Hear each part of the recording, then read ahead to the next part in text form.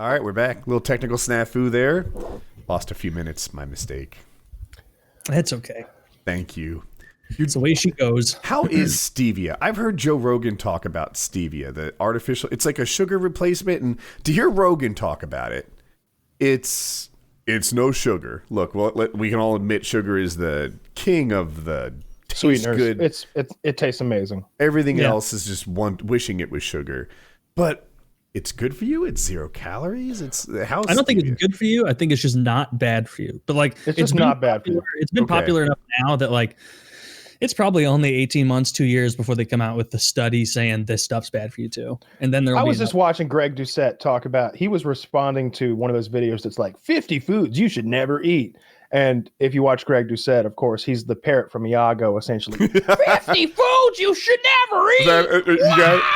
If you don't watch him, that's a really good impression. That's what he sounds like. You should never eat eggs. You know? You're doing Gilbert That's Gottfried. just nailing. Yeah, that's I was like, that was the closest I could Who get. does the voice of the parrot, by the way? He's That's what I went for. I didn't know who this guy is. He's like, I have a cookbook and you should buy it.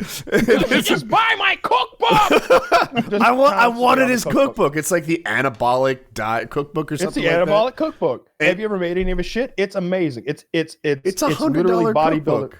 How did you find out? I got the recipes if you want. I wasn't paying that. I just downloaded it off the internet. Just like everything else. Greg Doucette, if you're watching this, I think you. I just wanted the French toast, Greg. Don't beat me up. Yeah, me too. He sells it for $100, and you say it's digital. I didn't realize that either. I think he'd sell 6 times as much at $20 a pop. All I wanted was the French toast, so I wasn't going to buy the whole cookbook. French toast, look, use egg whites instead of whole eggs. There's cinnamon. There's some like artificial sweetener, and then he uses that Mrs. Butterworth's syrup that's 0 sugar. So you end up with something that's just like very few carbs because it's just like 4 slices of bread, which you want some carbs anyway, and then like a ton of protein because you just soak the shit in egg whites. It's good. It's really. Was that the one that you made something from maybe his channel and sent a picture of it a while back? Was that it? His French toast? If I sent you French toast, then it was his French toast. Yeah, must have been. Huh. Anyway. I haven't had French toast in years. He eats it all the time, and he's like 9% body fat and like ripped out of his fucking mind. Yeah, but he probably works a little harder than I do. Just a little. He bikes a lot, and he is, an IFBB? Is that the acronym for the professional bodybuilder? That would be my guess too. I'm not 100% sure. Yeah, he's a pro. He's a professional bodybuilder. Yeah. International Federation of Big Boys. Big boy. Dude, every video he talks about how great his own genetics are. And it's not that he's wrong. It's just that he's not modest. He's like, I have great genetics. Mine are so perfect. And you're like, yeah, true, I guess. But it doesn't. Like when he looks like that, he's like, people talk about ab work. You think I do sit-ups? You think I do ab work? This is just what happens when you're lifting heavy. This is stabilization of the core. And he's like ripped, like perfect 8-pack, like perfect Adonis lines. Like he's a huge motherfucker. Is he? I don't know what he weighs. He's closer to my target. Like, we were gonna wait. We can go right into the Jujimufu stuff right after this. So you think Greg Doucette is rather ideal? Let me pull you up some like full pictures of him from like. I don't know if it's fair to use this competition stuff. So he may have, in my opinion, used to have been too big, but what he looks like now, that would be a target for me, like a bullseye almost. I'm waiting for pictures. I can look too. I've got a picture. I'm just doing my slow copy paste skills, which my friends mock endlessly. I didn't know what fucking Control V did, and they acted like I didn't know how to wipe my own ass. Dude, Control V is so useful. On his website, he looks really big. You didn't know what Control V was?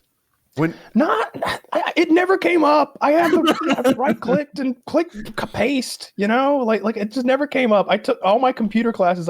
Were like learning Excel and learning Word and learning like all the Microsoft programs. I took a class for all of them, and like some accounting software I learned, and like a bunch of shit like that. Like CAD, I can do computer-aided drafting. Control V was never a part of any of that education. It just wasn't. Control C right next to it, right? Of course, yeah. Let's go through, guys. This is good for the the show. other half. Guys, this is a good topic for the show. Let's go through all the common. How about you Alt F4 right now? You. All right, let's see. I hope he does Alt F4 right now. Let's see. Let's take a look. Kyle, what's Alt F? I don't know what Alt F is. Do you mean Control F? No, Alt F. File menu options in the current program. Oh. Not as useful. What's Control A do, Kyle? Another handy one. I don't know any of these. I know how to copy paste. I know how to close the program. I know how to bring up Task Manager. So that's Control all that's ever been A necessary. selects all, and I find it super handy when I need to like let's say I type something in a cell and it's the wrong place. I just Control A backspace. I'm sorry, executive decision here. We're no longer doing keyboard shortcuts. No, dude, we haven't even gotten. I'm not going to let this happen. We haven't even gotten to control left and right. You can jump a full word back instead of scrolling all the way. I don't know. I think people are going to like this. So I think Greg Doucette is bigger than I would want to be even if I had that magic switch that says look like this. I think that's bigger than I would want to be. Oh, yeah, he's just, and you know, this image I just sent you here, like that's like peak Greg Doucette, probably. He would probably be like, oh no, a year before that I was at the Big Boy Nationals and I looked much better, but like this is a little much. It's just, it is a little much. Have you ever seen a bodybuilder who looked like he was like hung as fuck? Like, don't they like I'm not picking on Greg here. I'm from Arnold to like all the guys. It always seems like they've got a really small package. I'm curious as to what position his dick is in right there, right? Because it. Okay, yeah, let's take a look. Let's deep dive. If he has no balls and it's down and up like a U, he's okay. Hold on. Yeah, if it's tucked, that's only okay if it's tucked into his asshole from that position. Like I don't know what's going on there. It looks like he's got. I don't know what's going on. Okay, so the bottom part, the nutsack, traditionally. Now this top looks like. What is that left bump? He's actually on the top part. I'm looking at a video. It's super current. It's from literally today. And he's a little bigger in this video than he is in my memory. Mm-hmm. Damn it, he keeps putting Alpha, whatever his name is, on. I don't know. He looks pretty good in it. You guys flip around this same video that I'm flipping around on. Yeah, and again, like, well, he looks good all the time. I bet they dehydrate their cocks. I feel like he got a pump on and put on his, of course, his tank top for this video, right? Like he might look like a slightly backed off version of this without a pump. Do you think, or is this just straight up? It could be. That may just be what he looks like. Like he's such low body fat that this might just be what he looks like. Like, yeah. Although he's got a home gym like steps away from this, so if he wanted to, he could have cranked out some fucking curls or something to like get a little bit of a pump going, get a little more vascular. I don't know. Either way, he's impressive as fuck. It's just a little more than I would aspire to be. Give the people listening a few seconds of his voice so they know how good our accents are. It's like when you go to the bar and you're sweating, and all the guys, we all know this, and this guy's freaking cutching. He's great. He's close enough to Gilbert. You know what the best part about that voice is? That's a character. You know that's not his voice, right? Like that's as much what Greg Doucette sounds like as my FPS Russia voice is what I sound like. I had no idea. I am like the many people that thought you were Russian. Go back to his like, oh yeah, and okay, like even in like the video I watched yesterday about 50 foods you should never eat. He's like, these are the 50. Oh, did I bump my camera? Oh, is it centered on my face? Honey, come help. Like he's not trying to hide that. Like he's like, that's like his exasperated like YouTube voice. Like he's just like stressed out, like stressing you out with his exasperated character voice. But like he has a normal voice that's pleasant to listen to. Yeah, you go back. I just went back and found a video from May 23rd, 2011, and it's him posing before powerlifting nationals, and he's talking just like soft-spoken, normal-voiced guy. I completely thought that he hit the genetic lottery except for that voice. I'm listening to him now from 7 years ago. IFBB Pro and pound for pound world's strongest bodybuilder. I'm going to be competing. Do you think Gilbert Gottfried is like that, where every night he gets home and he's like, yes, this sucks. Derek paid Gilbert Gottfried to mock Greg Doucette, right? No, I didn't know that. Over on Cameo, he literally like hired Gilbert Gottfried to mock Greg Doucette. It's really funny. Are Derek and Greg Doucette's channels rivals a bit in this space? Yeah, very much so. I would think that they are frenemies. You know what I mean? Like I think that they've gone back and forth on some like topics before, like disagreeing. I think one of the main ones was whether you need to cycle off of growth hormone or not, like if memory serves me. But yeah, they're definitely in the same circles. They do the same kinds of videos, the natty or not shit, that sort of thing. I'm still coming to grips. I'm just like the people who thought you were Russian. Like I'm just like, wow. Okay. Smart, wonderful people. Smart, wonderful people who still subscribe by the thousands every day. Nothing wrong with it. Nothing wrong with it at all. But you said this to bring up Juji and Tom. Woody, do you have pictures offhand? Because you had some stuff to. It won't take long to find them. Man. Yeah, I'll set it up if you want. We were discussing like before the show, things we'd like want to talk about tonight. And one of them was who had the more ideal body type, like right now, Juji or Tom. And Juji is just jacked out of his mind, like fucking juiced out of his mind, huge powerlifting, borderline professional bodybuilder look. And Tom has done this like year-long transformation where he looks a lot like Brad Pitt from Fight Club, like he's got almost that level of like shreddedness going on, but not a lot of muscle, like less than Brad Pitt even in Fight Club. And I don't know. Yeah, Like it's pretty interesting. So, and I guess like Kyle said, it goes to which is the target, right? Like if you had to pick one of their bodies, of course, probably somewhere in the middle is what you really, really, really want. Yeah, definitely so. But that's not the game, right? The game is you have to pick which one you want to be. And Tom, if you guys don't know, so we had Tom and Juji on the show. Taylor, you may not know. Tom has gone through this inspiring transformation in he calls it a 1-year body transformation, but at the start of this video is June. That's 6 months ago. And he looks like a before picture 6 months ago. And to know what he looks like right now, like, dude, this looks good. Here, I'll show you guys what I'm showing on the screen. Yeah, I think Tom is the more ideal body type. You think in my opinion. I think the Juji just, yeah. I mean, look at Tom there. Like I think that he needs to put on a little bit more muscle. Like if he put on less than 10 pounds of muscle more, he would look like perfect in my opinion. I'll take it a step. He looks great. His chest in this picture, it doesn't show how good his chest is, but there are other poses that do. His chest looks fantastic. His legs look fantastic, and I think lats are great. I've been not purging. What is it called? Binging. I put them together. I've been binging Juji and Tom videos. Purging. Yeah, you're not wrong. I'm down 11 pounds. I'm on my way to join Tom, but yeah. So Tom, because I've been watching so many of their videos, I know that Tom knows his biceps are like his weak point, the part that he needs to catch up with. But guys look at biceps a lot, so like I kind of am. But outside of that, like this might be the target with just slightly bigger biceps. Look, if we're nitpicking, okay.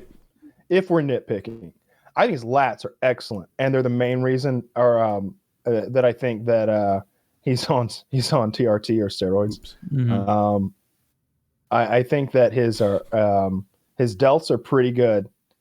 His arm from the delt down though is not great. His legs are fine. I don't care about legs myself. Abs are great. His core looks great. His chest looks great.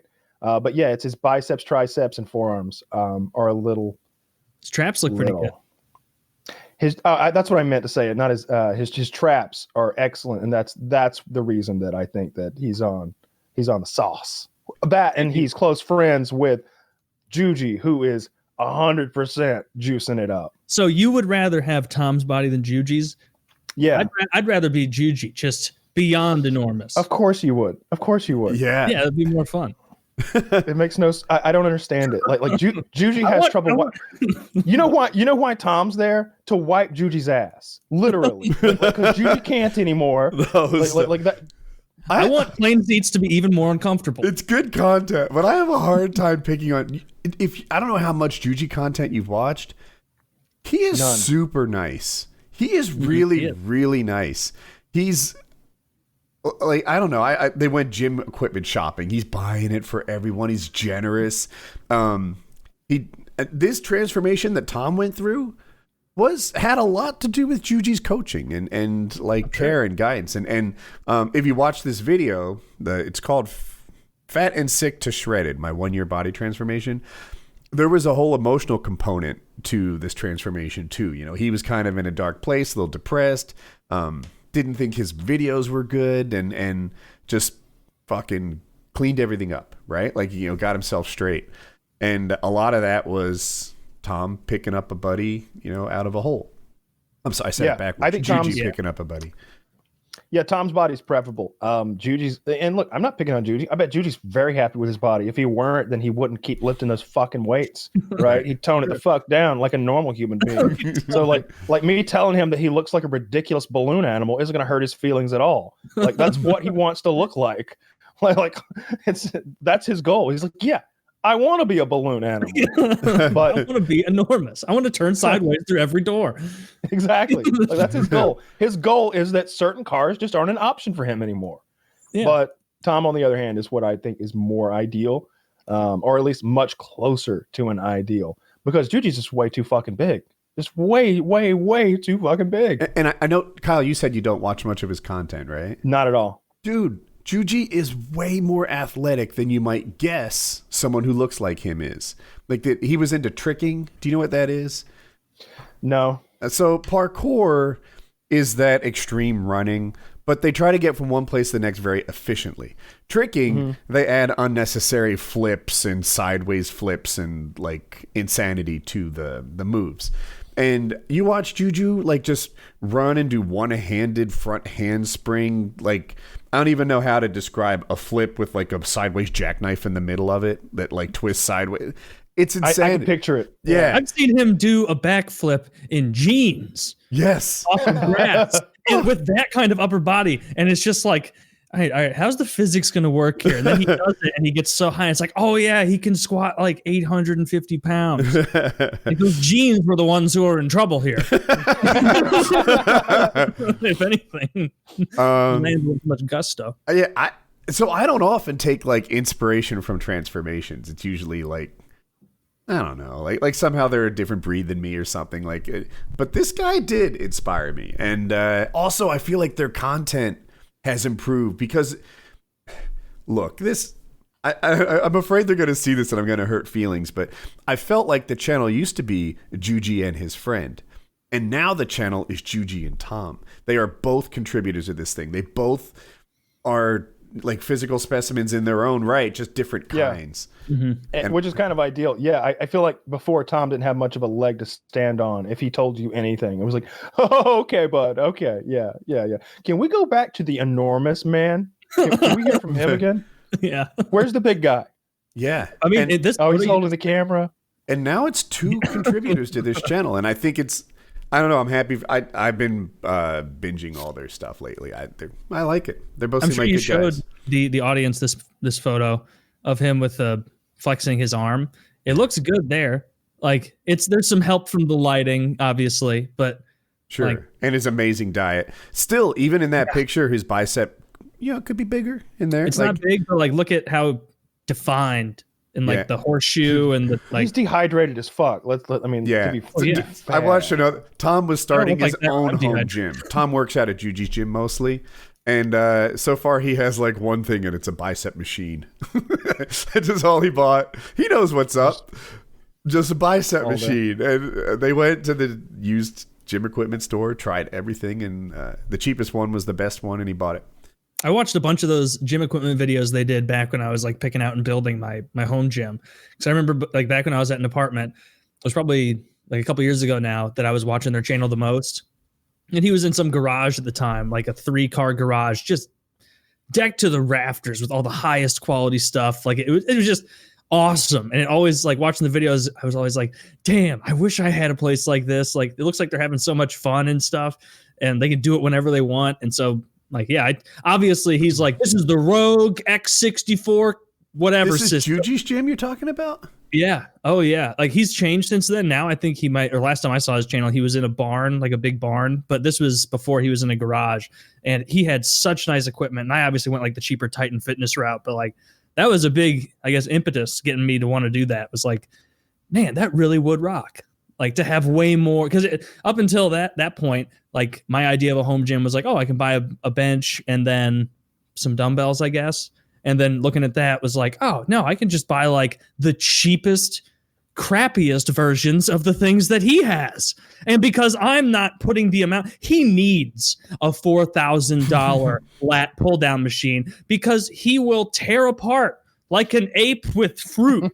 And like, if he tried to work out in my gym, he'd just destroy all of my equipment because it's not made for someone who can pull down 600 pounds. It's not made for it. For me, it's perfect. For 99.9 pounds, actually. What? I don't know. I'm just saying, whatever a ludicrous amount of weight is that he does. It's more if he were to say the number, I guarantee it would be more of a no response than like oh wow, impressive. Like, oh like, yeah, he'd be like, it's not 600. It's not even a lot. It's like 500. Yeah, I watched this video on this weightlifting subreddit. Like, this was a while ago, and it was just some like big, tall, fat black guy who's like looks like a bouncer. You know, like you would look at him and you'd be like, that guy either, like, who knows if that guy lifts weights or not. Like, he's in a big giant t-shirt, and he just posts like because people are posting like their bodybuilding things like, hey, I just did a overhead press 3x12. 155 pounds, and it's like, holy cow, that's a really strong overhead press, good for you. And like, he posted and he's like 3x8 overhead press 335 standing, and people, like, everyone in the comment, and it shows him standing there just and he's in like a quadruple XL polo shirt doing this in a gym, and he's just, you know, and like they're asking for his stats, and he's like 6'5", 340 pounds. And everybody in the comments is like, I only watched the video because I assumed someone made a funny typo. And it was the amount, like, he was giving his stats, and it's like, what are you squatting if you're overhead pressing 335 pounds? And he's like, hit a PR 805. And it was like, dude, this guy is a titan. An absolute. Who was it? This wasn't Juji. This is someone else. No, this was some dude on a weightlifting forum, on a weightlifting Reddit. Like, it's just, I think it was like bodybuilding or powerlifting, that Reddit. And it's just people post their reps, and everybody's like, oh, good for you, that's awesome, that kind of thing. And like, I even went like back through his history trying to find more videos of him doing ludicrous lifts, and he hadn't posted that much. But good Lord, guy's a monster. Good for him. 335 overhead press. That's insane. That is outrageous. It's unbelievable. I just want to get to where all my exercises are 135 or better. Like, if there's not a 45 on the bar, that's not good. I want there to be a 45 on every bar. Psychologically, I know 135 overhead press for 12 reps is no joke. That's hard. Yeah, I can't do that. Oh no, just sitting. I mean, I might be able to standing, but I don't have enough room to stand. You can get a little. If you stand, you can get a little cheatery with your legs, but if you're sitting the way I do it, it's just pushing. I try to do the standing variants of everything. I just feel like, you know what it is? Athlete X burned into my head. He's like, athletes work standing up. I'm like, okay, standing versions. Gamers don't. Touche. Yeah, idiot. yeah, stupid athlete. I think we should make a habit of like calling out people we have no business calling out. Just make Athleen one of them. Just call him a pussy on a weekly basis. Dude, that guy's a pussy. I heard all of the weights are fake. Not even just just those ones. I heard every single one. I think his diet is only carrot cake. Admittedly, I did hear that from Kyle, but I trust him.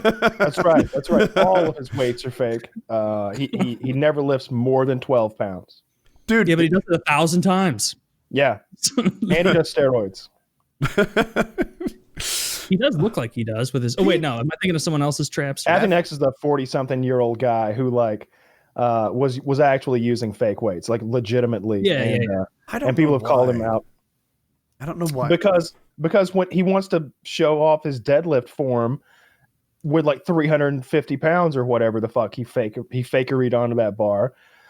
But like anybody who's ever seen what 300 pounds looks like on a bar knows knows what it looks like, and it doesn't look like that horse shit he uploaded. It was just like, wait a goddamn minute, that looks like he's got 145 on there, like he's got 180 pounds on there, like the bar's not even bending.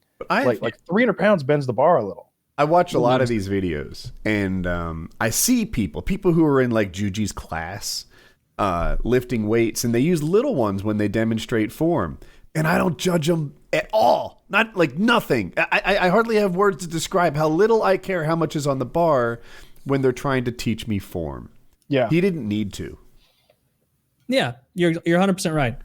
Yeah. And if I see a guy like Athlete X deadlifting 135 pounds, I know that he did that for me, right? Like, that's not his workout weight. He's trying to demonstrate this, and he's made it perfect with a low weight. Such a dumb thing to fake. For you ever watch that guy? I don't know his real name, but his YouTube channel is Mountain Dog 1. It's this guy right here. He's an older guy, like an ex bodybuilder, I think. Oh, I do know of this person. Yeah, I think he's done a video with Juji. Yeah, when he does when he shows stuff off, it's often like really lightweight. Oh, really?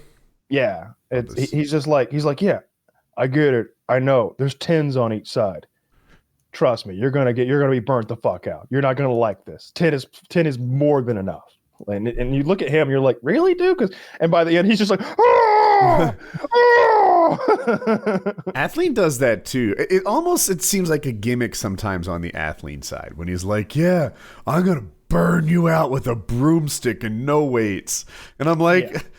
He's just assaulting you. Stop eating!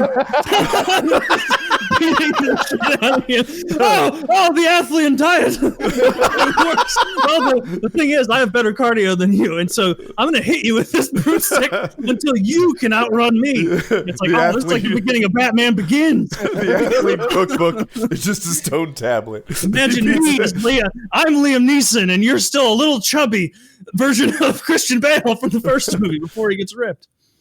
Yeah, I don't like I like Athlete X videos occasionally, like if he's teaching form or something. But like I don't believe his dogma. Like you're not going to convince me that like the Athlete way is the way about anything, because I feel like he's a late night infomercial of a YouTuber, and I don't blame him for that. He's got to always have new content. God knows how many videos he's uploaded, and next week he needs to make 2 or 3 more. The fuck are they going to be about at this point? It's got to be some made up horse shit that he's like, I don't know, fucking 3 things you must do to be ripped. What are they? Caloric deficit, lifting weights. Caloric deficit, and 45 minutes of cardio a day. They don't want to hear that. So asparagus, yeah, let's put that in there. That's good. Dragon fruit. They don't even know what that is. I'm drawing a blank.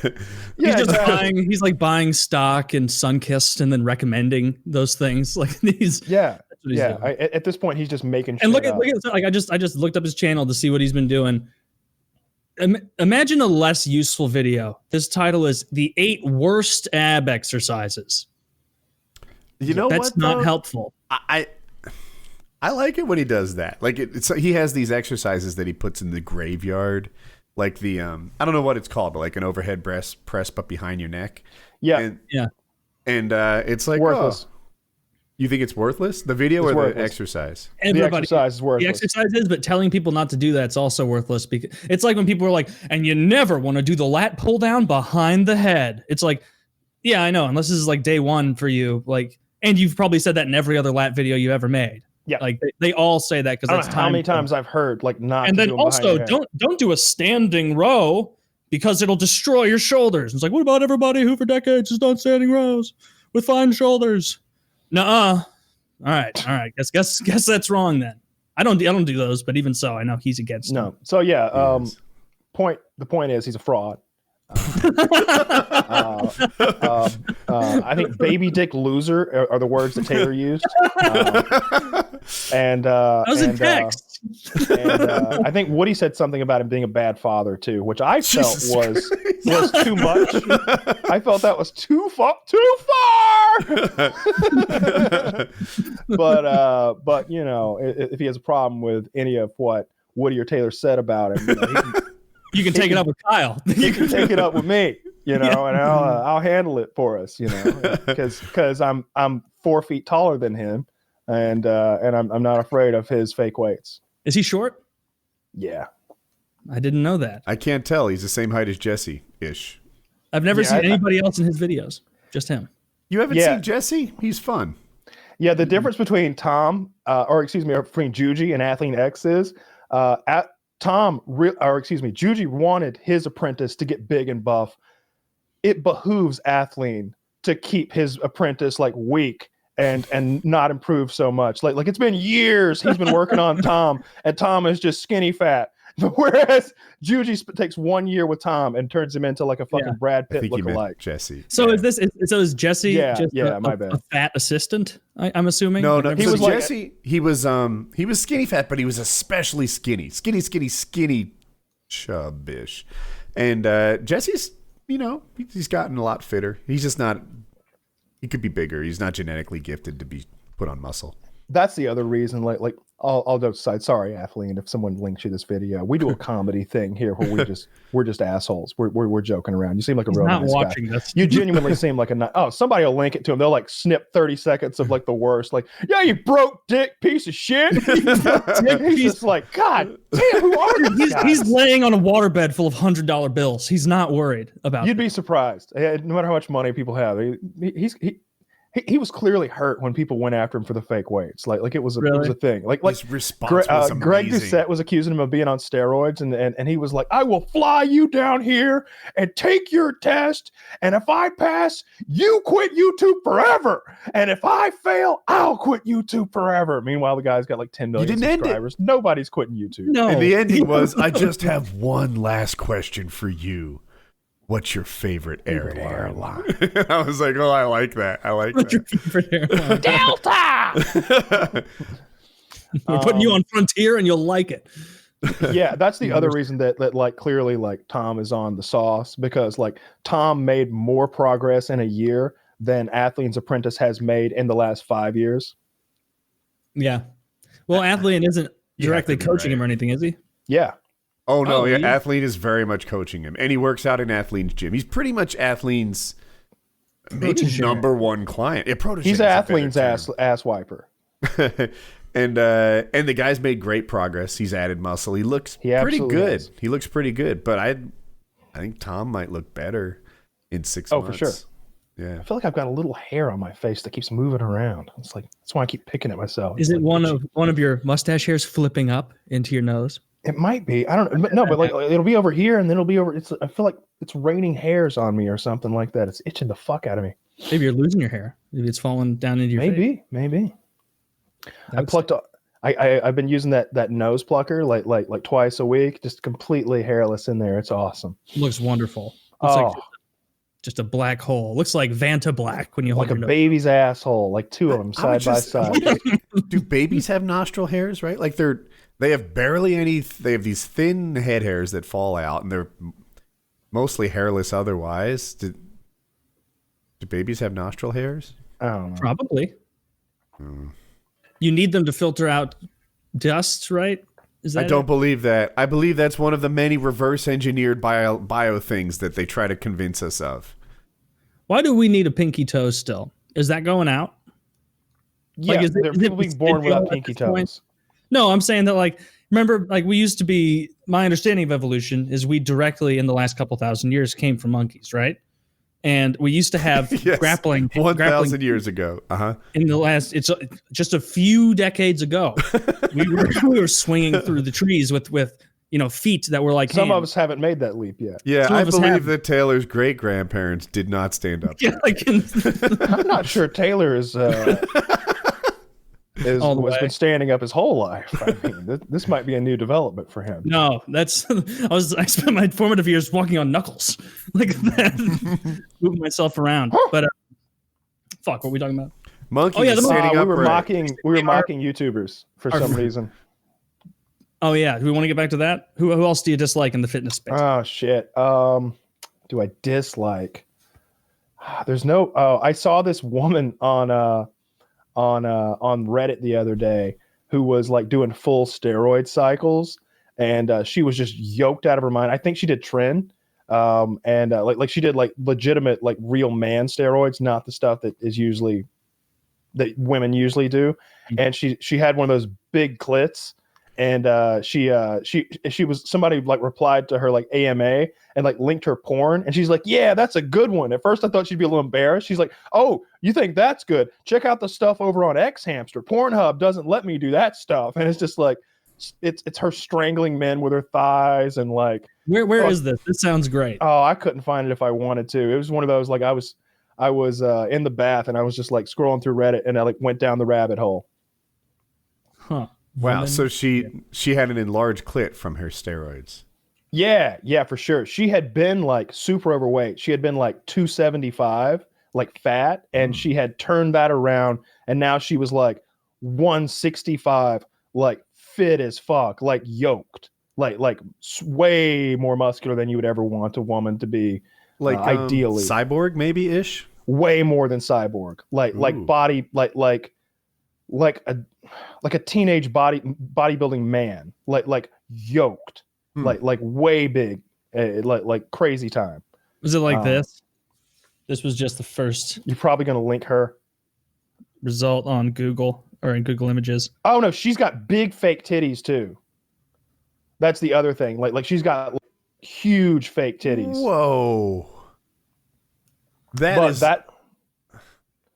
So I mean, Taylor linked us a picture of this this bodybuilding woman who is just disgusting, and and her clitoris looks like, I don't know, like a young boy's penis. Yeah. Yeah, like there's even like a visible like A penis head. Yeah. a glans. Yeah, it's so disgusting that like, She really has. She's grown herself a baby dick. She's grown through some level of male puberty. Yeah, look at her titties. Like those. Yeah. Like she is so disgusting as a human being, and she did this to herself. Like this is so goddamn nasty. Like this is unfuckable. Well, don't get carried away. That's not true, because I bet she could make you. Yeah, Kyle. You better hope she's gay. You don't have a choice. Her pleasure.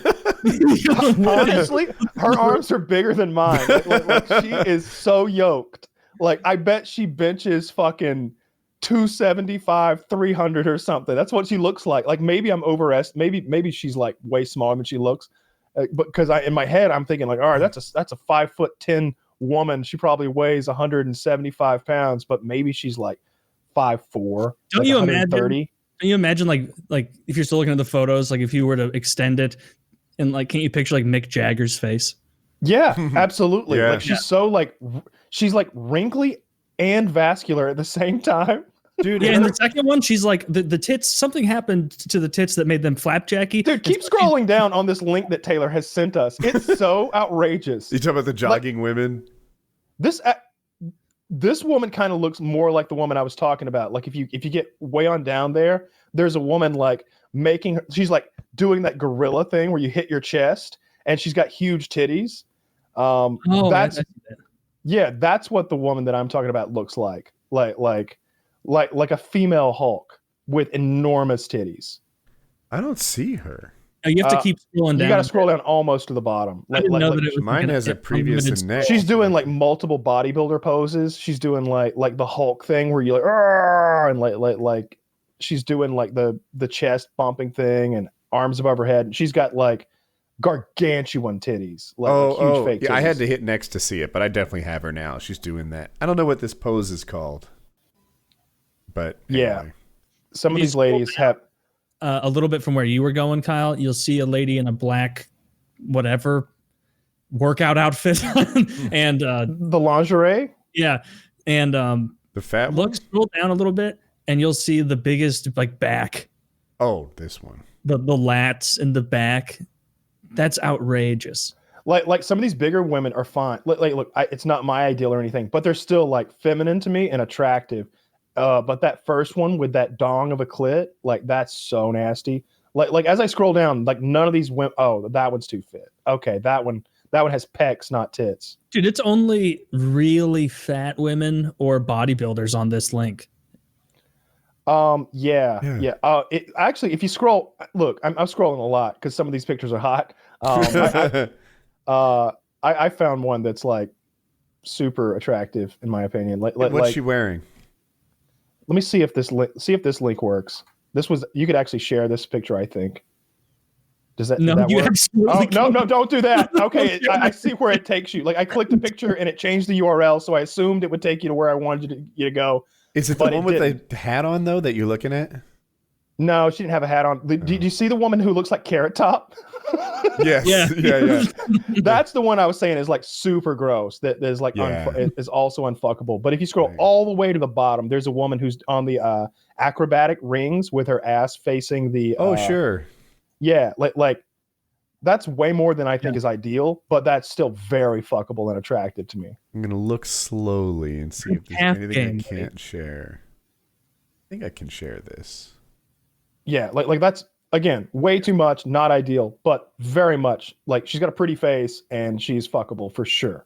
What is going on? I tried to scroll down and it changed the picture. Thankfully, that one was okay too, but this is a dangerous site. Yeah, this is Russian roulette right now. It's yes, a lot of these girls are on like some legitimate steroids. Like this Carrot Top bitch holding the riding crop with like the thigh high leather things only. Like she doesn't have titties anymore. Though no. Like any man would be happy with that chest.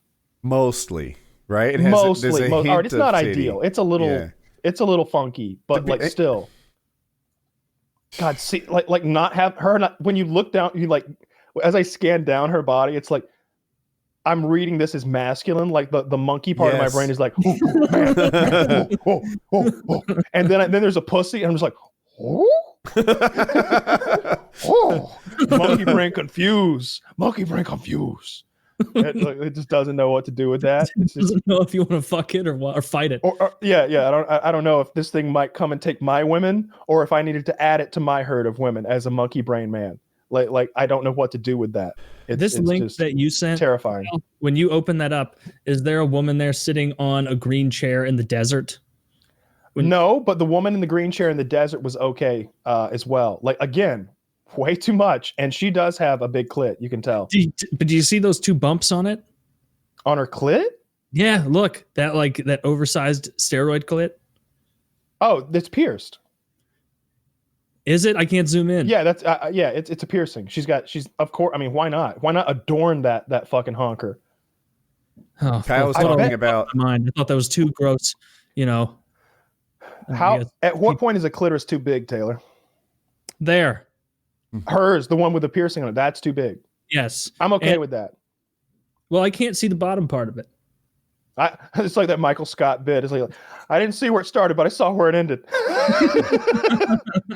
Yeah, hers is fine to me. Like, I bet it would be really easy to get a girl off who had a big clit, because sometimes girls just have like the tiniest little nub there, and it's just like, I know where it's supposed to be, but like, I need one of those jeweler's lenses, like to figure out what's going on down there. Like clit size is related to. I'm sorry, I only fuck women with a full carrot clit. That thing looks like a stick of chapstick almost. Like she's got it going on. Like I feel like you could fillet it, and then, you know. Yeah, nothing wrong with filleting a woman's clitoris. That's very straight. Among the straightest things you can do. It's true. Think about it. I think it's among the gayest things you can do and still be like 100% straight. But it's a clit in your mouth. It is a clitoris in your mouth. However, she has used male hormones to grow that clitoris into the penis that it was always meant to be. Because we all begin as female, and that part of our body just either stays a clitoris or becomes a penis. What is it called when and some of us, the Lord chooses to move on to bigger and better things. So Yes. what is it called when you Sometimes cut someone's skin off? That's filleting them, right? Flaying, yes. Yeah. All right. It sounded like that's what Taylor was saying he was going to do to a clit, and I got a little mixed up in there. Oh, Don't no. fillet a clit. No, You no. fillet the clit. I don't. Fillet.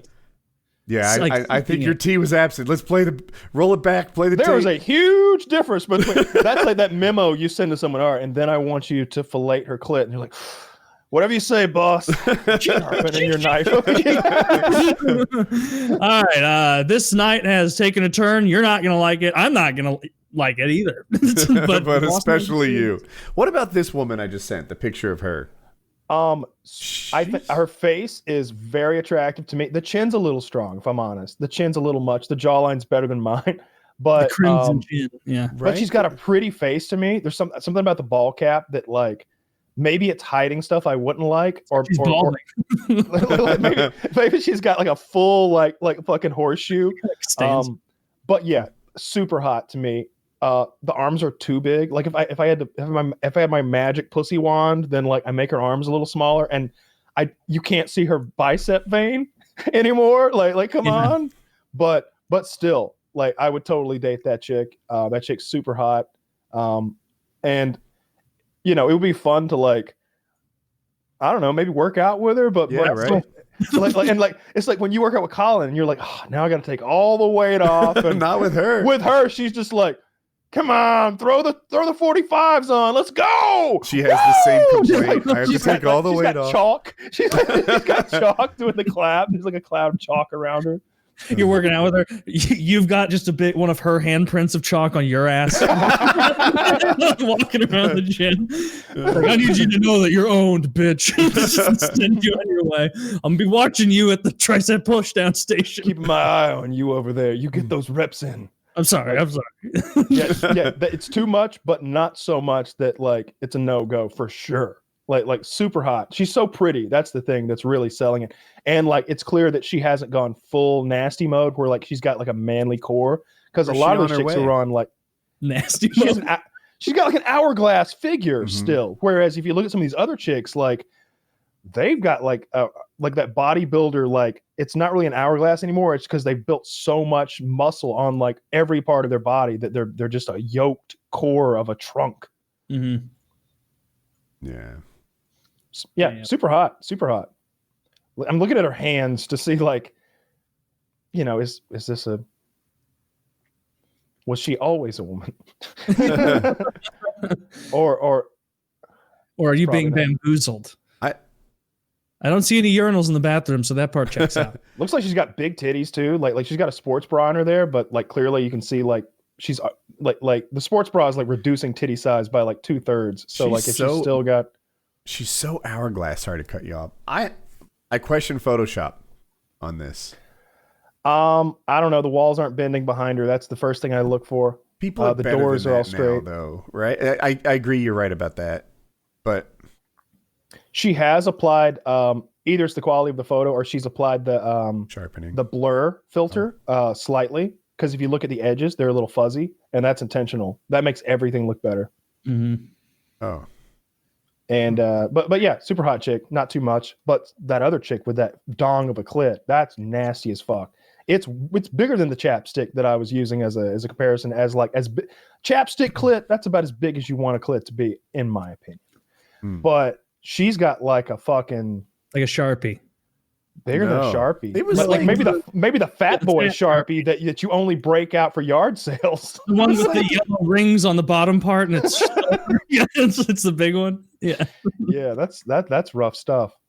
Yeah, women shouldn't be taking like androgenic steroids. Yep. It's no good. No good. No. There are steroids for women that will let them like be way more muscular than any woman should ever have a right to be, which is a good look sometimes, but shouldn't be on like full on injecting testosterone and taking tren, and that's way too much. Yeah. Do you think there are guys that are into that? Like of course they wouldn't who aren't mentally unstable. Like I think that there are some people who are like sick in the head who like burn victims, for example. Like that's their kink. Like, oh yeah, a woman who's like, I like it when their jawline has melted to their torso. Oh yeah. When They it don't looks even like look at porn. They just enjoy the lotion. I just want to rub her down with Crisco so she doesn't dry out. Yeah, You they know, watch like Paula Dean stuff. Yeah, don't let that meat dry out, or it won't be good ever again. I'm gonna baste you. Baste me, Paula Dean, baste me. Oh, you're gonna smell like butter all day, you whore. Thank you, sir. I deserve it. You're the only man I can get. Yeah, like that has to be. You just have to find like someone who's into that kink. But like, are there like normal dudes who are just like, yeah, I like a big lady, I like a big bitch, I want her to be able to PR 205 minimum. Like when there's a domestic dispute at the house, I want the cops to show up and know that they can't trust anyone. All right, who? Oh God, who did you two rough up? Just no idea. Just get the shit beat out of you regularly. All right, I gotta get this pornography off my screen. It's like a mixture between hot and gross that my brain. I'm really struggling with. like it's like having like. There is an uncanny valley to this. There's a real, yeah, for sure. It's this weird mixture of really hot and really gross. Because some of these chicks are super hot. This chick's quads are just terrifying, though. The chick in the purple, like bikini that barely covers her. Her quads are so out of whack big. It looks photoshopped as fuck. Like each quad is as big as her core. It makes no sense. It's fucking bananas. What's she wearing again? Like very, very, she's super tan, dark hair. She's got one hand like pulling her hair back. She's got a watch on. She's outdoors. She's got like a purple bikini bottom and like a purple halter top that's pulled up to show under cleavage, under boob. It's weird. There are. Oh yeah, I see her now. Oh, and her quads. Goodness. It's way too much. Like it looks photoshopped. It doesn't look fucking real. She's strong up top too. She's just not flexing her buys. Yeah, she can flex all she wants. They're not going to match those quads. She looks like she could fucking squat 400 pounds. She looks insane. Probably can't. Well, you're right, but her biceps are big too. Like I bet there's a vein in there if she poses right. And yeah, maybe so. She has not been skipping leg day though, and she should. Yeah, she should give it a She should skip leg day for all of 2021. That should be her New Year's resolution. I feel like the quads are going to get in the way of her pussy. Like I'm not even going to be able to get in there. Did you open the picture and see it full screen? I think she has breast scars from the implants. Probably. Like a lot of these chicks. Like if they're going to be that low body fat, like their titties going to deflate. Yeah. That's no good. You don't want deflated titties like that. Yeah. As a woman, you don't want to be fucking single digit body fat percentage. It's not healthy. Ideal. It's not healthy. It's not healthy for a man. It's not healthy for anyone. Certainly not a woman. I think 20% is like perfectly healthy for a woman. Mm-hmm. Yeah, that sounds right. But 9 looks like, well, you look like some of these clip monsters. Ugh. Yeah, the even worse than that. I heard that Athleen X is actually a woman, and that and that she did so many steroids that she's now able to pass as a man, and she definitely not transgender, just had to go with it for the YouTube channel. Yeah, it used to be called Ashley X. Yeah, they had the right channel. Ashleen X was the original name of the channel, and he's gonna buy you a plane ticket, Kyle, and you're gonna be like, "Yeah, I'd come, but I can't leave the county." Yeah, you're gonna have to come to me, Ashleen. All right, we'll throw down anywhere, anytime. Yeah, you can tell me 10 things not to do to not waste time, or whatever. All right, first way you're not gonna waste time in the gym is by not watching 14-minute videos that tell you something that you could get in a 1-minute video. Oh, Ryan Huniston, I think is his name. He's another fitness channel. He mocks Athleen all the time. He's like, all right, I'm going to do that thing I always make fun of. I'm going to look like a douchebag doing it. I'm going to take my shirt off. But it's to make a point, all right? You see, he's like showing that like muscle fibers are contracting, like where he's trying in his back or whatever, like showing the proper way to do like a lat pull or something. Like he's always making fun of Athleen for having his shirt off. And for having those 20-minute videos on how to do a simple thing, he makes 3-minute videos tops. It seems like most of the time, where he's just like, this is how you do it. This is the second way to do it. This is the third way to do it. That's the video.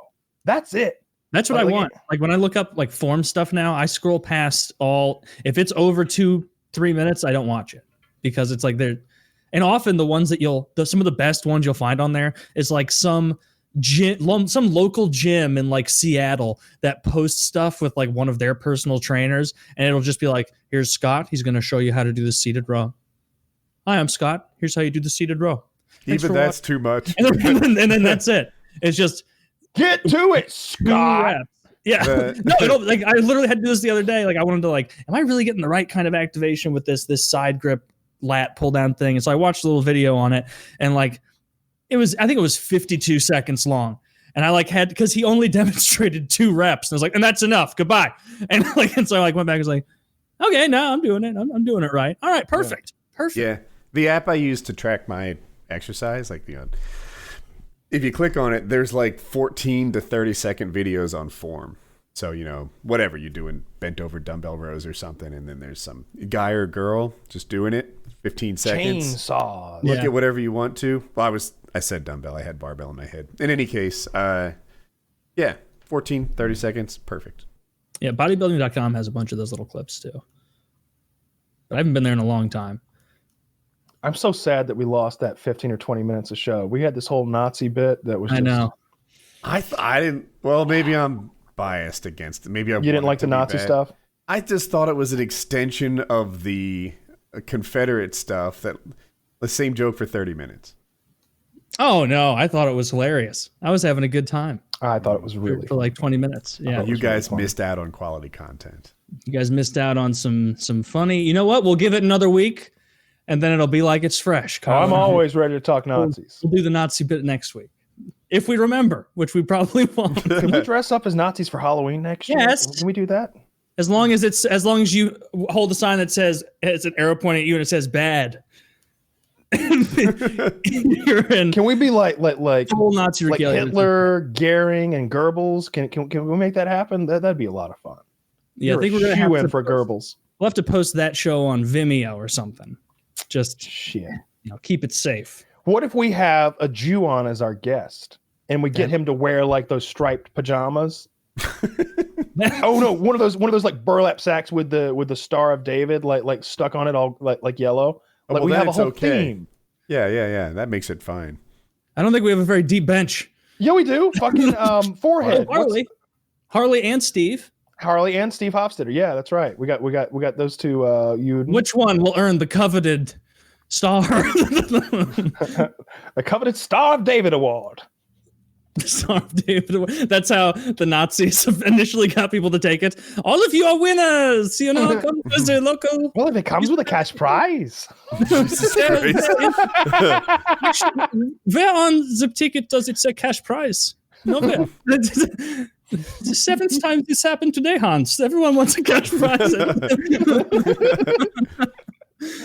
I told you Nazis are funny.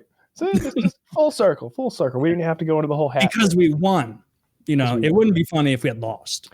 No. Because then we probably couldn't make fun of them. Because it'd be like we'd already be dressed that nobody watches. The Man in the High Castle. Man in the High Castle, yeah. Remember, I think we talked about that when it was going to come out. Do you know the show we're talking about, Woody? Where it's like, what would happen if like it was like the 80s or whatever the fuck it was, or 70s, and like, Japan gets the entire west side of the country, Germany gets the whole east side of the country. It was done as a documentary, perhaps? No, it was meant to be like a drama kind of show, and I remember thinking like, that's a pretty cool like premise. Like I've never seen anything like that. Like what if we had lost, and like have it really be fleshed out? And then I tried watching it, and I gave it the benefit of the doubt for like 3 episodes before it was like, this is just bad. It's just not a good show. It was the same Amazon. I don't remember what, but it was the same feeling as Designated Survivor, where you're like, this premise should have enough legs to carry it through at least one season. Then you get a few episodes in, and it's like, what are you doing? You had every opportunity to make this dope. Every politician dies, like all this. Yeah.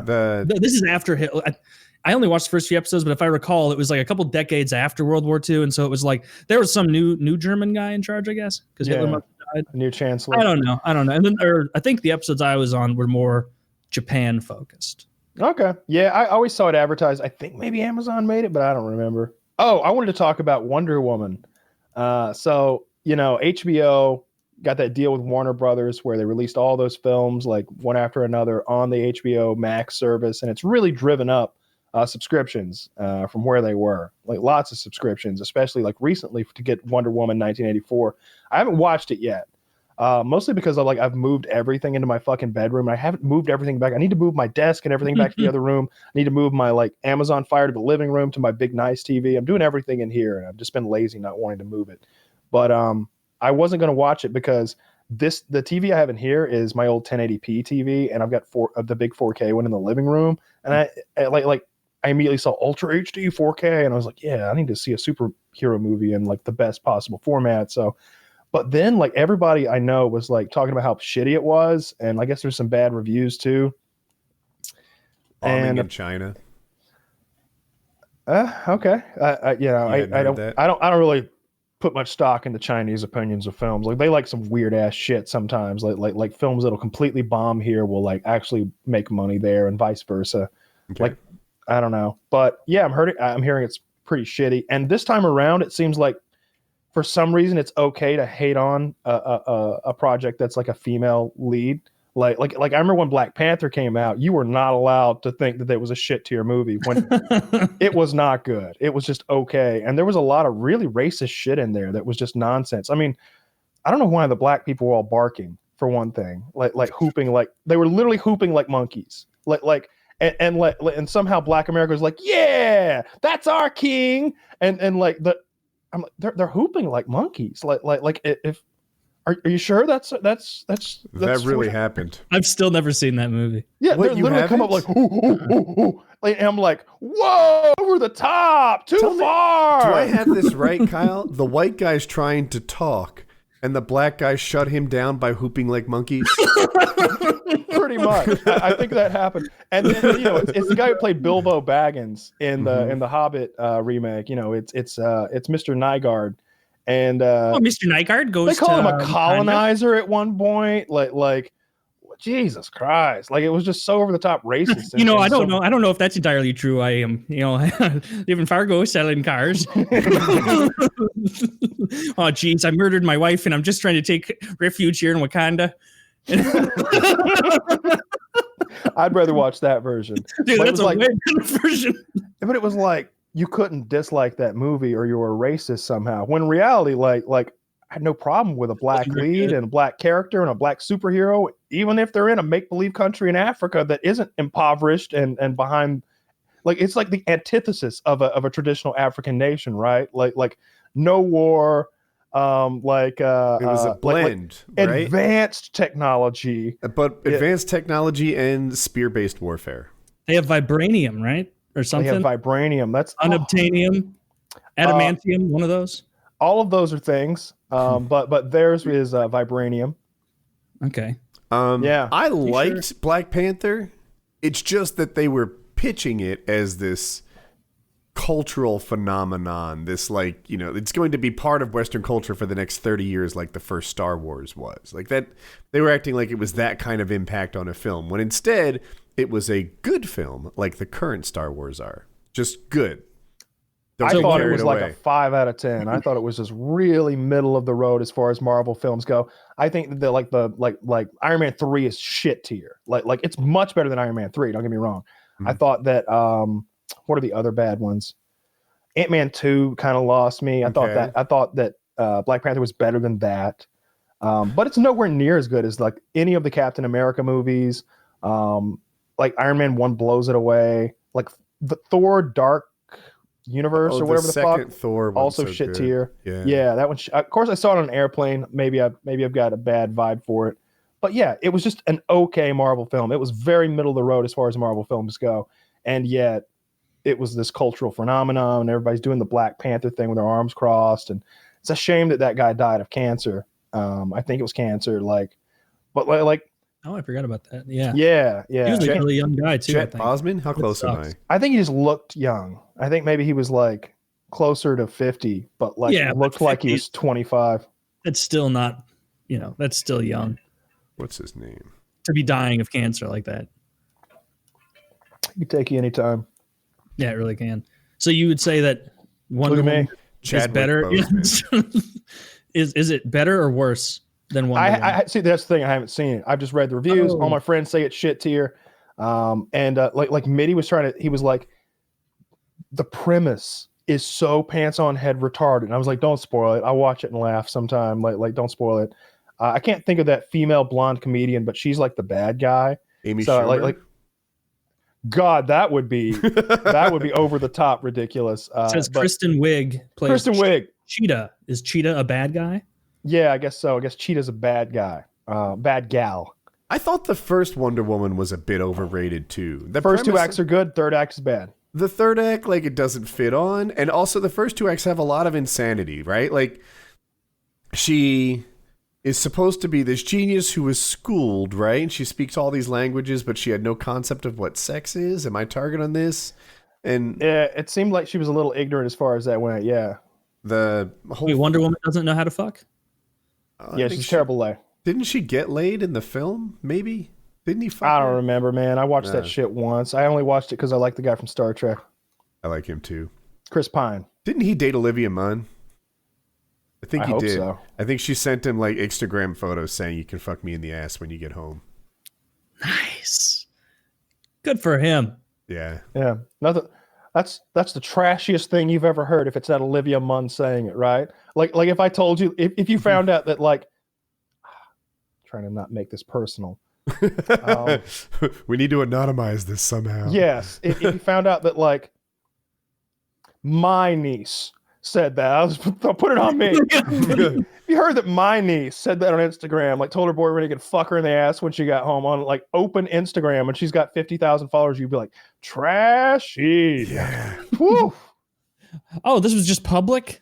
No, I don't think it was. I probably have my app. Somehow you know about it, and I don't think you're on her.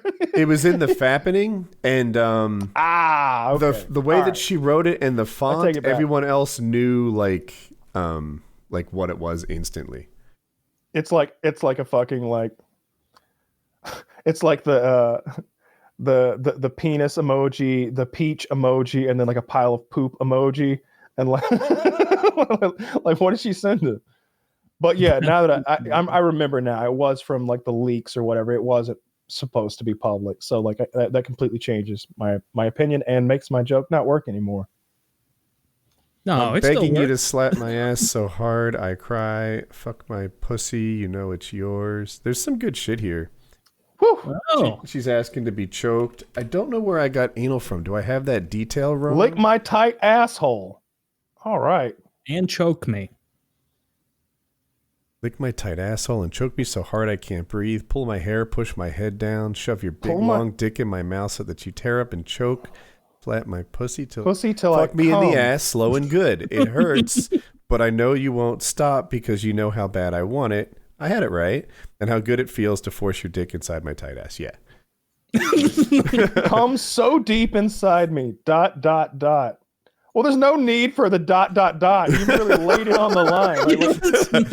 As if they're trying to keep it still a little coy. Oh man, she's awesome. She says, slap me over and over, harder and harder until I learn to do what you say. Yeah, I did not think less of her when I read these messages. Oh, not at all. No, this is feminism. This is super hot. And I'm looking at like as I scroll down, like a couple of the photos, just super hot. Yes. Yeah. Okay. Well, a 5 good woman. stars for you, Olivia Munn. Mhm. You are PKA's Lady of the Week. Now, you see the font and stuff that I was talking about. Does this like instantly tell you what app she was sending it on? Oh, no fucking clue. It's not one I use. No idea. Someone seemed to know, like they recognized it. I don't know. I got no fucking clue. I do all of my dirty talk on LinkedIn. Yeah. Yeah, me too. Yeah. Yeah. I want to fuck you in your tight little ass. And Yelp. Senior distribution center manager of Amazon.com. I've been hitting on girls on Amazon reviews. That's hadn't been working out though. Good luck with that. Yeah, I'm doing the best I can. You just go to Panties and Lingerie, find the reviews, get after it. Doesn't work. Doesn't work. There's a bit. my problem. Yeah, I can't get any hits on motor oil. No, it is funny. I've talked about it before. Like if you go to if you're buying lingerie for a young lady, for example, Amazon's a place to get real cheap, slutty shit. And like scroll to the bottom to make sure this isn't something like made in Taiwan that's like gonna like tear in half or something. And there's like these ladies who are like clearly exhibitionists, because there's no reason if you're gonna review panties to like be there wearing the panties with your whole ass showing. And then you click their profile and see they've reviewed all sorts of slutty wear on Amazon, and they're always just ass hanging out, like under boob and stuff. And like, oh yeah, this was great. My husband fucked me so hard with this on.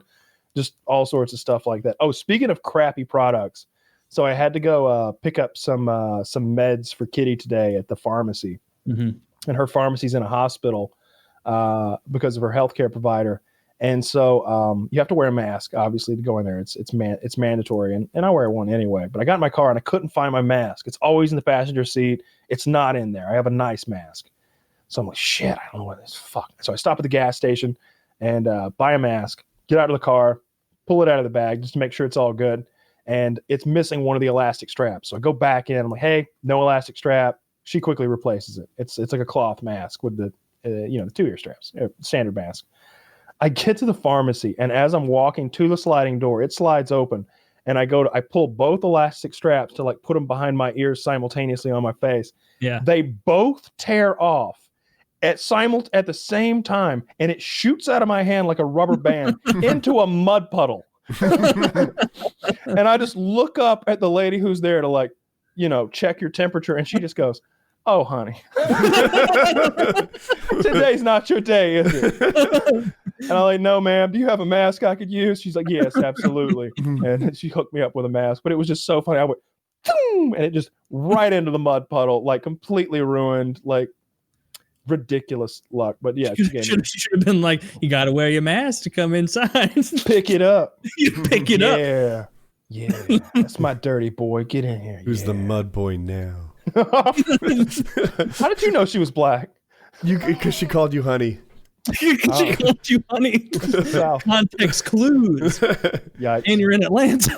So I was black. Couple of context clues. I'm gonna go to the bathroom. I'll be right back. All right. So while Kyle is gone, it seems like it's just about that time, maybe a little later, to hear from some wonderful sponsors.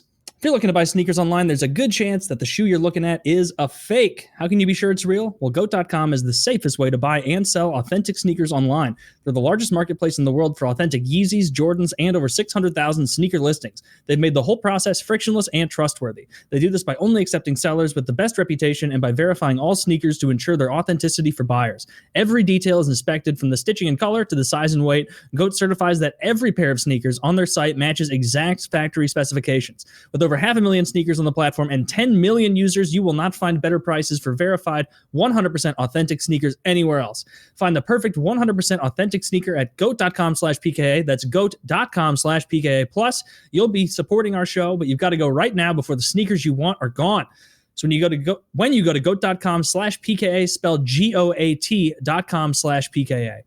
So check them out for your 100% authentic sneakers. Goat.com/PKA. I know I mentioned this before. I was in a Twitch stream. I asked if GOAT was actually good, and they all said it was. So, the tippity top, only the best. This episode is also brought to you by Squarespace. This episode of PKA is brought to you by our good friends over at Squarespace. From personal blogs and e-commerce destinations to marketing tools and analytics that'll help your business succeed, Squarespace is the all-in-one platform where you can build and establish a beautiful online presence and run your business with ease. Don't have a domain yet? No problem, because in addition to configuring third-party domains, customers can also purchase domains directly through Squarespace. Over 200 TLDs are currently available for purchase, and each domain with Squarespace comes with a beautiful parking page and free Whois privacy. There's nothing to install, patch, or upgrade ever. You won't need any plugins to get going. You can hit the ground running with your new website by utilizing Squarespace's award-winning templates. Everyone should have their own corner of the internet, and with that, you'll want to flesh out your online community. Now you can do just that with ease, since Squarespace's sites are fully integrated with commenting systems that support fully threaded comments, replies, and likes. Squarespace is trusted by millions of people and some of the most respected brands in the world. They're used by a wide range of creatives and people, musicians, designers, artists, restaurants, and more. In addition to some of the largest e-commerce sites you'll find conducting business online today. So don't wait any longer. Get started today. Head over to squarespace.com for a free trial. And when you're ready to launch, go to squarespace.com/PKA to save 10% off your first purchase of a website or domain. That's squarespace.com/PKA. There it is. Another wonderful service. And if we want to hear from our last wonderful sponsor for the evening, everyone hates talking to someone with bad breath. That humid, awful smell keeps you from focusing on anything other than finding an excuse to leave. Now just think of all the times you were the gross, smelly one and the other person was thinking about trying to get away. You probably can't think of any examples. That's because we rarely have a read on our own breath odor. In other words, you could be walking around with trash mouth and not even realize you're grossing everybody out. That's why Smart Mouth was invented. Smart Mouth's clinically proven 2-liquid formula combines to instantly eliminate bad breath and prevent bad breath from returning all day long. Rinse once in the morning for all-day clean breath and once before bed to prevent morning breath. Just 2 uses a day, and you'll never have bad breath, guaranteed. Whether the boardroom or the bedroom, having confidence in your breath spells success. Go to smartmouth.com/PKA now for a free coupon. You can find Smart Mouth products in the oral health aisle at Walgreens, CVS, Target, Rite Aid, Amazon, Walmart, or wherever you shop. Once again, that is smartmouth.com/PKA for your free coupon offer. So check them out. Some wonderful sponsors tonight. Goat, Squarespace, Smart Mouth. We're hooking you guys up. Take advantage of this. Very good shit. So, did you have a good pee? Yeah. I had like 2 cups of coffee between the first take and the actual show we're doing now. Hey, at least we still got to keep that 16 minutes in the beginning. That's true. Get that edited in there, maybe. Yeah. So I think I've settled on what kind of car I'm going to get. I think I'm going to get a 2017 or a 2018 Super Sport Camaro. Just update what I've got now. And I talked to my dad about. I was like, I'm going to trade in this Camaro. But he told me years ago, like if I ever want to get rid of it, to let him know that he'd buy it. So, and I was like, do you still want to do that? He's like, yes, that's my car. Don't scuff it up. So Really? I'm just going to sell it to him for like somewhere between trade-in value and private seller value. It's not much. It's $10,000 or $12,000, something like that. And I'll like match that for a down payment. So I'll put like 25 down on like a $35,000 car, and I'm financing $10,000. Probably just do it for 48 months just to get it over with, and probably pay it down before then. I really just want to build credit with this. Like right now, I think my credit score is like, one of them is like 750 and the other is like 770 or something like that. I'd like to get to 800 on both. Does it make a difference? Like, what? I've always thought over 700 and you get whatever the best rates are interest available. rate possible is. Yeah, I thought too. That might be true. I don't know. But higher's got to be better for something, right? Like maybe, I don't know. Can't hurt. So yeah, I'd like to get it as high as possible. And like all I've done is my entire credit history is just credit cards that I've been over like the last 3 years, because I've never financed anything. Like not in the last 7 years, I haven't financed anything really. So I want to get that. I want to get that higher, and then and then I'll probably like upgrade in like 2 years. And like, I still want to get a Corvette. I just have this thing where like, yeah, you seemed almost sold on the Corvette when we were talking. Man, it just seems like so much wasted money for a $60,000 or $70,000 car, though. Like, and this Camaro Super Sport, you said is 35. Yeah, they're like $35,000, like 3 years old with like 10,000 miles. Like that seemed like $35,000 in my head is like what a nice car costs. Like by nice, I mean like nice-ish. I obviously like you can get a nice getting like a 3 Series BMW or something, like an M3 or something. Like I get that those are $50,000-$60,000, but like there's something about like that much money for a car. Like where I'm from, you can buy homes for that. Like you can legitimately buy like a small home on like a quarter acre of land for $50,000-$60,000, which is an appreciating asset. And so like I've never liked the idea of those cars that cost $50,000 plus. Like when my cousin bought that F-250 Lariat, like Big Daddy 6.8 turbo diesel, and it was like $60,000-$70,000. I was just like, oh my God. Oh, what an expenditure. Don't worry, I put 4,000 down. Oh, I doubt it. I'm pretty sure he went 0 down, 72 months, 0% interest. No, he's gonna get bent over a barrel on that car. I won't go into details. That car's been gone, replaced, and replaced again. Like he's in something much more manageable now. But because it was just like, you didn't need that. You don't haul 50 horses across the country. That's what that truck is for. It's for men who haul things for a living, for a good living. Well, he was a welder, so having some level of truck, like he got paid for it. But he could have bought He could have bought a landscaping company hand-me-down and gotten the same rate, I think. Yeah, get something comfortable. I'm all for like late model leather seats, air conditioning, like get the highest trim package you want, but like don't get a 250 and when a 150 will do it. Like don't get the Big Daddy workman's truck unless you're gonna utilize everything it has. If the job you're doing can't be accomplished by a truck that hauls 10,000 pounds like a standard F-150, fine, you need a 250. That wasn't his use case. It was absurd. And so like I just feel like that truck did what it was supposed to. It looked cool in the parking lot. It looked fucking cool in the parking lot. And of course those guys all put the tires on them that are like $600, $700 each. So now we can't tow anymore. So now you can't tow anymore. Yeah, and it's just you gotta put 30,000 pounds behind something with a lift kit. Is the what the fuck is the tow hitch? The tow hitch is like they drop lever down. now. You've seen those, right? Oh yeah, but they're a lever. Like all their strength is gone. They bend and they fuck up your rear bumper. Yeah, he's a welder, so those guys all make their own like tow hitches that are like high carbon steel or some shit. Yeah. It would be high carbon because you want something that could fucking bend. You want it snapping off. I don't know. But anyway, I like the Corvette, but I just can't make myself spend $55,000 on a car. It just seems like a huge waste of money. When I really like the Camaros. I keep looking at I look at the Camaro and I look at the Corvette and I'm like, I like this $5,000 more than that, but not $20,000 more than that.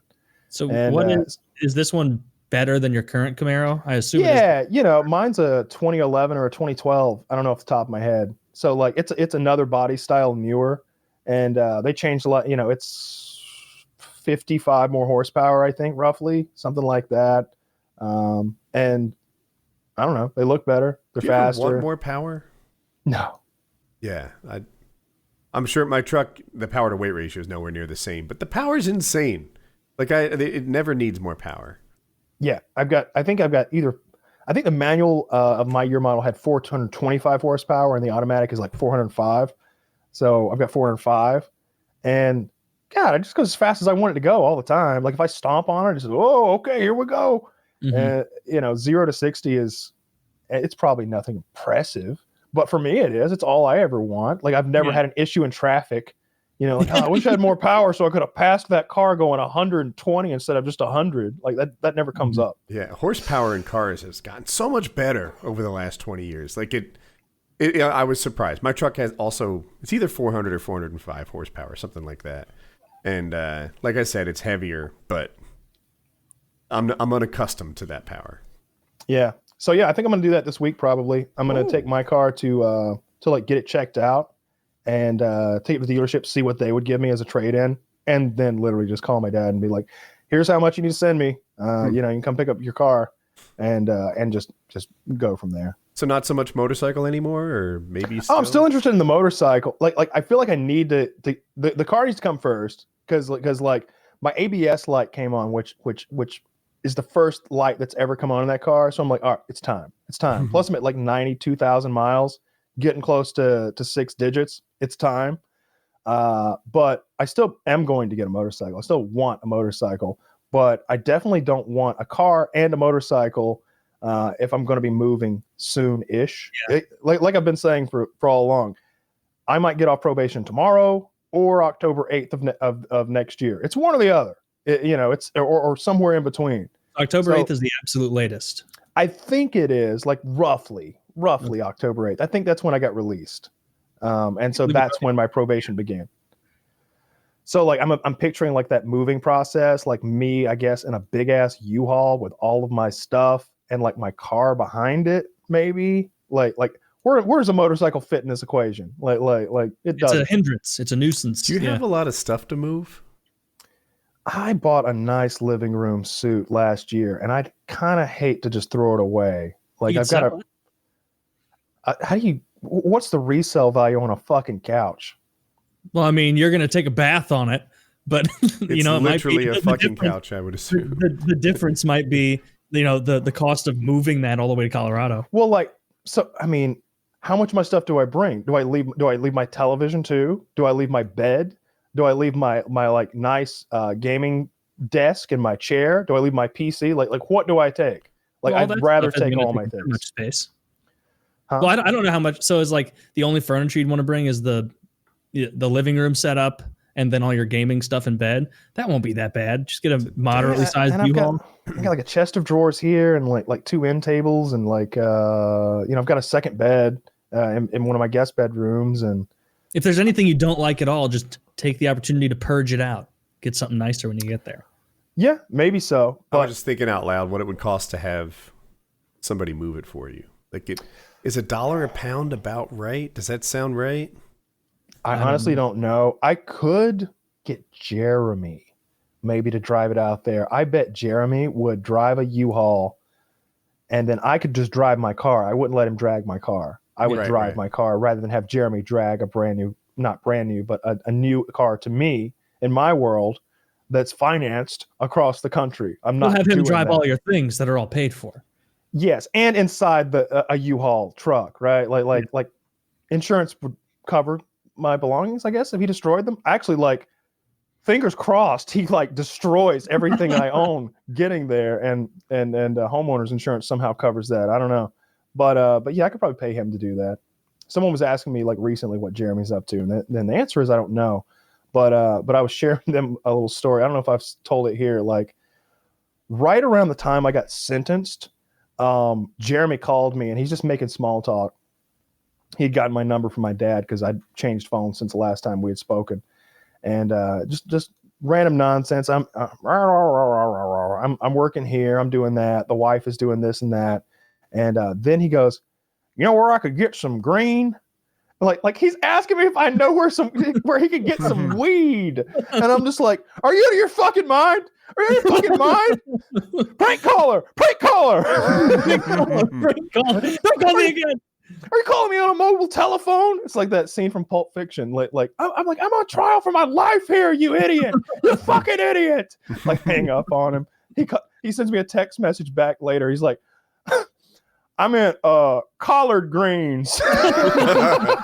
And I'm like, "Yeah, I know where an organic fucking vegetable market is, you knucklehead. Yeah, that's what you meant. That'll hold up. Get out of here. No, I don't know where fucking weed is." You couldn't have even done like the smarter thing, which is like, "No, I was once again asking you for a loan for some green, some money." It's like that. It was clear what he was fucking asking for, and it was like, first of all, no, I don't know where you get some green, Jeremy. He made it too obvious. "Hey, Kyle, you know where to get some green?" Oh, that's some good chronic. You know where to get that? Dope. Dope. Marijuana. Yeah, marijuana, dope. If you were to contact someone in a different state, who would you contact to have them ship it to me? Call the U.S. Marshal Service, you piece of shit. Like, call them. They'll hook you right the fuck up. They'll take your passport, your DNA, and they'll hook you right the fuck up. Dude, what a tone-deaf thing to do, to call your friend that's on probation for it and ask you for weed. What a retard. What is this you linked? Jake Paul. He's bad-mouthing his brother, which I thought was kind of interesting. He says that his brother Logan is fucked against Floyd and that it's bad for the sport. He says he's the real fighter, that his brother's a fake fighter with no business being in the ring. Like, this is some hardcore disloyalty. Wow. Or it's just drumming up drama even more. I thought about that too, right? Are they playing 3D chess while I'm thinking in checkers? My brother's fucked. It's bad for the sport. I think it's just for clout, he says. That's Jake just to get people talking. Jake says he's the only real fighter in the family, that he's 3-0 while Logan is still not racked up a win. I think he's 0-1-1, Logan, both against KSI. And he says, "I wish him the best of luck. Just like, don't get in there with a guy who's never even been knocked out. He's been knocked down once, and it was by accident. I'm not actually familiar with that. But yeah, I don't know. What do you think? Is he hyping up the fight? These guys are masters of promotion, right? They're better at promoting than anyone else in boxing. You think that when he says my brother's fucked, he's a fake fighter? It's to get people online who are fans of them both now commenting, being even more rabid over this potential thing. Like they know their audience is like, I imagine a lot of their audience are like girls, like young girls who have a crush on them, right? Does that seem right? I don't know. I don't know either. I would wager that. I've never watched their content, but it doesn't seem like it's up any of our alley, or certainly not up the same alley as anyone in our, listening audience. I watched the KSI fight. I had Logan winning both. As a matter of fact, the one he lost in particular, I think they took 2 points away from him because he got like a knockdown on KSI, and then while KSI was on a knee, he hit him. If that's not right, it's super close. And they took 2 points from him for hitting the opponent while he was down, and that's why he lost the decision.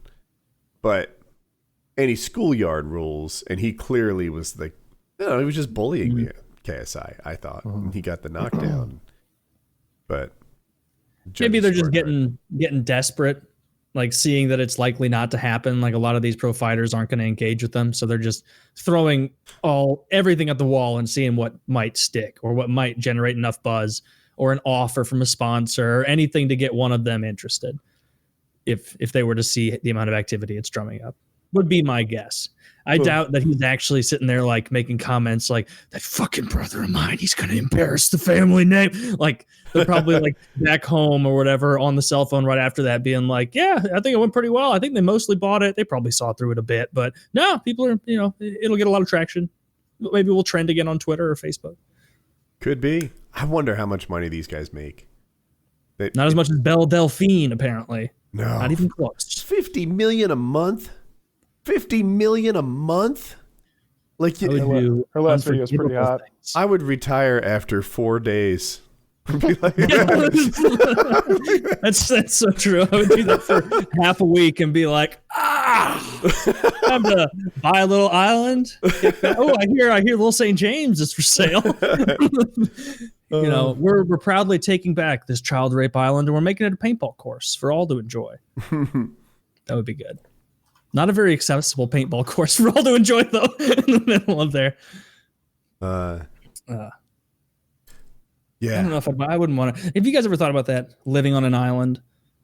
I have. Like how it would be, because like usually this is one of those thoughts I'll have, like if I'm sitting on a plane and I forgot to bring a book and you just have to think about stuff for a while. Mm-hmm. Like usually the beginning is like, that'd be so dope. You have as much space as you want.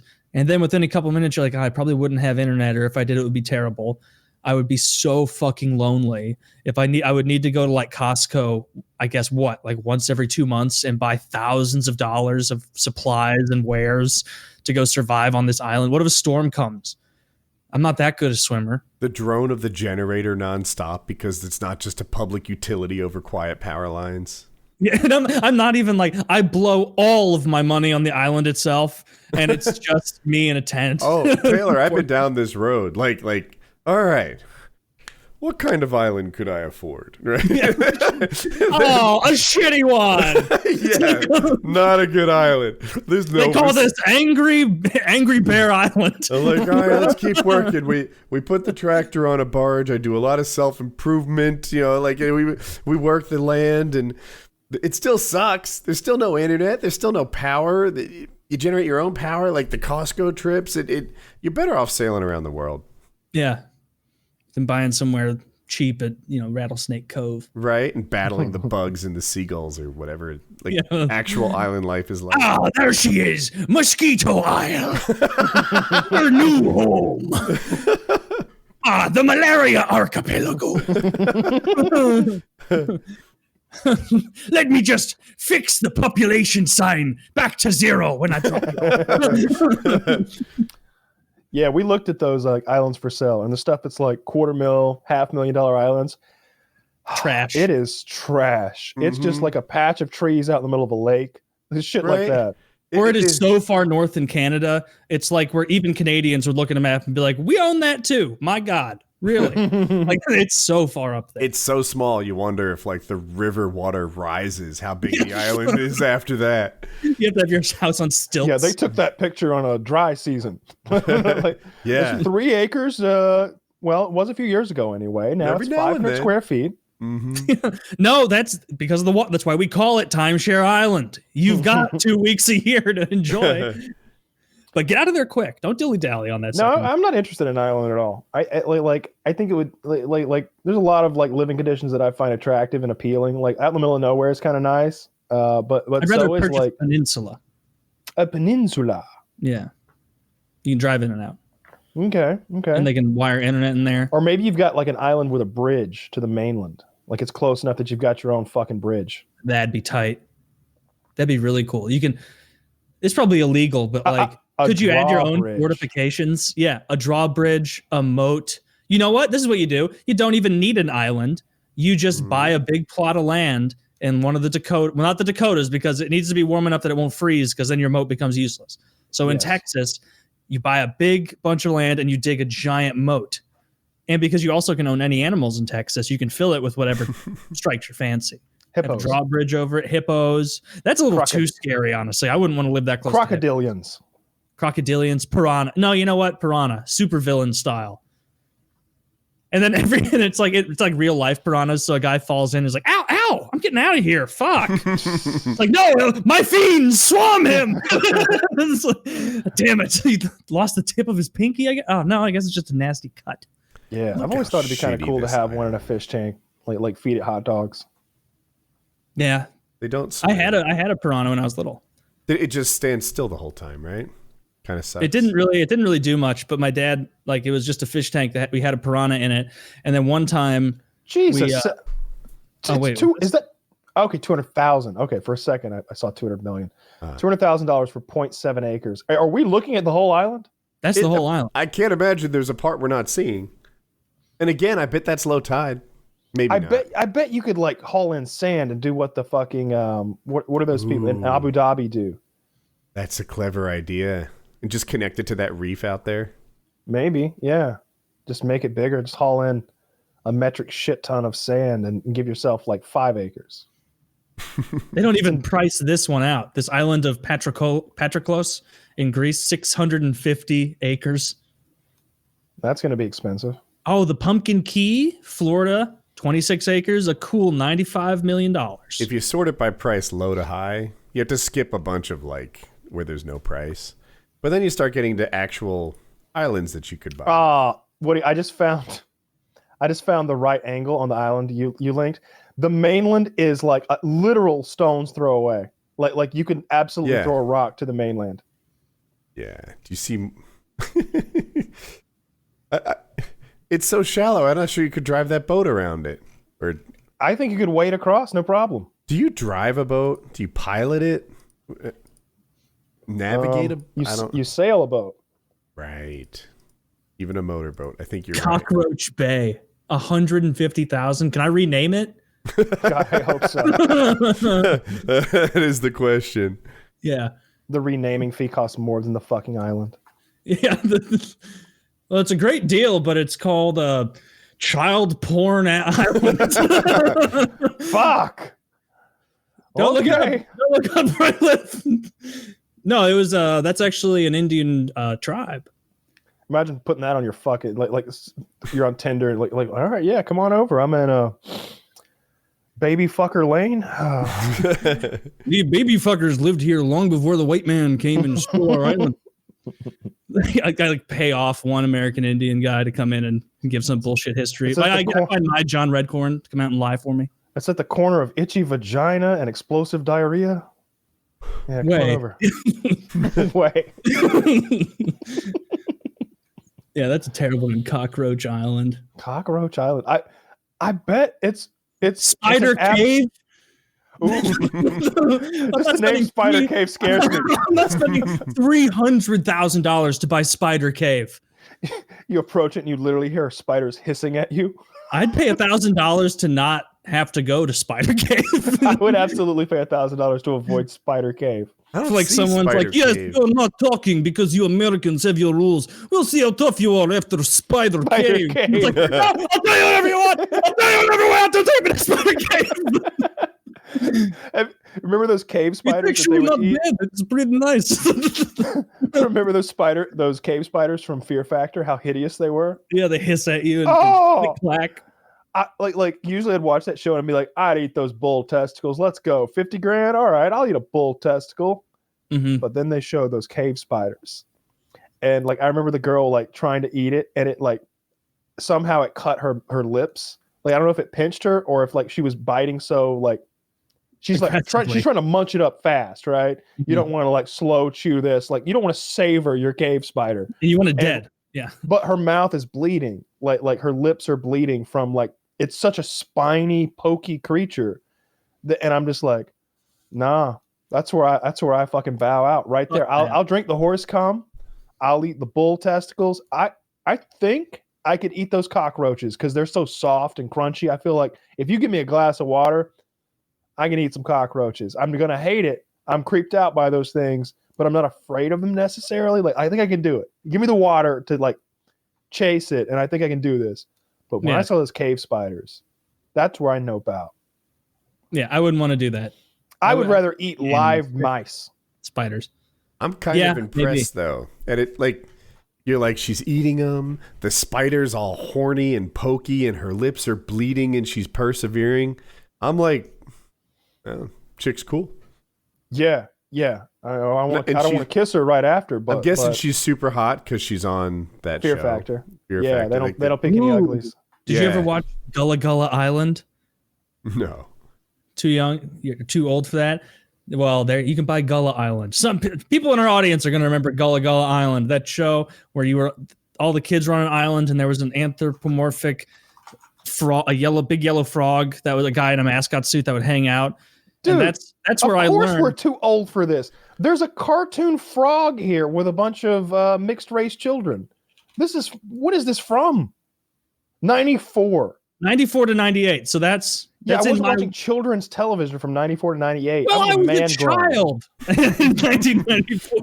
I was 3 to 7. So I think it was okay. You watched children's television at 3? Yeah. Oh, wow. 5-year-old you was a bitch learning how to spell on Gullah Gullah Island when you got home from retard class. I had a mortgage when I was 8 years old. What are you talking about watching Gullah Gullah Island? Yeah. Well, you know what? That show. I still remember watching that show, and I maybe like the frog or someone was scared of the lightning or the thunder and the lightning, and one of the black older guy sat down and was like, "There's nothing to be afraid of. Listen, the storm's going away from us." And then they're like, "Lightning," and he's like, "Now we count 1, 2," and it's like everybody's counting together, and then the boom, and he's like, "See, that's 5." Then it struck again. They count, and it was 6. And I was like maybe 5, just like, oh, what? Like, you can do this. This is a real thing you can do. I remember trying that when counting.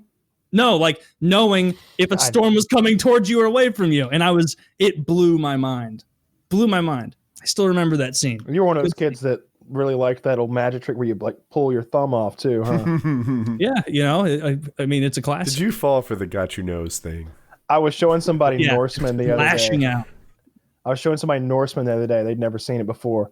And it got to that part where he's like, he's showing the Vikings magic, and he does the old like pull your thumb off trick. And they're just like, oh, he tore off his thumb and put it back on, and there is no blood. Oh, like they're just blown away. They've never seen anything like this before. Yeah, after the show, I'm gonna watch some Gullah Gullah. They really lost the plot after season 1 and 2, if I recall. Yeah. Not really. I don't know what happened on that show. Yeah. Other than that one scene of lightning and thunder counting. I didn't watch really any of those educational shows that I remember. Like I watched like I didn't like Barney, the fucking dinosaur. Like when I was a kid, it seemed like we were always like connecting like shit like that with child molesters, like or being gay. Like yeah, oh, that's gay now. And like we didn't mean that like that's not cool. We literally meant that is a homosexual show. Like you're gay if you watch that. You fucking really? Yeah. So I remember as a kid we would say like that's gay, but like we didn't know what it meant. We knew. Like, oh no, that just means that's not cool. That's gay. We were told what it meant. Just like everything was like the fucking what was that other show with the fucking the round-headed like characters and the baby was in the sun? Teletubbies. That was gay. Like one of the Teletubbies was actually a homosexual that wanted to fuck you. Apparently, we were told. Oh, Tinky Winky! I remember that rumor on the playground. Yeah, they'd be like, the purple one? The purple one rapes kids. Teletubbies was too young even for me. I never watched that. But even then, I remembered that being one of the schoolhouse rumors, is that Tinky Winky, the purple one, touched kids. You always had some parent who was like telling their kid, and then they told all the other kids, and then everybody's minds got poisoned with like fucking Christian propaganda. And it was like, X-Men was what's the word I'm looking for? Sacrilegious. X-Men was sacrilegious. Like I had to sneak X-Men because there's a character named Beast and Apocalypse. It's like he's a guy who turns into an animal, or maybe he just is an animal. I don't know. Yeah, he's the blue guy who's real hairy with Kelsey Grammer's voice. It's Mark of the Beast. It's like, no, mom, he's a blue hairy man who swings around and he's a philosopher. See, it's a little yin yang thing there. Oh, that's gay too. Like everything was either gay or sacrilegious. Like some fucking Christian mother poisoned every single one of those children's TV shows. Like Barney was a child molester. Tinky Winky was a kitty fucker. Oh yeah.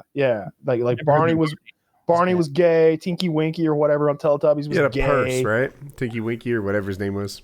I don't fucking remember. That was a Sesame Street. We weren't allowed to watch these things because we were told they were gay, and it was just like.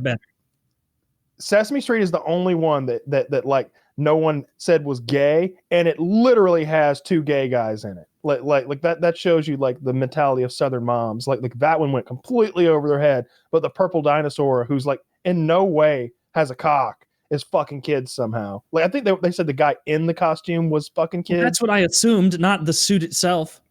Yeah, like the guy would get out after they finish the clapping game, and then he just is like, "All right, kids, close your eyes and open your mouth," and that's what he does. That's great. That's what you Can assume? you count how many strokes until 1, 2, 3, 4, 5, 6, 7, 8, 9. Jesus Christ. Yeah, but I don't think he was doing that. To be fair, I just remember my mom fucking telling me I couldn't watch the fucking X-Men and being like, it's a pretty good story here, the animated X-Men show was really good. Like I could watch that now. It's so good. Like my mom thought that about Harry Potter, but it never crossed anyone and I went to like a religious school at that time. Like no one came down on like Batman and X-Men and all that stuff. It was just like Harry Potter's bad. For a while, I remember hearing like Pokemon is evil because they evolve. And also because there's a psychic type. And so I remember my mom at one point being like, all right, you can play, but you can't train any psychic type Pokemon. And I was like, as if you would fucking know. Like, are you going to pick up my Game Boy and know? Well, you probably would guess that Abra or Kadabra or Alakazam or the psychic type, but you're not going to check it. And I'm also not going to stop training Alakazam for you. He's too useful in the playground fights. His speed and base attack alone, Mom. I'm not giving up Alakazam.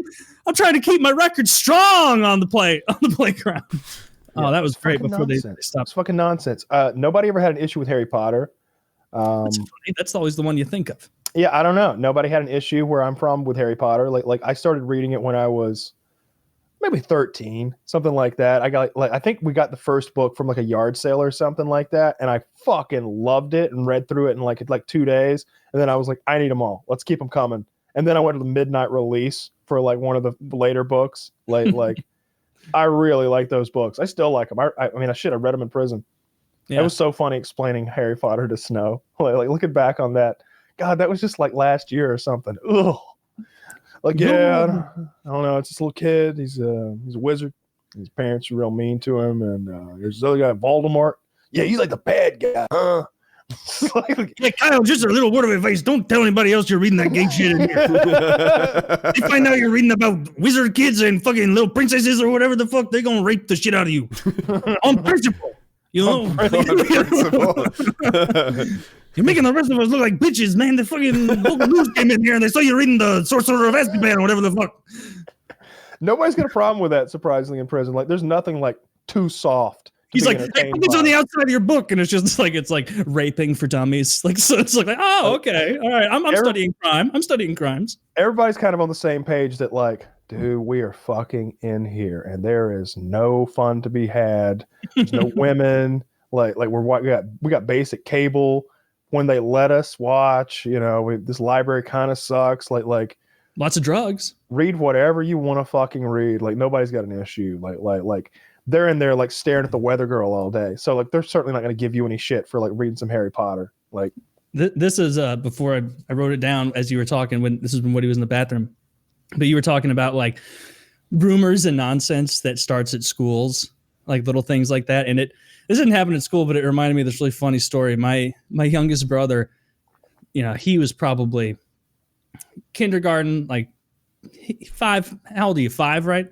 Right around there. And he had these 2 little neighbor kids, Quinn and Stevie or whatever the fuck. And he would play with them all the time. And they thought he was like the cool kid. They were all the same age. And they were like their parents were so strict. And because this is my youngest brother, you know how it is, you know, the youngest sibling, not nearly as strict. It's whatever. And so like he had seen a movie or something unbeknownst to us. And he thought at like age 5 or 6 that he had a handle on what sex was. And so, and like could explain it. And these other parents were so protective over their kids. They like wouldn't even let them watch like the Disney Channel and stuff. And I remember one night hearing my parents talk and be like, do you hear what he did? Yeah, at Quinn and Stevie's house. He told them what sex was. Yeah. Now their parents are furious, except he didn't explain it right. He said that you pee into a woman's ass and that she has babies from it.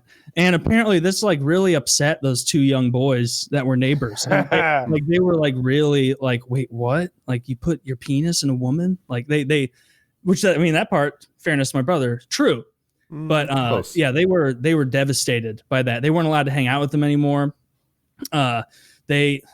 I think they were like hyper religious. And so they like tried to get my parents to like do a Bible study chat about it. And I remember my dad being like, I am not going to that loser's house, because he thought that guy sucked and was a loser. And like, you know, just didn't, he was weird. He was even, the reason his kids were so weird is because he was so fucking weird. And so you can't even blame them really. They're probably, you know, messed up to this day. Hopefully not. But anyway, he got that wrong. What else did he say? There was something else he said about, it'll come back to me. Sorry. It might've been something poop related. I'm trying to think of other shows that like I either wasn't allowed to watch or like were like, or by like my friends or people at school were considered like, it was always gay. Everything was always gay, or it was either gay or sacrilegious. It was one or the other, not always. Oh, that's why it wasn't allowed. Yeah, that's like I said, like Teletubbies is gay. They are gay. Like Barney is gay. Like not that like, oh, it's not cool. No, Barney fucks men. Like that's the issue with Barney. You know, apparently that's what like 3rd grade. You know, what were the not gay shows? Simpsons for sure. Simpsons was always fucking cool. Like some kids weren't allowed to watch, and those, you know, that was sort of how you measured like that guy's. Yeah, a little bit. Like that guy's parents are fucking lame. You know, they don't even let him watch The Simpsons. Like Bart was my role model as a child. Like, you know, like which explains a lot. Destroying things. Yeah, destroying things, starting fires, running around with a slingshot. Of course, Bart had a wooden slingshot. I had that scary motherfucker you buy at Walmart that shoots strap ball onto your forearm. Yeah. Mine shoots ball bearings, and it has ammo you keep in the handle. It's literally a deadly weapon. Yeah, it's literally a deadly weapon. Like it shoots those solid steel ball bearings 300 feet per second. You could totally kill somebody with that motherfucker. I had the blowgun that shoots the steel darts that would penetrate into solid wood and stick. Yeah. I remember I got one of those like over the forearm slingshots when I was maybe 10 or something, and like going out in the woods, and I didn't have the ball bearings. I just had rocks that I would pick up. And I remember like firing the rocks and being like, oh, if they knew what this could do, they wouldn't have bought it for me. Exactly. Yeah. Like it's like chipping bark off of trees when it hits. It's going so fast. Yeah. Although I had access to firearms from an extremely early age, you know, like, I mean, I was shooting them at 4, like legitimately like shooting rifles with my dad at 4, like 22s and stuff. Cause like I can remember getting my like webbing between my finger and my thumb caught in a 22 pistol when I was like 4 on the back porch with my dad and be like, like freaking the fuck out. And then being afraid of that pistol for years afterwards. I can remember like shooting rifles with him in the backyard, like 22s and stuff. So like, it wasn't like crazy to get me the scary slingshot when I'm 8, because like a little crazy. A little crazy. I had a BB gun when I was 4 as well, like the Red Ryder. Like I could barely cock the fucking thing, the one that you like cock from the like a lever style. Yeah. Was it? It was an air. You said air rifle, right? Not pellet gun. Yeah, BB gun. It would shoot BBs, not pellets. It would hold like hundreds of them, and those shoot. I had one of those. Yeah, you just upend it and then you fill an entire chamber with like 150, 200 BBs, and you could shoot. Like, and because you had to pump it, it would say like, do not pump more than 10 times. But it was like, fuck you. Like, I wanted it to go faster. Oh, that's the Crossman. Way more. That's that's what I had. I had the Crossman when I was like the Crossman is the one where you reach to like the fore end and you can like pump it infinite times. It seems like once you get to 20 pumps or so, after that, it's not really doing a whole lot extra. But it's hard to pump when you're a little kid. So I remember like standing there, basically like having the gun pointed like in my mouth, being like, trying to push it down again. And like nobody ever told me not to. Just like directly at my eyes. I always learned my lessons with pellet guns the hard way. I had a lot of the Red Ryder. Red Ryder is a lever action. It's one pump. And nice. So it's 280 feet per second. The Crossman is the pellet rifle that can either shoot BBs or pellets, and you cock it by pulling a little lever back with your index finger on the right side of the action. They're both pretty cool BB guns. Like I said, the Crossman also shoots .177 caliber pellets, and it was really accurate for like shooting birds and stuff, whereas the Red Ryder was just barely able to kill a bird, and you had to be kind of close. But every time I would point it at someone that I shouldn't point it at, which happened, or I shot something I shouldn't have shot, which happened, Dad would do the same thing. He would destroy the fucking pellet rifle right there in front of me. He would pick it up by the barrel and smash it on the ground like a fucking gorilla, and it would just explode and be completely ruined. Like he would ruin it right there in front of me. And I learned my lesson about gun safety that way. If I fucked up, if I did something stupid, the gun was gone. And it's not like we're getting a new one next week or next month. It's next birthday or next Christmas. It's next time, like it's pellet rifle shopping time. Like we're not getting a new one. Like it'll be next. My birthday's in May, luckily, so like it's like right in the middle of the year. So I'm never more than 6 months away from a new BB gun. What? How many do you think he destroyed? Like maybe 2. Literally 4. Literally It'd be 4. fun if he did that now. Right? Like Kyle's back at the farm. He shoots at concrete. It ricochets and breaks glass. Kyle, you know the deal. Hand over the 870. I have to return this though. No, it became the opposite. Like especially when I would make videos. Like my mom really wanted my dad to make me stop like filming those videos over there. Like she's like, he's down. He's got the whole field on fire.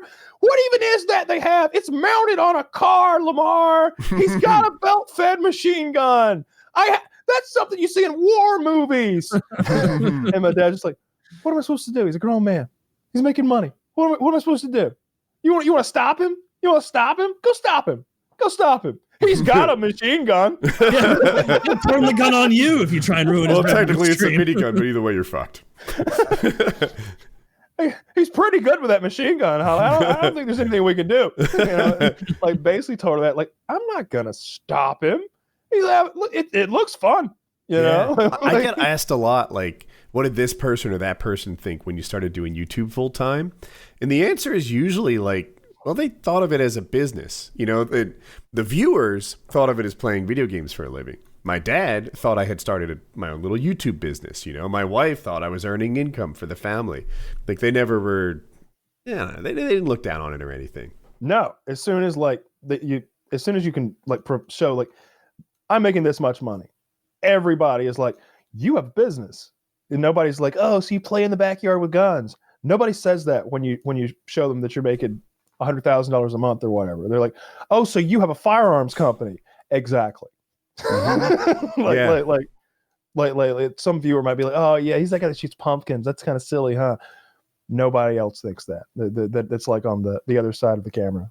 Yep. Yeah. Same thing with like making gaming videos. It's like nobody thinks, oh yeah, he plays video games for a living. Kind of a loser, huh? Actually, no. He has a corporation that makes video game commercials. Doing really well, working from home, just a few hours a week. It was a lot of hours for me though. Did you work a lot as FPS Russia? You worked a lot too, right? On and off. Like there were like hot and cold. Fucking fireworks. Did you hear that? Mm-mm. Big boom outside. If we were doing like one of those projects, like a big sponsored project, like we were doing something for Call of Duty or Medal of Honor or like a Hitman or something, that was a work week. That was just a 7-day, like 10-hour a day kind of grind of like a mixture between drawing stuff up on the marker board and like coordinating like a dozen people that had to be there on time and like do stuff like, oh yeah, this guy's got to come and set up a zip line. These guys have to be there for safety. Yeah, make sure we call our cop buddy so he's there. Make sure that we've got the water truck, hooked up to the back of the tractor in case we start a big fire so we can put it out, and like just coordination of everything. And then like getting all the material there. Like you don't want to get in the middle of a field somewhere and be like, oh yeah, we don't have anything to drink. There's no water here. Or, oh yeah, we didn't bring enough magazines for the rifle or enough ammunition. It's like we need extra of everything in case we fail at something. So those weeks were like really stressful and work filled to some extent. But there were times when I was just doing like my own pet project or whatever. Like, oh yeah, I've got this gun I want to make a video of, where it was kind of fly by the pants. And it was like, yeah, I would think up what we're going to do and I would get the targets. But other than that, it was like, if we don't get this today, we'll get it tomorrow. And if we don't get it tomorrow, we'll get it the day after. Like it's fine if we fail today. That is how Scott got hurt that time, though. It was like, I want to get this done today. The sun's going down. We didn't get the door explosion right. It's not right. Like because we had to like flub something with a door explosion because I was shooting a fully automatic Sega 12, like in Tarkov. And can I interrupt? Was it a car door or refrigerator door that hurt Scott? I have my. It was a refrigerator door, but that's not how the shoot started. So it's the last thing in the video. Because I would film like 4 segments, an intro, three targets, and usually an outro. Like that was kind of the formula that I came up with. Mm-hmm. And so like this was either the finale or meant to be sandwiched in between. But in any case, it was a house door, like an interior door that was mounted to a frame. And I think I was just blowing open a door, but I didn't have the right kind of Actually, I had what's called low velocity binary compound. It's basically tannerite that explodes with lesser velocity bullets, like shotgun rounds and 22 rounds. Red Dot, maybe. That was a completely different company that I owned, but okay. But Tannerite made their own version of that stuff. It's the low velocity binary. There's a few companies that make it now. In any case, it wasn't going off with the shotgun rounds I had. And so what I organized was, when I shoot the shotgun, you shoot the target with your sniper rifle, and that'll get it to give us the desired effect, which is me shooting a door with a shotgun and the door exploding. So we'll just cheat it a little bit. And so my buddy that I get to come over with his rifle is drunk. Like, not sloppy drunk, not falling over or anything, but he's had 5 or 6 beers. He's not dangerous, but his timing is a little off. so I go on dangerous. So I go boom, tick, tick, go, go, boom, and the door explodes. And I'm like, I can't edit that.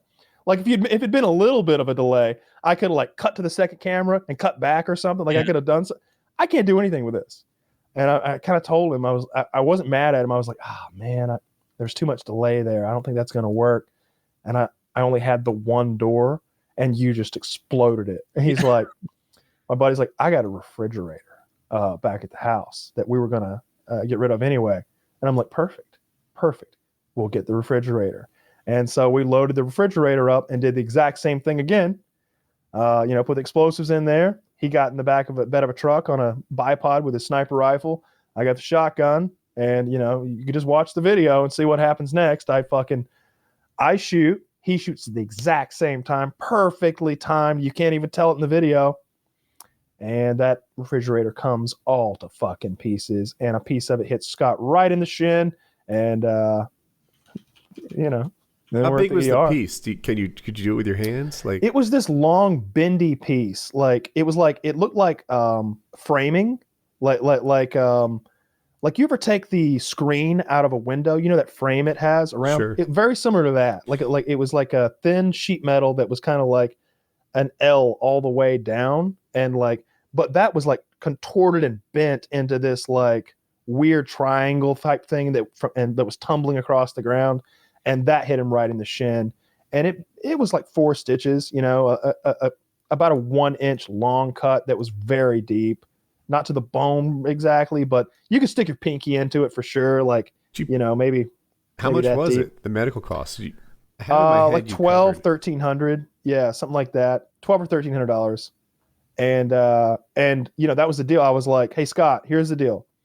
I'll give you $500 cash right fucking now, and we'll sew your leg up. Or we can go to the ER, whatever it costs, I'll pay for. Take me to the fucking hospital! Take me to the fucking hospital! I'm like, all right. We're going in just a minute. I've got to finish the outro first. We're losing sunlight, and I want to get this uploaded tonight. I'm losing blood, all right? Please hurry with the outro. He literally has someone else's t-shirt duct taped to his shin, and I'm like, I gotta hit the outro now. He's like, are you fucking kidding me? I'm like, Jeremy, come on, get the camera, come over here. All right, point it at me. All right, waist to top of head, zoom in that far. All right, you got me. Edges out here. I like move my arms to like idiot proof fucking holding a camera. I'm like support. All right, this arm here, elbow on that hip. All right, you good? Balance it off. Legs wide. You good? All right. Well, my friends, as you can see, that was a little dangerous. Did you see, my friends? It's very fun. I have to go. Pretty much. It's like I really wrap it up quickly, and I'm like, and to the hospital we go. And that's you know, exactly what's what funny happened. is like obviously your videos are all over the place. Like everybody knows. Like the almost dying meme and everything. I was watching, and you'd mentioned this to me. I'd never watched those compilations of those dancing African guys with the coffin on their shoulder. And I was watching one of those, and it was like the second clip in like a 25 million view video, and I was like, "Oh, there's Kyle!" And it was, you drop the little mortar or whatever, and it just goes. It just ends there, but like the split frame before it ends, they start doing their dance, and it's very funny. It's a very funny meme. You would think it would get staler as the video goes on. It just gets funnier as the video. Always funny. It's always funny. I love that meme, the dancing coffin meme. Yeah, that was a perfect example of me turning a bullshit day into like an 8 million view video or something like that, because like. We got there, and what there was very underwhelming, because I was told we're going to get to play with mortars. And when I hear that, we're in Vietnam shooting fucking mortars over there, blowing up huts, right? Like, and I get there, and what we have is a launcher that will launch heavy chunks of iron shaped like mortars. You know, it's just, it's a mortar, but there's no explosive in it. It's just a solid chunk of steel. And you drop it in, and it does the mortar thing. It launches it, but it's really like cornhole for assholes. You know, it's you dial the thing in, you try to hit a big ring out there. When it hits the ground, it's incredibly underwhelming. It goes thunk.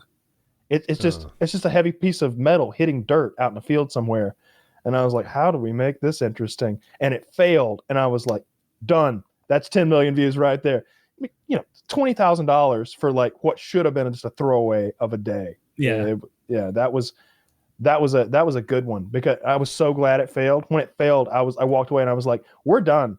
There's no reason to keep going. Like, we're done. Mm-hmm. That's it. We got a funny fucking. I watched it back, and like I'm laughing my ass off, and it looks hyper dangerous because. Oh yeah, I just watched the clip. Nobody can tell that it's fake.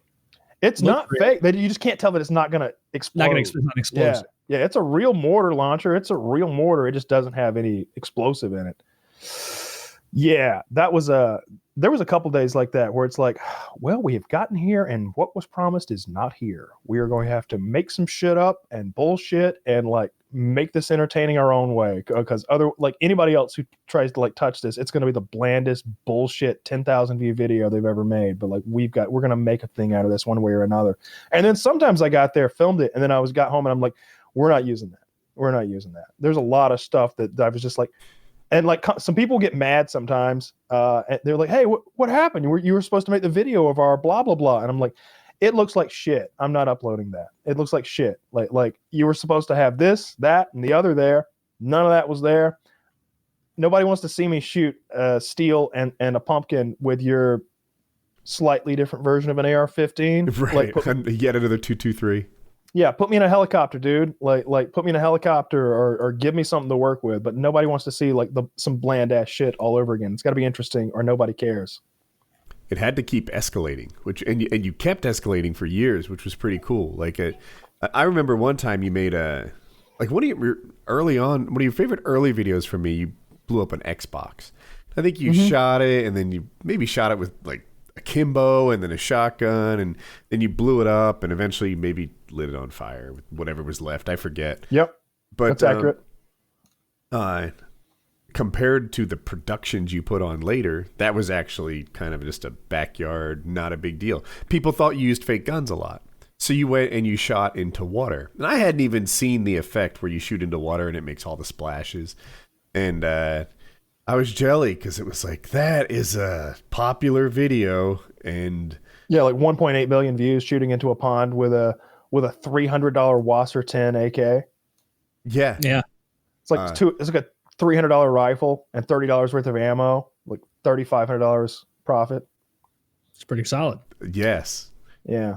Yeah. Good stuff. The goal was always to escalate and like bigger and scarier and like it's like, oh, we really need to blow the fucking shit out of this car because last week we blew the fuck ton of shit out of a car. This week we got to blow a metric fuck ton of shit out of a car. You know, it's always got to be bigger and you learned and more lot. Dangerous.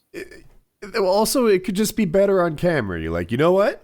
This is how you make a big, explosive effect. But you throw some diesel in there, and you get a lot of smoke to go with it, and that's an interesting fire and smoke.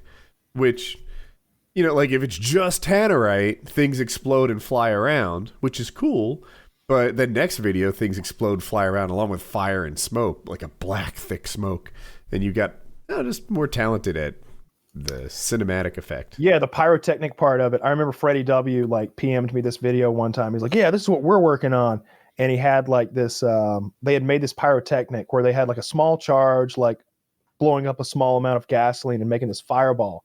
And I was just sitting there like, that's pretty cool. I don't know how to do that. And then just going to the drawing board and being like, how do I do that? Mm-hmm. And so Oklahoma City bombing, did a little research there, and we figured it out. You know, Ted Kaczynski's still alive. You sent him a message, right? Yeah. I wrote Ted some letters. He had a lot of thoughts. None of that's true, except for the Freddie W part. But I was just like, how do I make? Well, I like your ideas, but I think we're going to go ahead and still do it in a big empty field.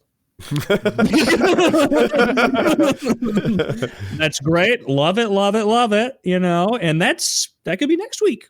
Next week we could do it at the Pentagon the way you think because I had never really blown stuff up like that growing up. Like we would make like small pipe bombs and we would make what are they called? What are those little things you hold that go to make the sparkler bombs? Yeah, we make sparkler bombs. I'm not going to go into details, but you can make bombs out of sparklers very easily. You can make them out of like Instant Pots, pressure cookers. Don't say that. That's what I'm being vague, and you're talking about the Boston bombing. Instapot, recommended by 2 out of 2 Boston bombers. Well, the one remaining Boston bomber, I suppose you would recommend it. The other one didn't make it. What happened to the other? Was it the police or the bombing? It was his brother running him over during the getaway. The police had shot him a little bit, and then the brother crushed him with the car. I saw that. Maybe live I saw that. Like we were all over that shit. Yeah. I've never seen your clip, but you get what you deserve. Yeah, absolutely. Always. But yeah, figuring out how to make fireballs I thought was like a big leap forward for the stuff we were doing, cuz like shit, they look fucking cool. There's one video that has, it's probably like really high for like favorites. If the ratio of favorites to views is probably top 10 YouTube ever. Like it's not the most viewed video ever. It's probably got 15 million views or something like that. It's not the most favorited video ever, but I think it's got like 3 million favorites or something. Like 1/5 of the people that watched this video favorited it because I said, hey, what I'm about to do here is expensive. We're about to shoot, I don't remember how much it was, $500 worth of explosives. I'm about to shoot $600 worth of explosives down there in that valley. I want to keep doing stuff like this. I'm not asking you to pay for my explosives, but favorite the video because that helps me pay for explosives. And then I immediately turn and fire, and it's a fucking mushroom cloud I make down in the valley because it really was like a ton of not a ton, but a lot of explosives and 10 gallons, 5 gallons of diesel, 5 gallons of gasoline. So you get the mixture of dark orange and bright yellow fire with like, that's cool. That's the time that me and Jeremy were making the explosive charge. And he was like, what would happen if this went off right now? And I'm like, you'd never fucking know it. You'd never fucking know it, dude. This is 25 pounds of high velocity, or low velocity. This is the equivalent of like 200 pounds of tannerite that we're sandwiching making an Oreo of with 2 5-gallon gasoline containers. Like, and then we're duct taping the fuck out of it, like till it's like a solid mass. I don't think like one roll of duct tape. I think 8 rolls of the most expensive duct tape you can buy. Until it's just expensive duct tape you can buy. Gorilla tape stuff that you can barely tear. You have to use a knife to like cut it when you want to tear it. Like that, it made a crater. It made a crater down in the valley. That was nuts. They favored the fuck out of it. Like, if it goes off, you just gotta get running.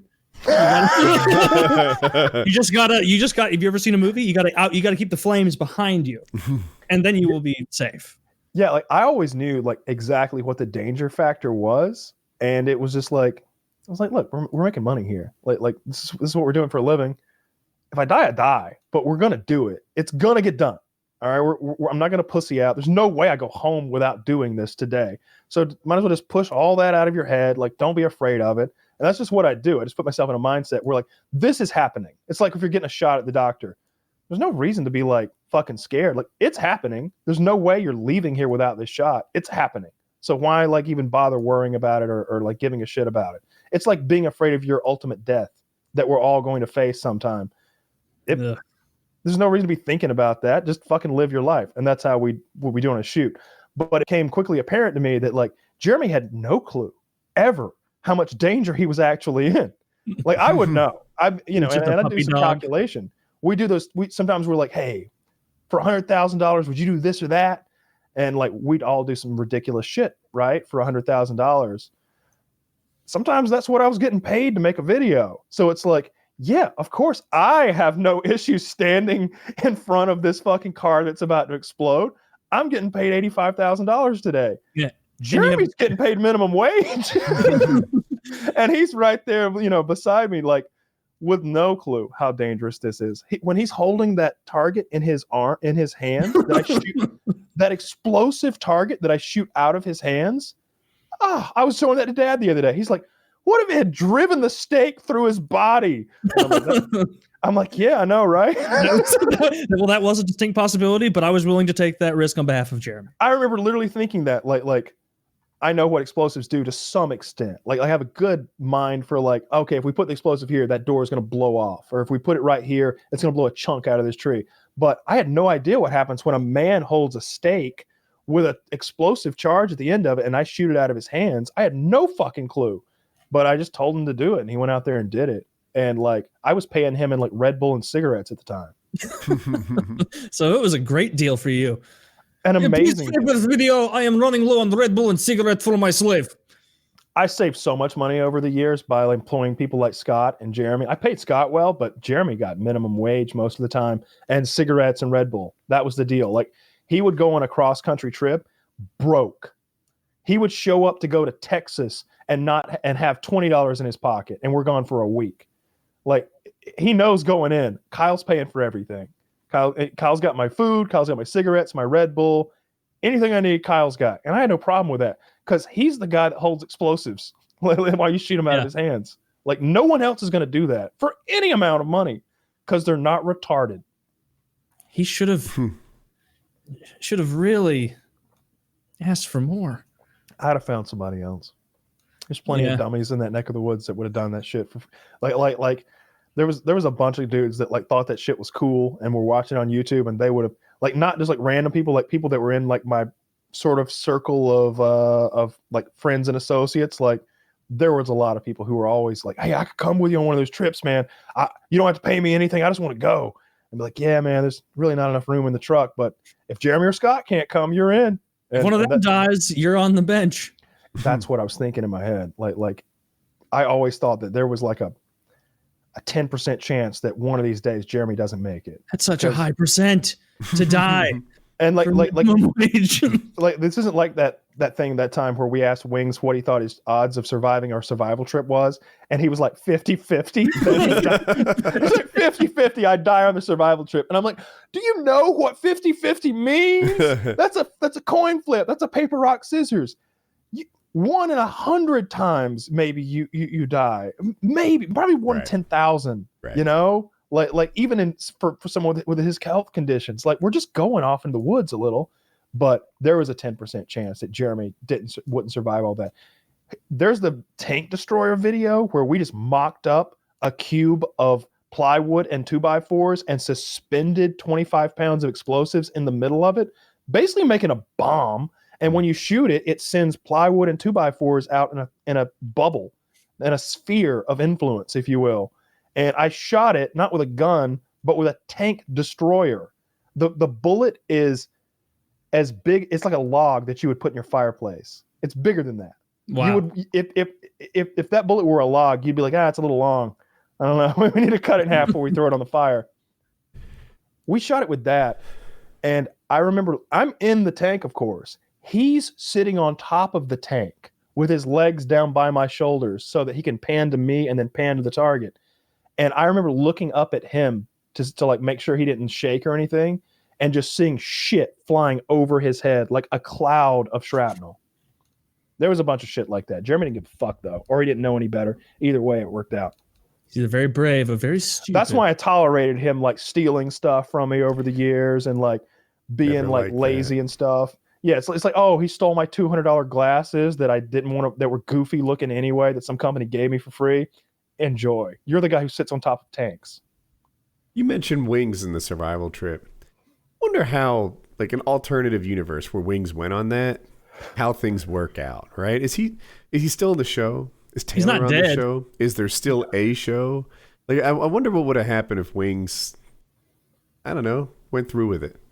I think there's a lot of decisions he could have made that would have meant that he was still on the show and doing well, right? Like, because then Lefty never would have joined, and if Lefty never joined and threatened to quit, I wouldn't have got brought on. It's possible, right? It's possible, or maybe we add you as a fourth host, regardless, right? You know that's always possible. I always thought that you were our best guest, and you're the one that like really melded with us the best and really flowed with it. And you're just genuinely funny, right? Like you're very witty. You're one of the most intelligent people I know and have. Unlike the other four guys, you said yes. So yeah, and for vastly less money. T-Mart, Onslaught, Ventro, Duncan, the rest we of were them going down the list. Who else is on our bench? I mean, there's that fucking fathead kid. Like, throw him in the mix. Yeah, but no, you were always like in the back of my head as like the guy who would step in if like something happened to Woody. Or something happened to Wings, which seems far more likely over the years. I think except when Woody started para motoring, it was like, we need somebody. We need a backup plan for Woody. This is like when I go shoot targets and I'm like, all right, we got pumpkins, but if that don't work, we got melons too, boys. Don't worry. like we needed some melons for Woody and the waiting in the wings. If Woody did, after all the times we've joked about that, if Woody did actually die paramotoring, it would be like the third week of me and you doing the show alone. We'd have to be like, guys, he's not on the trip. We were real 2 weeks ago and we were both tearing up talking about our friend Woody dying, and everybody commented saying, this is us right here, we're at the funeral. Yes. That's his mom. Yeah, I made these child abuse jokes. She did not take it well. We were asked to leave. Not before I got a couple of Nice slaps in with a stiletto that I brought from home. This is for not treasuring that beautiful boy.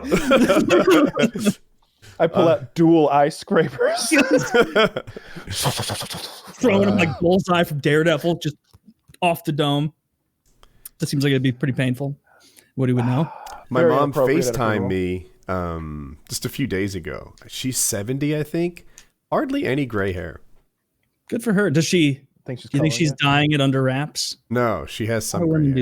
Do that. She has a little. Yeah, most women dye using their that hair. just for ladies gray, like just a little bit of gray. You know that just for men gel, little gray. That way you don't look like you know, when a man of a certain age has jet black hair, you're like, okay, buddy. Yeah, it looks just silly. So wait, you can dye your hair at home like multiple colors? Yeah, they make this just for men product that's it's hair dye, and it's called like just a little gray or a little gray. Yeah. How does it? So okay. I don't know. I don't know how it works exactly. I don't know either. I just remend my beard, and I look like a villain in a movie or something. Like, right? You know what? It probably I dyed my beard one. So like I have more facial hair than what it looks like because so much of it is blonde and white and like brown and not dark. But like one time I took it was honestly when I was first dreaming up the FPS Russia character, I thought he'd have a look to him that was different than my look. I thought for some reason I needed a costume. So like there were wigs and there were fake beards. And the first thing I did was I got that spirit gum stuff and I glued a fake beard to my face. And it looked like that scene from Jackass where they glued pubes all over that guy. And it just looks atrocious. And then it like made me break out really bad because I'd rubbed so much glue on my face. I was like, that's a no-go. So then I was thinking maybe that Tony Stark facial hair thing he's got going on because Iron Man was hot at the time. Maybe that like weird goatee he's got going on. And so I was dyeing my beard black. And like I looked in the mirror and I was just like, oh no. Oh no. I hope this. And I'm just like quickly trying to wash it out before anyone can see what I've done to myself. Just very like a super villain. It was absurd. You know what Touch of Gray is? It's one of the most brilliant marketing guys of all time. Is they were like working, they're like, we tried this new dye, doesn't work at all. Leaves a bunch of gray in there. And some guy was like, hear me out. Right? And they're like, my God, we're gonna make so much money off of our error, our blunder. Because how does it it has to just be subpar dye for it to not dye all the hair. There's no way or maybe there's like gray dye in there, or maybe the brush is shaped in a certain way that it doesn't hit everything. I don't know how it works. I've just seen the TV commercials. I don't dye my hair or anything. I haven't dyed my hair since like it was cool to have blonde highlights back in like fucking middle school. Back when NSYNC and Backstreet Boys were in. Oh, I remember. I had some highlights in my hair at the time when NSYNC was the shit. Yeah, man. When I got taken to Best Buy and I got to buy the No Strings Attached album to put in my Walkman and bring to school. Yes, exactly. And I was just like, I remember listening to that and being like, dude, I'm so fucking dope. And then also being like, oh wait, no, every kid in class has the No Strings Attached NSYNC album in their Walkman, in their Discman. Yep, exactly. And then remember if you walked too aggressively with a Discman, it was like, well, I guess it's broken forever. Because then you would try and listen to that song again and it would scratch. Slowly, you just have like 3 songs left on your Backstreet Boys album set. Yeah, I remember that very well. I remember having a fucking cassette player Walkman, like when I was in elementary school. Like I remember fucking rocking the cassettes on field trips. I didn't have any electronics at that age. Oh, I guess Game Boy. That was all I had throughout grade school. I didn't have anything else. I had a few things, a couple video game things. I had a Walkman, the cassette player, and I guess I had a Super Nintendo, an N64. I had a PlayStation 1, I think. No, I don't think I even had a... No, I did. I had a PlayStation 1 that I never used. And PlayStation 2 I got a lot more use out of. Yeah, I didn't have the cool consoles, really, like the ubiquitous ones. I never had N64. I went from, like, Nintendo NES to, like, Sega Genesis to Sega Saturn to PlayStation 2 was kind of like my video game Genesis that I went through. Yeah, I never had a PlayStation 1, which was like the one to have, or an Xbox One, which would have also been great to have. My cousin had the Xbox One. I'd go over to his house and play. I remember on the early PlayStations, I liked Crash Bandicoot, Spyro, There was this game Tomb Raider? called, I didn't have Tomb Raider. I had a game called Load Runner, like LODE Runner, and it was this like crappy game. Yeah, Load Runner. That's my position in our new corporation, Lock and Load. I am the Load Runner. That's that's my official title. Yeah, from the source to the lab as fast as possible. You're a runner. But yeah, Load Runner. It was like this like platformer game where all you had was a guy that could like use his gun to shoot out the ground, and then the bad guys would have to fall in, and then slowly the ground would regrow and destroy the bad guys, and Load you had to Runner. escape. Yeah, Load Runner. I played a ton of Load Runner. I loved that game. You know what I'm talking about? I think I played that in arcade. I played that on an Apple IIe with a green monitor. It was, Holy shit. Yeah, it was old school. Initial release date 1983. So yeah, I guess this is pretty fucking. It's a 2D puzzle platform board game. I'm gonna download this. I remember it's probably gonna suck, but I remember having so much fun playing Load Runner. Yeah, I kind of want to try it again too. Yeah, like you said, you'd shoot the ground, and there was a little time period, so you had to anticipate that they're about to step into it, and then you could walk on their heads. And I think they climbed out afterwards. How'd you kill them? The way you killed them was that you would open up that pit. They couldn't get out, I don't think, and then you just had to, or no, they could get out, but you had to time it so that they would fall in as the pit was closing, and then if the pit closed while they were in there, they all died. Right. Yeah. If they walked in when the pit was fresh, they'd have time to climb out. Yeah. And you didn't have any weapons. The only thing you could do is, destroy the earth, destroy the ground. And there were a bunch of maps if you could stay alive. Mm-hmm. Someone linked me a video the other day, and it was like, it was a Twitch video of a girl, and it said she only got banned 3 days for this. And so I start watching, and it's a smoking hot girl. I don't know if I saw her face, but she's got like her ass to the camera, and she's wearing a thong, and she's just like showing her ass off. And I'm watching, and I'm like, this isn't so bad. I mean, it's her whole ass, and like I can see like her. But she's in like yoga pants or something, and a thong, and like underwear, and then like 5 minutes in, she bends over, pulls the thong to the side, and it's a full pussy show for like the next 5 minutes. It's her bent over, spreading her pussy this far from the camera. 3-day suspension. Wow. I got 7 for saying the word that rhymes with maggot. It's a full, like, it's as graphic as you can get. Like, it's more graphic than anything Belle Delphine's ever done. It's her gaping gash a foot from the fucking camera lens. Just like, I mean, she's reaching How do you back play with that both off? hands. Right? It didn't slip. Whoops! She went from 31,000 followers on Twitch to 53,000 over the course. Did you find it? I just found an art. I haven't seen the video yet, but it shows her vid stats or whatever it is, Social Blade. And it's what's her name? I'll bing it. It's called Misbehavin'. Missbehavin'. No G at the end. Is it? But yeah, her font like Misbehavin'. Her trend was like losing 2, losing 5, like followers, like throughout the days, -2, -5, -9. She said it was supposed to be for her OnlyFans, and she hit Twitch instead. Plus 8,395 followers on the day it happened, plus 13,000 the day after. Now, maybe Woody can sympathize with this because he did accidentally stream the show the other day instead of hit record, and then tonight he had a little snafu as well. I guess it is possible that she accidentally thought she was streaming to OnlyFans, but she streamed to Twitch instead. But it's 10 minutes. It's 10 minutes. Like, is she not looking at chat at all? There's the video. Yeah. All right. So I'm gonna find like I think it's around 5.5 minutes in where like things get spicy. This is 8 minutes and 40 seconds. Yeah. Is what she's doing right now allowed on Twitch? I hope so. Me too. All right, go to 5 minutes and 40 seconds. 5 minutes and 40 seconds. 5 minutes and 35. Okay.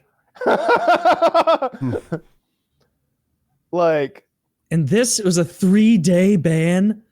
I can see how, because I bet she just uses like whatever OBS to stream to either one, and she has to go in and change the platform in advance, and just go to the wrong place. Yeah, this. I mean, is that a cervix? I'm looking at there. Like, wouldn't she be seeing? Because she's looking towards her monitors. Wouldn't she be seeing the Twitch chat? I'm watching right now. I'm waiting to see when. I think that's where she notices what she's done. like at 8 minutes and 17 seconds, she's like looking at her monitor, and then she just like stomps out of the room. I like that she's got G Fuel and Pringles. She's got the good flavor, the best flavor, I think. Sour cream and onion. Yeah, sour cream and onion, dude. Original for me. Original. I haven't had a Pringle in a long time, but I fucking love them, and I like the original. That's a nice streaming setup. It is nice. I guess that pussy pays for a lot. That's way better than mine. I'm going to show my asshole on Twitch and pretend. Oh, I'll pay you not to. How about that? You'll raise a lot. Just threaten it. Kyle, I'll also not do it. Yeah. Kyle's going to be a tier 3 sub to both of us now to keep this. Whatever it takes to keep that jungle off of my screen. And I'm guessing she's not coming back. No, it didn't seem like it. I would love to go to her Twitch the day when she comes back and see what heard any good jokes lately? Whoopsie daisy. Well, it's back up now. Oh no, I'm sorry. She's up to 92,000 followers. So she's tripled her following in the last 3 days while being banned. It's a weird thing how that works, isn't it? Super hot. But there's who you are. Who you are seems to dictate how you're treated. No, here what I'm saying is, it's not hard to find porn on the internet, right? You can find nastier stuff than that. That was a solo show, right? With no toys or anything. She just bent over and showed her junk, but it's like the forbidden accidental junk that makes it something different. Sure. Than if it was on OnlyFans or Chatterbait or whatever. Yeah, I agree. Just like if you find like porn on YouTube, it's more interesting. Like there is porn on YouTube. It's just kind of hidden, but it's there. Like there are unlisted porn videos on YouTube. Like there are some videos that just haven't been ever like reported. And like you'll look in the comments box and they're like, the people all have like this sort of like, they're all like, nothing to see here, right, boys? And I'd be like, upvoted 10,000 times. Nope, nothing at all. Nothing at all. like everybody's just being super cool about the fact that we've got like it'll be some like sex scene from a movie with like lots of titties or something like that, or it'll be that scene from what's the show that was really fucking good. Oh god damn it. Breaking Bad. This is the Woody Harrelson and Matthew McConaughey TV show. Oh, True Detective. That show from True Detective. With that woman that dated Woody Harrelson or married him or something. That was dating him. It's Alexander. It's Daddario. Dude, she's Alexandra Daddario. I keep bumping into her on like Reddit. Maybe Reddit. Yeah, she's been doing a lot of like I don't know if it's TikTok or Twitch or whatever, but she's doing a lot of bikini stuff. Like just chilling with her friends. It's like a step from OnlyFans almost. The content she puts on there, right? It's really hot. Yeah, she's just hot. She's in like a conservative bikini, but it's hard for someone shaped like her to be in a conservative bikini. Right. Like she's got so much ass and so much titty that like she's not wearing like a slutty swimsuit. It's just that all swimsuits are slutty when she wears them. Yeah. It's also like butt close-ups and stuff, if I recall correctly. Little camel toe. She's aware of what she's doing, right? It's not like, hey, look, I can't help the way I look. No. She's saying, look at how I look. She's fucking hot. She's one of my favorite actresses to look at. I don't need her playing fucking Cleopatra or anything She's always playing someone about to fuck. That's who she should be playing. That's what I want to see her play. Smoking hot. She's got beautiful eyes. She's got a pretty face, and she's very shapely. And that clip from what's the fucking TV show? I just already forgot it. True Detective. True Detectives is like everywhere. Like that's one of the top tier like celebrity like nudes from a movie of all time. That's right up there with like Basic Instinct, Sharon Stone showing her pussy. It's always on Reddit on like Celebs Gone Wild or whatever, or all those little subreddits that show like Halle nude Berry celeb is content. another one. I guess she actually had sex on Monsters Ball. At least that's the rumor. They say was it Monsters Ball? Is Monsters Ball the one with Billy Bob Thornton? What's the one with Swordfish is the other one. That's where she showed her tits for the first time. That was Swordfish with Hugh Jackman and John Travolta. Yeah. Who was the hacker in? Hugh Jackman was the hacker. John Travolta was the mastermind. I didn't even recognize him without the muscles and the. Yeah, well, without the fucking like trend. A computer nerd. Yeah, without the trend pump and the. Yeah. Fucking Hugh Jackman is a computer nerd. I like that one. Yeah, there's a scene where like John Travolta tells him to hack into this thing as like a test. I know. And he's like, yeah, I can do that. But then he has like a girl come over and start sucking his dick. And he's just like, oh. But there's also a gun to his head, I think. And he has 60 seconds. Yeah. He has to hack it in 60 seconds with a gun to his head while a girl sucks his dick. Are you talking about Swordfish when Halle Berry? Yeah. Is it Halle Berry that sucks his dick? Yeah, I think it's Halle Berry. No, Halle Berry does not suck his dick. Halle Berry she's in there, but she is not the one sucking his dick. It's a white woman, I think. Promise. It's a white lady. I've only seen that movie once. And Me too, yeah. Thinking, that was a film. I probably won't see it again. I thought it was good. It was pretty good. Getting to see Halle Berry's like perfect titties. It was the highlight of the film. But it was one of those movies that as you're watching it, I'm never going to watch this again. I've only seen it the one time. What was the term for a missing nuclear bomb? Broken Arrow. Arrow. Yeah. That's also a John Travolta movie. Scary. With Christian Slater, I think, is the other guy in that movie. Mm-hmm. I think it's John Travolta and Christian Slater. Terrible film. I like that guy looks so weird. Christian Slater. I'm not saying John it was infinitely weirder than Christian Slater. Come on. Oh no, I'm thinking of someone else. He doesn't look that weird. I don't know actors' names to faces very well. We were talking about asses and porn and stuff. If I were to fuck a croc, it would be this one. Oh. Look at that. Oh. It didn't get its tail cut off. It was born without a tail. So now it's got that delicious, scaly ass. Cute. Yeah. Croc your butt. Look at that. That's so much cuter than a regular croc. Like you almost want one. You just want a mutilated croc. It seems so much less dangerous without the tail. Look at the front of him. It's still dangerous. But he's kind of giving that coy look like, you looking at my booty. You gonna put my ass, doctor? Like he's in on the joke too. I know I look silly and I'm an awful swimmer. He just swims in a circle. He's just like straight up, like he bobs to the top every time, because he can't stay buoyant and like that big ass is keeping him weighed down. I wonder how he swims. Badly. Poorly. There's probably a reason he's in a fenced-in yard. Yeah, he would get made fun of, or she, I guess, would get made fun of by all the other crocodiles. But could he be better on land? Maybe. No way. They use like that tail is like they're guiding, like their counterbalance. You see, like even when they're like crocodiles and alligators are sprinting, like their tail's not staying straight. Like it's moving, it's counterbalancing their. Oh, come on. Name another land animal with a crocodile-like tail and don't say kangaroo. Alligator. That's not a land animal. It's sometimes when it chooses to be. Okay, then that's a cheat. Well, many types of lizards. Probably some monkeys we haven't found yet. Okay. I'm not buying the monkey unfound fish? thing, but that said land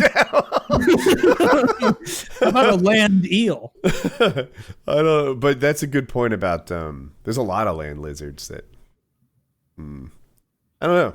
Just seems like tails are fish things, water things, aquatic things. Yeah. Well, I guess they are, Well, no, it depends on the kind of tail. These big, broad, pushing back and forth tails, yeah. But like the tails that like apes have, or I guess not apes, but some like lemurs and shit. That's like prehensile. That's useful. True. That's a mammal tail. Kangaroo too. I cut that one off because I thought of it as I asked the question. They have like a tripod tail going on. That's good. I don't know. I wonder, or no, it probably does help balance them as they're jumping. Because otherwise they'd always be like falling forward. I do know that they have talons on their feet, the big strong ones, and they can go on their tail and scratch you and hit you. So, yeah, and they're strong. They have like defined pectoral muscles, which is odd in a non like ape animal. Like you see a shaved chimp or a gorilla, you're like, we're close enough to them. They've got thumbs. I've got thumbs. They've got like a chest. I've got a chest. Kangaroos are probably the furthest animal from us evolutionarily, where they still have like pecs and delts and shit. I would imagine. Kyle, can you think of any animal further away from us evolutionarily that also has delts and like pecs other than a kangaroo? Because obviously monkeys are so close. The kangaroos, I would imagine, pretty far away from us. What does a bird's chest look like? That's what I'm trying to figure out. If you Google bird chest, you just get a bunch of poor guys getting picked on by Google. Just look up a rotisserie chicken. There you go. It's like I mean, that's not a very I wouldn't want a chicken breast. fuck. Even eagle chest is just a bunch of guys with tattoos. All right. No, I can't think of any. The kangaroo is very human-like. Yeah, it even has kind of hands. They do. I've been fortunate enough to play with a kangaroo before. They're wonderful pets. Like, they're so fucking cool. First of all, it's highly intelligent. Like, seemingly as intelligent as a dog. Like, you can call it over and it'll come to you, and you can hand it a carrot and it'll take it from you and eat it while it looks at you and like eyes your other carrots. And if you go to walk away, it'll just kind of keep pace with you and like follow you around. Like it was really fucking cool. That guy in Texas had a couple of kangaroos. It had claws on its feet, and they talked about that thing could disembowel you if it wanted to. Like if you got caught, unfortunately. His camel was really smart too. The camel was like knew its name. So you think they're smarter than horses? I'm not convinced that there's like this kangaroo was totally smart. It ate a carrot. Like you called it by name and it came running. And okay. Did you say that before? Yeah. Like it would come up on the porch with you and like sit next to you on the porch and just sort of chill with you, and you could like scratch it on its head. And it would kind of like, yeah, scratch my head. That's real good, boss.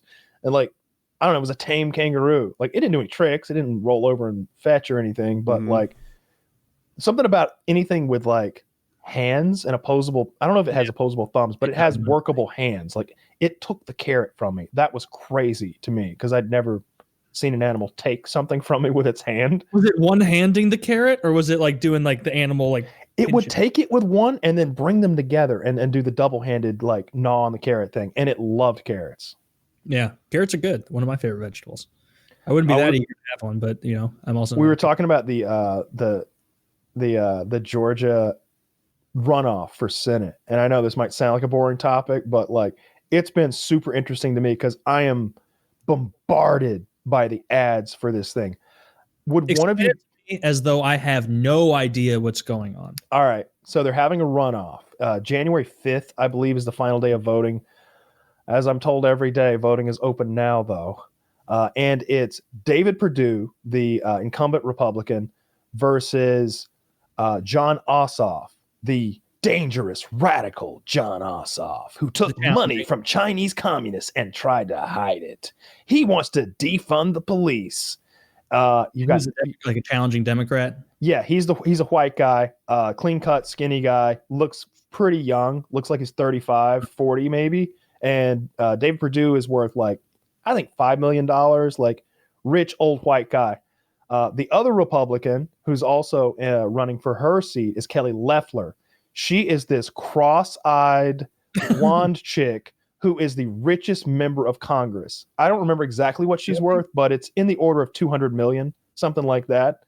And she's running against Raphael Warnock, who is a pastor.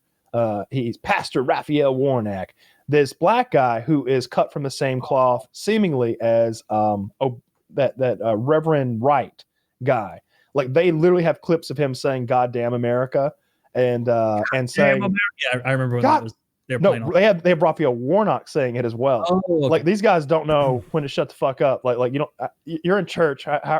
How's goddamn even coming up in church? Like you could have made your point some other way. You shouldn't be able to say that. You would imagine that any pastor, because I remember as a kid growing up in the church, like goddamn was seen as like an echelon above like fuck. Yeah, it's the worst thing you could say. Dirty word, but saying goddamn or like Jesus Christ was like the huge no. But anyway, to clarify, like that's Loeffler. She is currently holding the seat, or she had the seat, and she's defending for it. The Republicans are the incumbents, both of them. Okay. Republicans are the incumbents. And so Raphael Warnock, this pastor, the attack ads against him are insane. Like I get them everywhere. Local radio, every station, whether I'm listening to 70s, sports radio, talk radio, they've all got the commercials. All of my YouTube commercials are about this shit. It's about he's saying, one of his quotes is you can't serve the military and God, which I don't know what his whole larger point was, but it's like, why are you saying that if you're ever going to run for public office? And then the goddamn America, and then he apparently he defended a quote unquote cop murderer, And when I heard that, I was like, all right, you're speaking my language. Okay. Tell me more. And just one thing after another about this guy, they're painting them both as radicals, and how if they get control if they win their seats, it'll be a radical Congress. Do that. Based on what you said, only the guy who said "goddamn America" sounds radical. The other guy doesn't. But you didn't really say much about him or her, whichever. Yeah, they said he took money from Chinese communists, and he wants to. He said he wouldn't defund police, but then they play this quote where he's saying like police funding would be on the line, for police departments if they didn't do X, Y, and Z, and it's like yeah, good. I don't care about that, but It is kind of that situation this time where if these two Democrats win, the Senate will be Democrat controlled with a Democratic president. That'd be quite a bit of power. But in the House, Kelly Loeffler I don't know what the polls say, but I would almost guarantee the Republicans are ahead by like 60-40. Let me find you a picture of Kelly Loeffler. The Democrats are leading. So I was actually, this is something I've been following. Democrats are leading both polls. Ossoff is up by 0.9% within the margin of error, and Warnock is up by 1.8%. Holy shit! That's again shocking. Within the margin of error. It's close. And yeah, super close. And but 538, they just sort of accumulate the polls and do their analysis of it.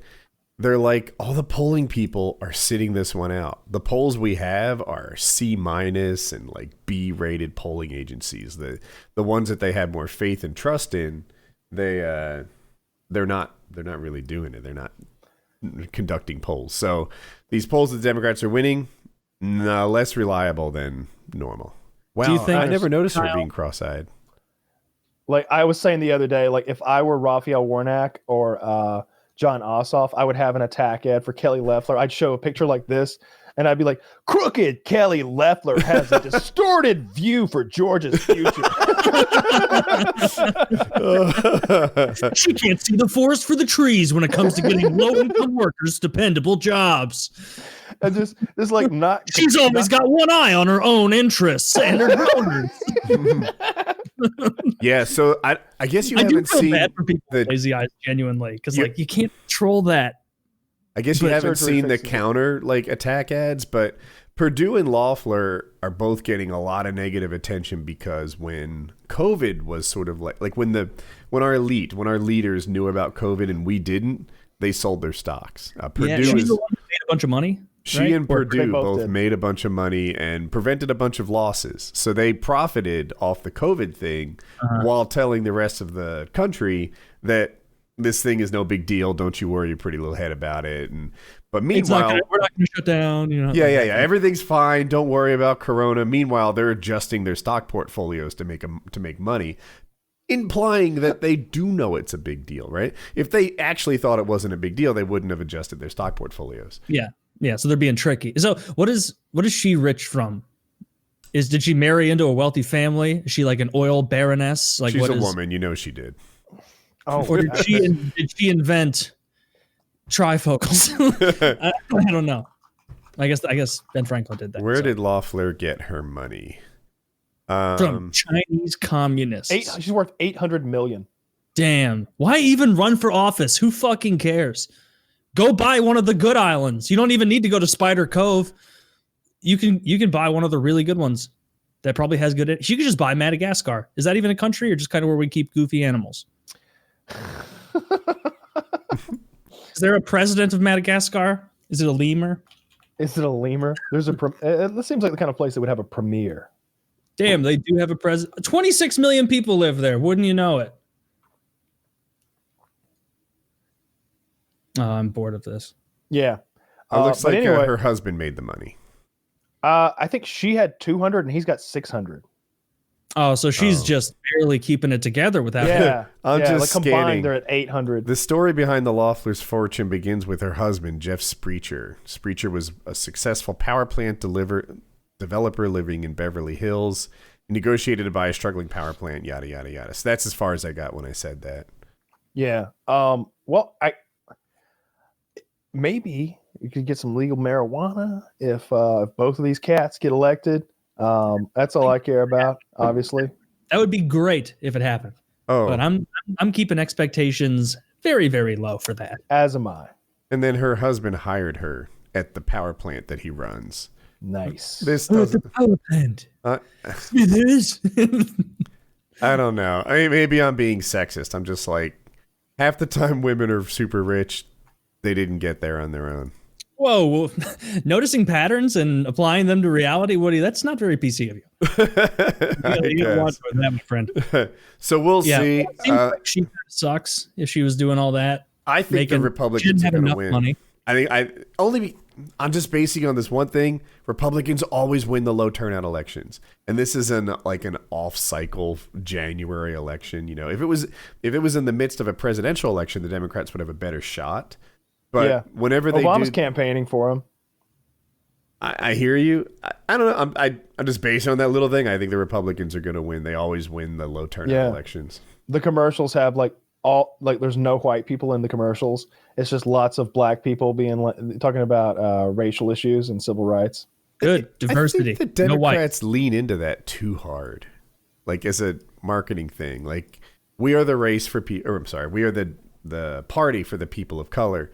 Okay, but you make it seem like just people of color. Like, you know, whenever you'd run ads or like all your diversity stuff, like Taylor mentioned, doesn't include white guys at all. Of course it doesn't. But it should. There are white people that vote that way too, or at least they want them to. I think they're making a mistake by leaning too hard into the people of color thing. I agree with you. I think they'd be better off to pursue the white voters early as well too. You know, usually you're not going to be punished for trying to throw a wider net. Yeah, I don't know. We'll know in 5 days. I think it's the 5th when polls close. Well, if they do this, how would that even go? Would it be kind of like gay marriage, where Obama signed an executive order or whatever, and just did it, and then the Supreme Court said, "Well, that's not unconstitutional"?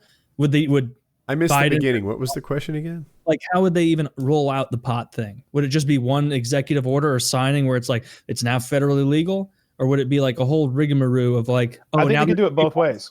You know, they're still going to come after you because it's still not technically. Bernie suggested that he would use an executive order, but you know, recently, you know, last month there was that thing where it passed the House of Representatives, right, to the bill to legalize marijuana and to fund minority marijuana stores or something like that. Yeah. Okay. As long as none of that money's going to white people, I'm fine. Yeah, that's where the tax money would go. That's where a bunch of the tax money on the marijuana would go, to like funding minority-run marijuana stores. You know, which, hey, that's an area where they need as much help as they can get. There aren't enough minorities selling marijuana. We need to, need to lift them up, right? Get them in the game. The white man has running drug sales for far too long in the barrio. I didn't know that detail, but I think we're caught with, when they passed that thing in the House, what would have happened is it would have become a state choice thing. So that is my prediction on how it actually happens nationally, that suddenly it's legal nationally and it's also legal in half the states. And it's not too long. It'll be a governor decision. But I mean, like that's not how it was. That's not how it was with gay marriage. Like, it was just sweeping. Right. Because why couldn't it be like that? I don't know that it can't be. I'm sort of predicting what was likely to happen. Okay. Yeah. It would be best if they did it the gay marriage route, where it's just like, this is silly, let's just get this done and we can move on to other issues. Right. Yeah. Because if they do it the way the trail they headed down last month, I bet what happens is red states kind of trickle behind and they're a little delayed because they still go for the whole like morality play. Even like, I mean, Missouri is a pretty red state, and my tie to the deeper southern portion of like the boot heel of the state is my grandparents and all their friends. None of them, when it comes up, care about pot at all. Like, they even jumped on the CBD thing pretty quick. Like, they're not progressive at all. No, not at all. I'm curious about the CBD thing, and I'm curious because of my dogs. But do your parents, have they had good luck with their joints? I'm really making them dogs in this conversation. No, it's fine. My grandpa has really bad arthritis in one of his hands from farming and trucking his whole life, and he used a bunch of CBD creams and stuff that's supposed to like go into your skin and give you some CBD. And he said that like after a month or so, his hand felt 10 times better, but that he was drowsy all the time. Like, and I guess some people get very drowsy from it. Like, I don't think he's ever smoked pot in his entire life, so he has no tolerance.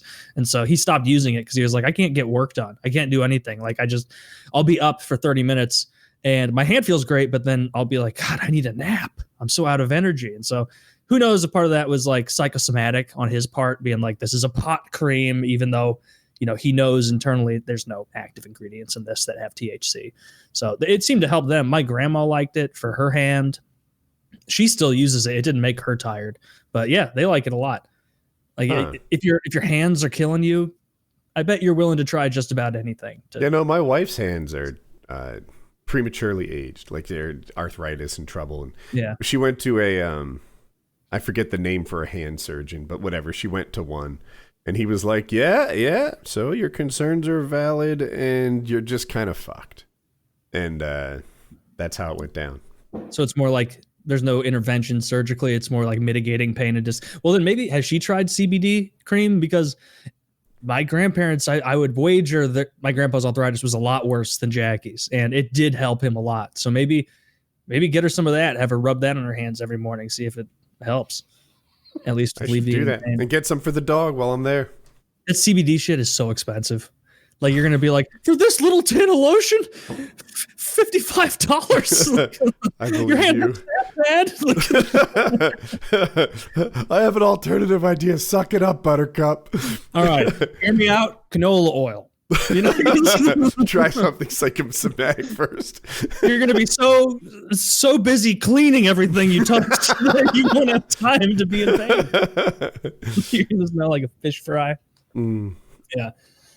Well, that sucks.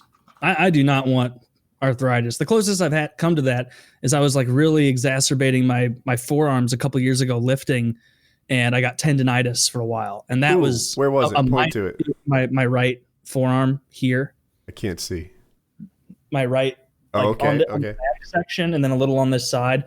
Like, I just kept working out through it. But I was like more careful with lighter weights, and over time, like it just fixed itself. But I imagine if that happened to me when I was 45, it probably wouldn't, you know, like it would be just a new thing I had to deal with. So have you ever had that tendonitis? Yeah, like, I had it. Juji complains about it. Yeah, he's got better too. I had it here. It's called golfer's elbow, and there's also a medical term for it, but you can Google it. And the way that you hurt it is you do this too much. Like specifically, I was doing pull-ups with my. What are we doing? I was doing pull-ups. A joke. No, I was doing pull-ups with my wrist bent forward, and I strained it. And the paramotor thing is the same sort of thing. You're pulling on the handles, and I heard it. I got PRP. Have you heard of that? PRP, is that the plasma rich spinning thing, right? Platelet rich plasma, maybe. Plasma, yeah. Oh, it is the spinning thing. Yeah, right? It is the spinny thing, right? And I looked into it. It was $500. Some people said it was great. Some people said it was, witch doctor stuff. But no one said it did any harm. Is that with insurance, or insurance doesn't cover it? Insurance didn't cover it, so I just paid $500. That's what I was hoping you'd say, because please finish. So I asked him about it. I was like, hey, I Googled it. I looked into this. What do you think? And he's like, we've had good luck in this part of the body, that part of the body, not that one. Doctors seem really trustworthy. I go to him all the time. And I tried it.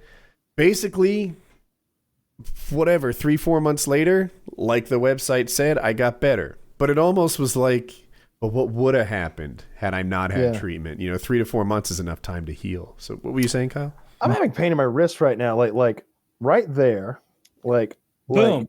I can totally empathize. And right here. Like if you like move your wrist like this, there's kind of a hole right here. Yeah. Like right about there. If I extend my wrist down, it's really like this hurts. This hurts a lot. And if I bend them back, that hurts too. And it hurts right there and right there. And if I bend my wrist down, I'm feeling it right here, like in a tendon right in here. That's the place I get it. That really soft area sometimes where like I'll be lifting and I'll kind of. Do you wear wrist supports when you lift? I do not. No, I don't wear gloves or anything. I just. I use chalk for my grip, but that's I use chalk too. I really like chalk. Chalk helps so much.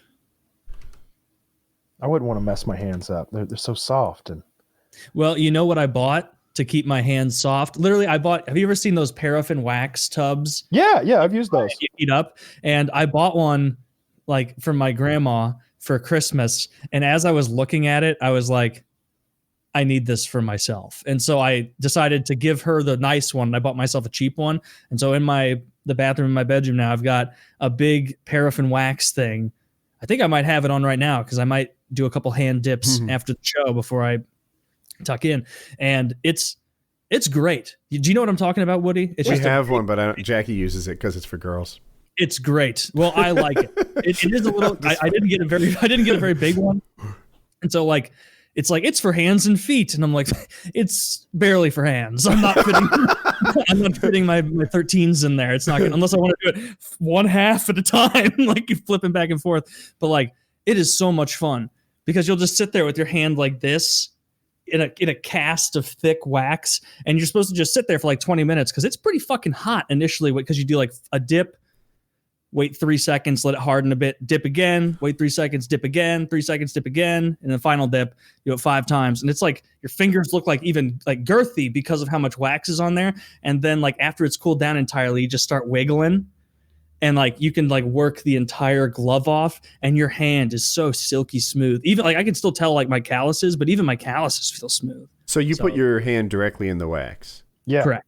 Yeah. Okay. I did it at a physical therapist, and they put my hand in a bag, and then the bag in the wax. So I think I had the condom version of that. Yeah, that's safe. That's safe paraffin wax. Well, it's a public you want to raw facility, dog right? that wax. You know, like there's other people going to this physical therapist who maybe don't want my dirty hands in the wax. But then How do you throw the wax away? See that. So maybe that's some sort of heat treatment, but it seems like they could just use water for something like that. Doesn't make any sense. They use wax if the wax wasn't getting on. The whole point is that the paraffin is supposed to like the paraffin itself touching your skin. Like they even say before you do it, about 20 minutes before you do it, put some lotion on, rub it in, let it absorb entirely, then do it because it's going to like cook, quote unquote, all that into your hand and make your hands soft. Yeah, your hands absorb so much moisture from the paraffin. Like they come out like super silky smooth. It's nice. And it smells really good. Like you wouldn't imagine that the paraffin wax smells. You can add like lavender or something to it and like make it smell better. That's a great idea. I think throw some essential oils in there. This is lavender. Good. Yeah, I was worried it wasn't gay enough, but now I don't care, man. I want. It feels nice and I like it. Yeah, ladies love a nice sandpaper grip on their cunt. You know, I've never had a woman say, "Oh, I wish her hands were a little rougher down there." Scratch me. All right, fair point. Kyle, did you see the thing I linked? I think that might be a step in the right direction. Now they don't go around your hands; they go around your wrist. And I think I'll get some platelet-rich plasma just injected into my wrist, though, and then maybe that, or maybe some like dead babies injected in there, like something. I don't know. I'm trying to help you. I don't know. No, I'm saying that's a good idea, but like I feel like I need to go more advanced. I think I need something in there, some sort of healing salve, maybe. Like I want something. I want a needle involved. Oh no! Oh, by the way, it really hurts. Like I thought, needles. You don't like them beforehand, and then you get it, and it's never that big of a deal. Yeah. Not this one. No. This is like, first of all, it's a fucking mother of a. They're putting blood in there, so it's like an IV needle type thing. Yikes! It's that size, and it's like an inch long, and he doesn't just stick you like he does for an IV. He's wiggling it around. Well, he's putting it in like 14 different like nearby locations. Like you need a little here, little here, little here, little here, and maybe I'm exaggerating with 14. Call it 8, and every time you just going at it, and it hurts a whole bunch. Fuck. Sounds awful. Yeah, but and then months later I got better. Cause and effect or time? I mean, the real moral of the story is paraffin wax baths, not gay. Cool, high tea. It's just content. I'm not that tied up in masculinity. I know. I need to get a sponsorship from Revlon paraffin wax tubs. That's what they want. They're like, oh, we should have this. We're British, probably, but we should have this fellow send his esteemed audience to our websites to leave reviews. They probably wouldn't like the ones put I my linked, dick Kyle, in and I need to go to the hospital. Yeah. What was that, Kyle? I was just saying, the ones I linked, I'm on the Amazon site. They're clearly the same thing as many of these others that don't say Rogue on them for more money. Yeah, that makes sense. Yeah, I don't know why. It's been hurting for like weeks now. And like sometimes I'll like go to like sit up in bed or like get out of bed and like sort of do that like palm down, press myself up kind of thing, just moving around. Sure. And it'll be excruciating. It's like, don't do that. Are you doing push-ups like this by chance? No. Okay. That'll do it. That weird angle. I hate that. No, nothing like that. I don't know what's done it. Or the power press. Or those little rotating things. Or those rotating. I'm surprised Ashleen X doesn't have one of those some sort of push-up gimmick machine. Like this one's easy on your breast, girls. Actually, rotating things sounds nice. Does that exist? Yeah, that exists. Yeah, there's a push-up board where like the hands like you twist as you're going through the motion. Like just like you could do dumbbell presses where you do that twist as well. You start like this and you end up supinated or pronated. Yes, because supinated, as I learned from you, means you could hold soup. Dude, I'll never forget that now. That's what I need to do. That's a Greg Doucette tip. Supinated means you hold soup. I'm off my game. But Pronated and supinated. Supinated means you can hold a cup of soup. Holding soup in your hand when you're doing a parrot voice in an old Disney cartoon. I need to work on him a bit. I could get him down if I never. It's pretty fucking good. Never done Gilbert. It's not Greg Doucette, but it absolutely is Gilbert Godfrey. I'm not going to waste time on Greg Doucette when Gilbert's right on the cusp. I have fun with Greg Doucette. I don't know why, but like I really like, say, Juji, for example, right? And I wouldn't want to hurt his feelings or anything. But Greg Doucette, doesn't he just throw stones at people in like every video? Almost. I mean, what you guys have said, that seems accurate. Yeah. I mean, he definitely points out when people are wrong and he doesn't like what they're saying. Like, because he's what is his qualification? It's a personal trainer of some sort. Right? No, but Coach. he's got a degree in this. Is it like kinesiology? Oh. Kinesiology? Does that spell work? Casting? That's necromancy. See, he's a bit of a glass cannon. He needs a tank behind him. Yeah, the study of mechanics of body movements. I believe he has a degree in kinesiology. I think I've heard him say that.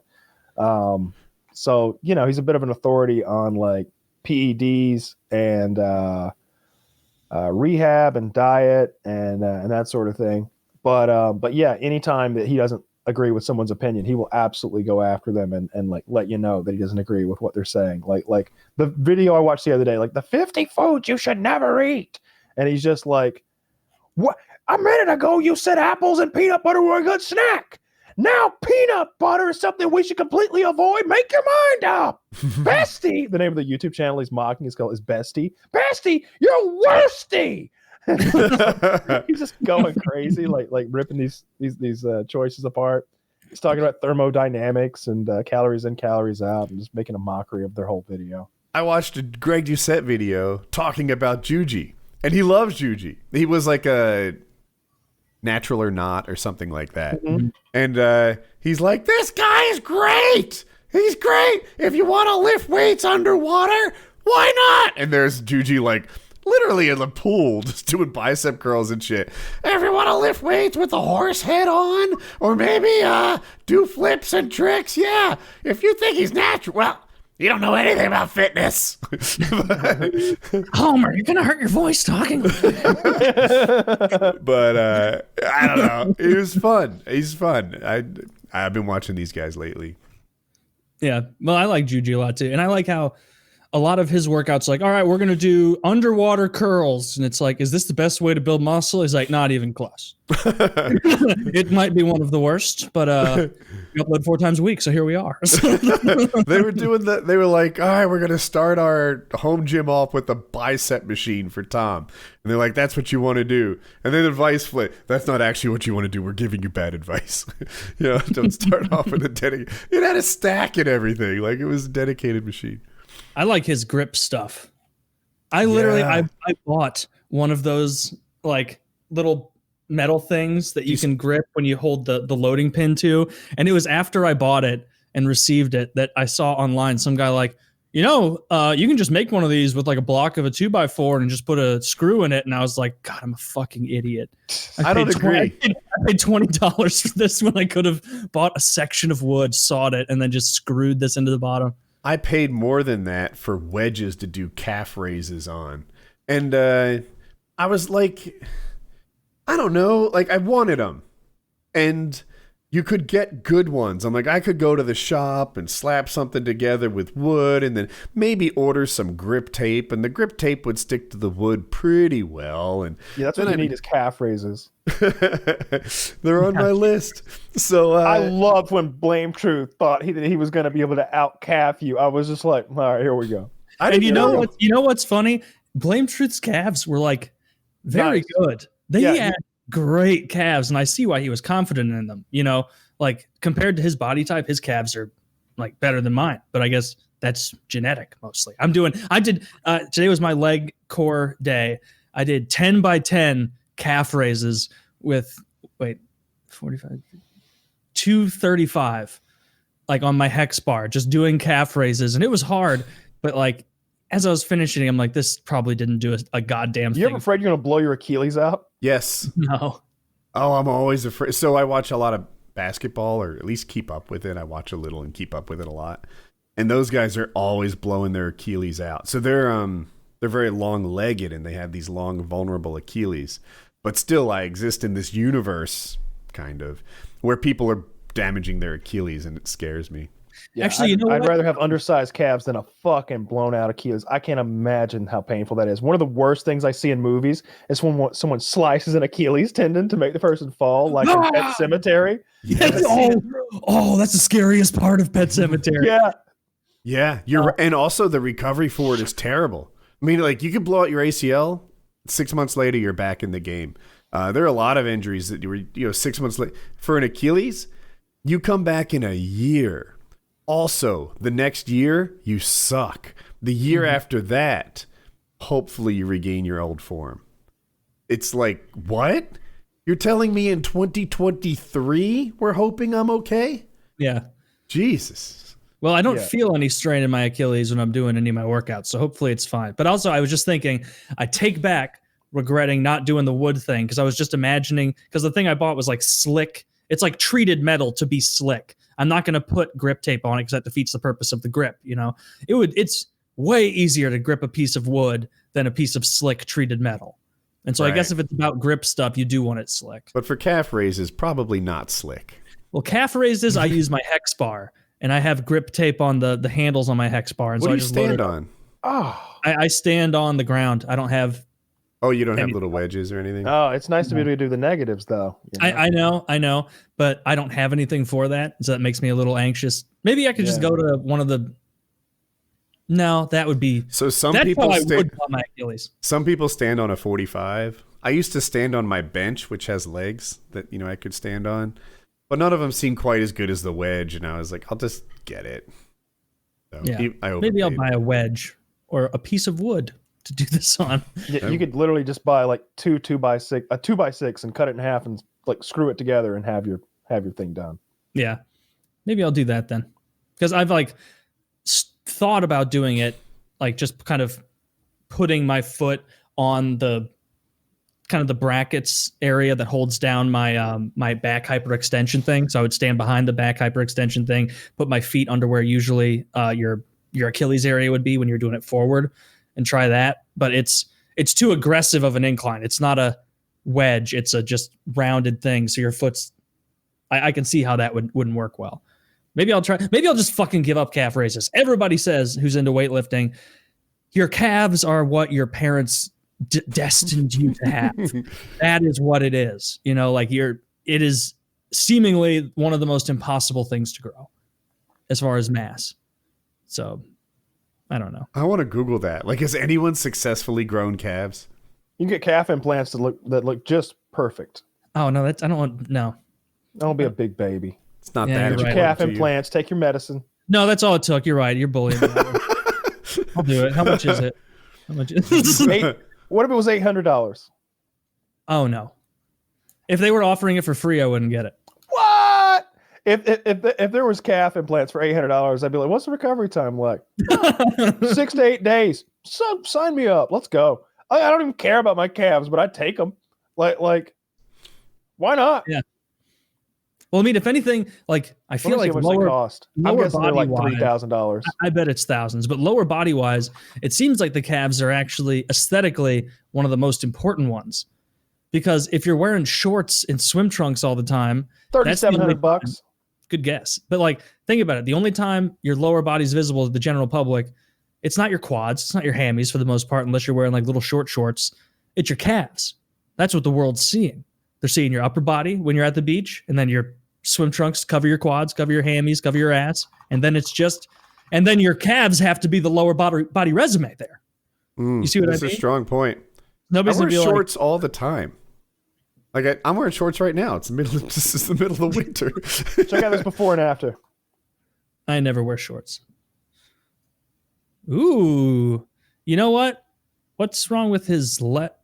It looks like his left leg didn't change that much. His right leg changed a ton. His socks are fucked up. All right, boys, let's focus on the calves. No, but the socks should be the same height. If I'm doing comparative video, like you see what I'm saying? A different picture. I'm sorry, I didn't mean to. It felt like a Kyle attack. Kyle, why is this guy wearing different shorts, different socks, different shoes? It's not even the same person. Wait a second. He started with the calf imbalance. He might not have had anything done to his left. I think you're right. I think maybe this was like his right was a shark attack developing, and they threw that in there. Yeah. Here's a guy who went from like no calves to like average calves. Well, that's a flamingo on the left. You can't fool us, Kyle. That's not. Dude, that's the most cuttable Achilles I've ever seen in my life. There it is. Did they give us some Achilles implants too? Damn. I was taking a garbage bag out one time and there was a broken beer bottle in it, and I didn't know, but the glass was sticking through the plastic, and the bag was swinging, and it's like behind me. I was doing that like alley-oop thing to get it into a dumpster, and I sliced the back of my Achilles tendon with the glass bottle. It didn't go deep enough, obviously, to damage the tendon, but it cut the skin like really badly back there, and I just remember like collapsing and like holding my foot, like, nah, what have I done? Because that Pet Cemetery Achilles scene is one of those where it's like you see that and you feel it. You're like, ooh. It's funny. It's funny you brought that movie up because that's what I thought of when you said Achilles cut. Because that is this.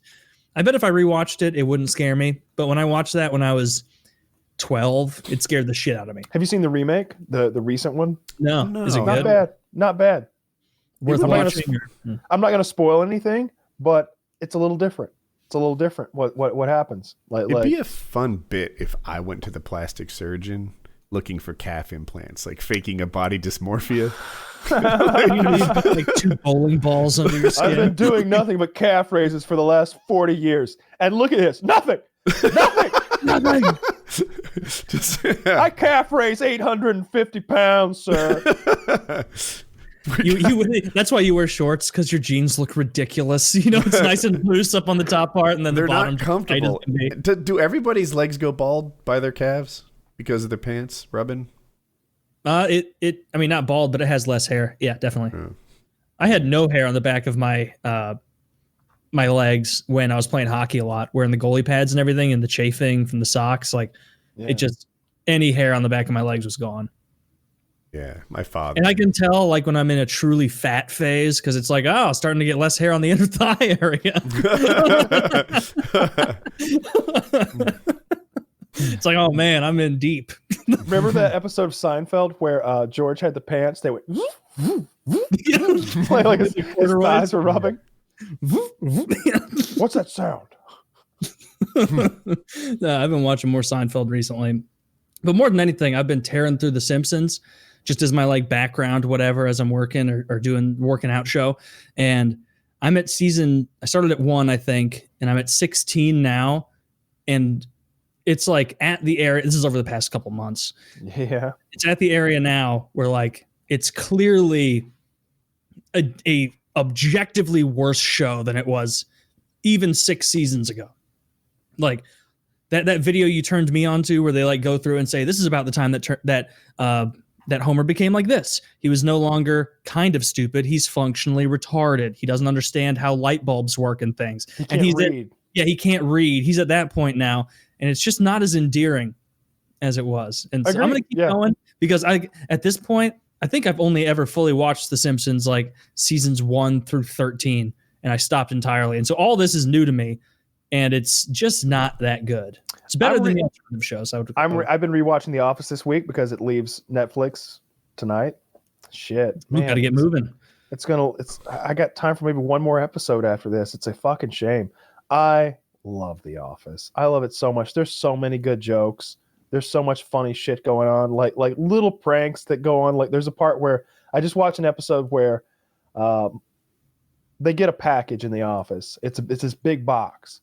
And Michael goes, I got a big box. How about I got a big box? Yes, I do. I got a big box. How about you? And he points to the receptionist and she goes, I got a big box. Yes, I do. I got a big box. How about you? And she points at Oscar. She points at Oscar and he goes, I don't think you know what you're saying. This is fucking great. Big box. How about you? I think that's Erin, the receptionist. That's Erin. Like her actual name's Kelly, by the way. Her middle name's Erin. What? But she's got lots of funny little bits for a replacement character. Like she really comes in clutch, and she's weird and stupid in a way that like is different from the other characters. She was raised in a foster home, and there's this part where she's really stressed out, and she pulls all of her hair in front of her face. And Michael's like, "What are you doing?" Everyone's staring at us, and she's like, "Oh yeah, I love that video you just linked." She goes, in the foster home, my hair was my room. She's just got her hair over her face because she had no privacy in the. Can we watch that? Is that even possible? Probably not. I'm almost sure that's, probably not. And, yeah. But it's from 2007. That's the only reason I ask. It's from 2013. But it's like super viral and everything. But yeah, she did this thing. Even in the description, some guy's going, I guess I have to resolve a copyright issue to resolve. Yeah. How about this? The video is called Crazy Blowjob Girl on YouTube. Can we queue up and like the people who give a shit could maybe watch it with us? Because it's only a minute 55. It's a minute 55. Okay. This is a fucking classic. Old ass video. If you're regularly an audio listener, skip forward 2.5 minutes, and maybe when you get home, come back to this part, pull up Crazy Blowjob Girl on YouTube. It's a minute 55 seconds, and it's really funny. It's really funny. All right, let's watch. Ready, set, play. All right. This is where we would be playing the video if we could. Biting your teeth together.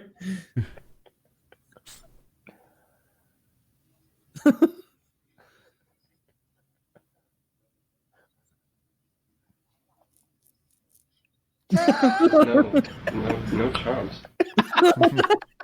Like a light grazing with my teeth.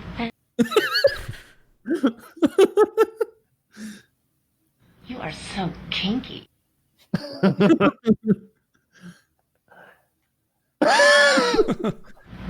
How dry do you want it?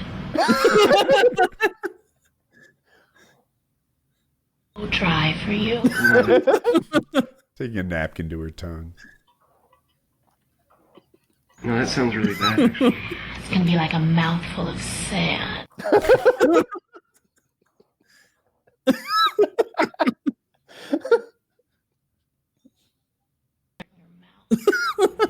Where did you read that? Oh, you don't want it dry? No, not. You are so kinky. I'm gonna do this thing I do with my hands. Oh yeah? What kind of thing is that? Oh, This okay. thing like. Oh!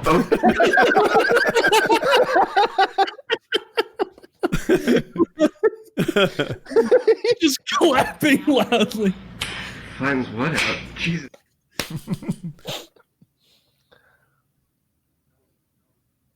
do that to anyone. Do you just want to have sex? Oh, yeah. Okay. All right. Cool. I'm gonna make it so dry for you.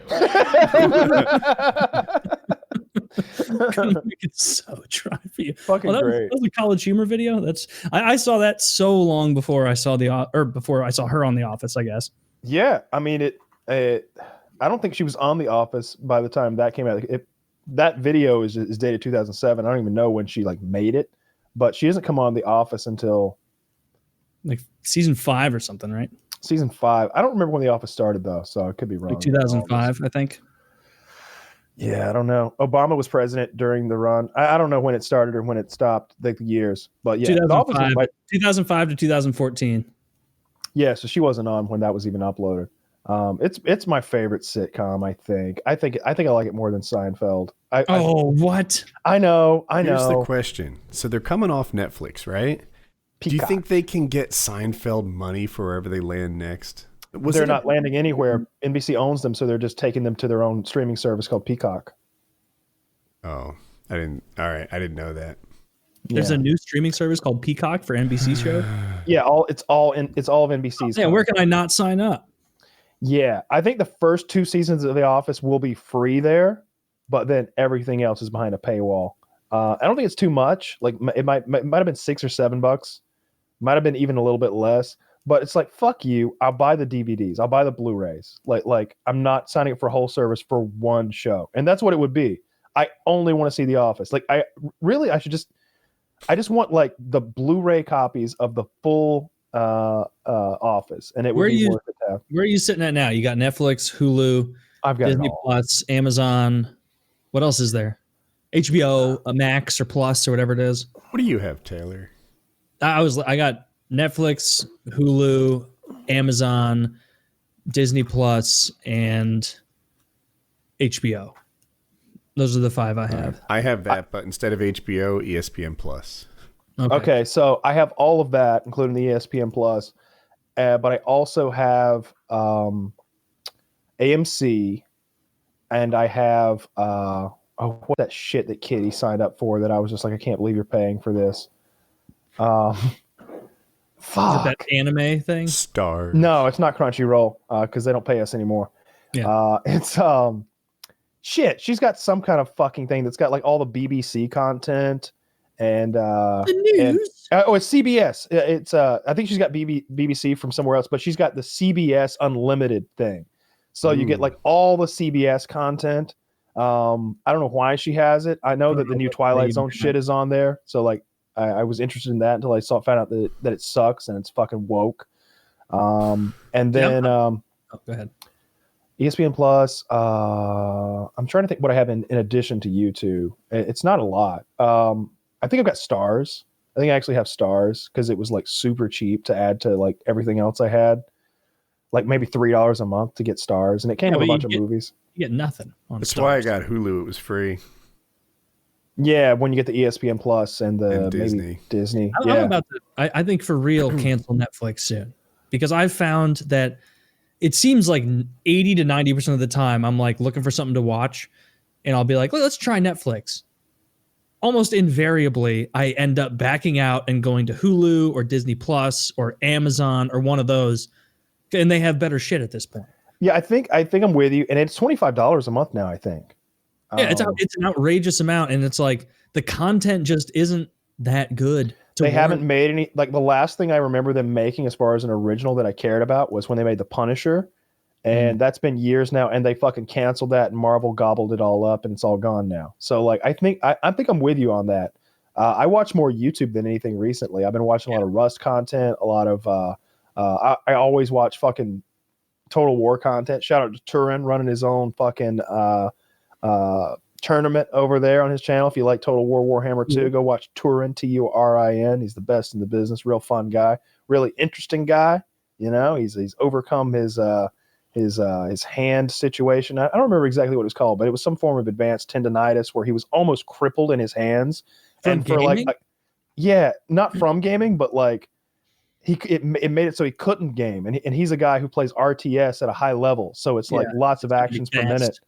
and it was like really holding him back. He was only able to play like a few games a day, but he got this hand surgery on both of his hands, and I haven't heard him talk about it in a while, but it seems like he's come full circle because he's playing in his own tournament right now and holding his own against really high level players. He's good for him, man. He's a really cool guy. I don't know. I've been following him for years. He met this young lady, I think online, I think from Poland, and fucking wifed her, moved her over here, made her an American.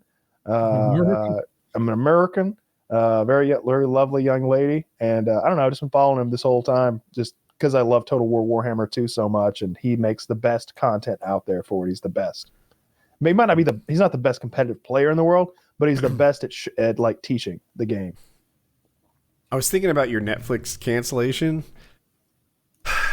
They just don't have any A shows, right? Like they make a lot of B shows that I enjoy. Wait, is The Witcher on there? The Witcher's on there. Queen's Gambit was on there. That was pretty good. I haven't seen that. That's a movie, though. Queen's Gambit is not a movie. I think that's a show, a mini series, right? Yeah, it's like a 10-episode thing. It's I don't know what you call it, but will there be a season 2 or is it a limited series? It would be a limited series, I think. Gotcha. Star Trek is on there. Something else you guys like is on here. I was just running by it. Like, oh, those guys are big on this. I liked Atypical. You guys wouldn't. Yeah, Sonny's not on there. South Park's not on there. King of the Hill's not on there. Seinfeld's not on there. Nathan For You's not on there. And now the Office is leaving. Isn't on there. Like it's just every time I scroll through Netflix, that's what I feel. I feel like Netflix is the illusion of choice, where it's like, hey, we got 3 good movies in this category, and you're only going to have to scroll through 10,000 bad stand-ups of people you haven't heard to get there. And it's like, man, there's so much on here. Oh no, there's not. It's a bunch of trash. I actually they have been usurped by these other services. Like I feel like Hulu very early on, Hulu branches out a bit into the movie thing, but ever since it was a free service online in like 2006 or 7 or whatever, like they've known their bread and butter is TV. And so they invest in the TV shows. They know people think Hulu, they think TV shows, not necessarily feature-length films. Netflix has been kind of muddled with their approach. They're trying to dip their fingers into every single thing. We got documentaries, we got comedy specials, we got this, we got that. And you're doing a bunch of things poorly instead of something well. So I kind of agree, but I'm open to this idea. Could it be that Netflix's real problem is their user interface? It's a complicated problem to present to you 3,000 choices and help you find the right one, right? That's a hard thing. They're terrible at it. They're bad. It's interesting you say that because, like, as far as the scrolling and choosing goes, I much prefer Netflix to Hulu. Hulu's scrolling. Oh, that's true. Trying to find the details, but like I'll like turn on and it'll be whatever episode of The Simpsons I last left off on, and it's like, oh, I went in and did PKA, or I went in and streamed, and my girlfriend was on her computer and just let The Simpsons play, and so I'm 10 episodes ahead of where I was. Okay, well, let me back out so I can go to the episode 10 and go, oh, no, wait, it's taking me back to the main screen. Okay, let me go to recently watched. Hit there. Oh, no, it takes me back into the show. Let me hit back. You have to go to search, find the program. I have to go to my watch list, which I add all the shows that I like to the watch list. I have to go to the watch list and then go to The Simpsons and then open up details and then go to episodes and then go to seasons and then find out where I was. It is the Hulu. I remember I tweeted at Hulu after they did their big, like whatever, like their style change like a year and a half ago. And I tagged them. I was so angry. I was like, this is fucking awful. This is not intuitive. I can't start where I want to start. I can't stop where I want to stop. And they like asked me. I want to speak to the manager. They responded to me and they were like, what would you like to see fixed? And like, I laid out a bunch of stuff that I wanted to see fixed. It hasn't been implemented. No. I don't think here's my let's say tonight I want to watch a horror movie. I don't know that Netflix can help me find it. They may have something I enjoy, but it's just buried in the 7,000 things they offer. Yeah, I agree with you there. And like I've even looked online and like they're like, here's the code you type in if you want to search for documentaries. Like you have to like go to their website and it's like ordering it's like ordering off the menu at McDonald's. Like here's how you get the double quarter fish fillet. You got to ask for the Captain D surprise. It's like, why can't I just fucking search for all the documentaries in one place? Why can't I click documentary and have The HBO does that. Now, granted, HBO has far less content, but when you go to HBO's movies, there's an alphabetical fucking order mode. And sometimes when I really have no idea what I want to watch, I'll start at A and start scrolling. And maybe I'll find something like, oh, they've got The Abyss on here. Well, that didn't take long to find something at all. Let's watch The Abyss. You know, oh, here's a show on Aardvarks. Aaron's Aardvark Adventure. This week alone, I've seen Aliens, Arachnophobia. Dude, is there a possible show that could show up before Aaron's Aardvark Adventure? Right? Alcoholics Anonymous is an AA. Is there a triple A? Yeah, or I guess Aardvark featuring Aaron would be closer. But like, oh no, what I was saying, like even Amazon, they have a service called Shudder now, and it's just for horror films. I have it, and it's only like $3 a month. They're still in that phase where they're not rolling out enough content, but I guarantee, because they know there's a market of people similar to me a lot of the time that just want horror. They just want spooks. They just want thrillers, and that's going to be built out over the next couple of years, and they'll create within Amazon Prime a little subsection that they also totally dominate, which is horror movies. So like if anyone, surprise, surprise, Amazon rolling this out like geniuses. It's not like they have more money than God to throw at smart people to figure this out. So I'm looking forward to Shudder getting built out a little more. Yeah, I subscribe and unsubscribe to Shudder almost like 2 or 3 times a year. Like whenever they add new content that I want to see, I'm like, all right, it's worth $3, and I'll look back at the library to see if there's anything else that slipped, past me in the last few months. But I like it. It's okay. Like you said, just not a lot of content. And the problem is there's a lot of shit tier content on there that you just don't care about. It's like the worst horror movies ever. It'll be like, hey, do you want to rewatch the Hellraiser series again? No. Maybe next year. No, thank you. That's the problem with horror. I can't think of another genre that has as many really bad movies. I like that about horror though. Like I like those campy, shitty horror movies. And so like I think that's the last reason I've kept Netflix is I go there, I go immediately to the horror section and I see if they have any really campy, shitty horror and I'll watch that. That's how I found that one. What was it called? Campground, Camp whatever that Kyle was talking about, where at the end of it, the girl has a penis. Yeah. I can't remember the name of it. I found another slip. I found that on Shudder, actually. Not even on Netflix. What's the one where is it Hilary Duff that has the penis at the end? Do I Definitely have that? Not. I think she was Lizzie McGuire. I don't think she ever got a penis in a movie. Yeah. Maybe. Who am I thinking of? Hilary Swank maybe had a penis. Oh, is that Crying Game? Yes, that's what I'm thinking of. I've never seen it. How did you guess the movie? Because I'm aware of its existence. And she's crying because she has a penis now? I have no idea what the movie's about. I know that Hilary Swank is in it, and there's a part where like there's a woman who turns out to have a penis. That's all I know. If I've seen it, it's been ages and ages, but if I recall correctly, she plays a boy all movie. No, am I doing this wrong? She plays a girl all movie, and then it turns out she's a boy. Mm-hmm. And she cried about being a boy? The Crying Game. I think you're putting too much emphasis on the title. I don't know about that. The Crying Game. We stick toothpicks under your fingernails until you... The Crying Game penis. Stephen Ray on The Crying Game surprise penis. This video has been removed from YouTube's site for terms of service. Okay. The Irish see a penis. Wait, what? Okay, this is retarded. I'm not reading that. Oh, I looked up the plot, but it's 5 paragraphs long. It's getting a little long for me.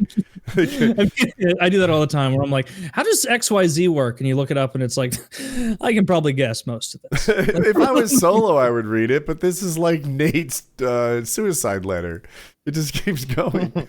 I do that for NHL players all the time. Go to their wikis to look at their stats and everything. Wikipedia, like their stat section is honestly better than a ton of like sports stat sites. That's like how it's I broken look up. out way better. Yeah, I always scroll past ESPN and all that and get straight to the Wikipedia one because it's fully broken out. For MMA fighters, every fighter's page follows sort of the same format. So I can go straight to their record and then look at their recent fights. It's how I do it. Yeah. So... Wish there was some hockey news. There's MMA news, Kyle. Isn't Connor about to fight Poirier? How far away is that? It's next month. It's in January, I believe. Okay. I wasn't sure which month was the next one. We're 30 minutes from the next month. Yeah. Off the top of my head, I think it's the 23rd, but that's, just from memory. Cool.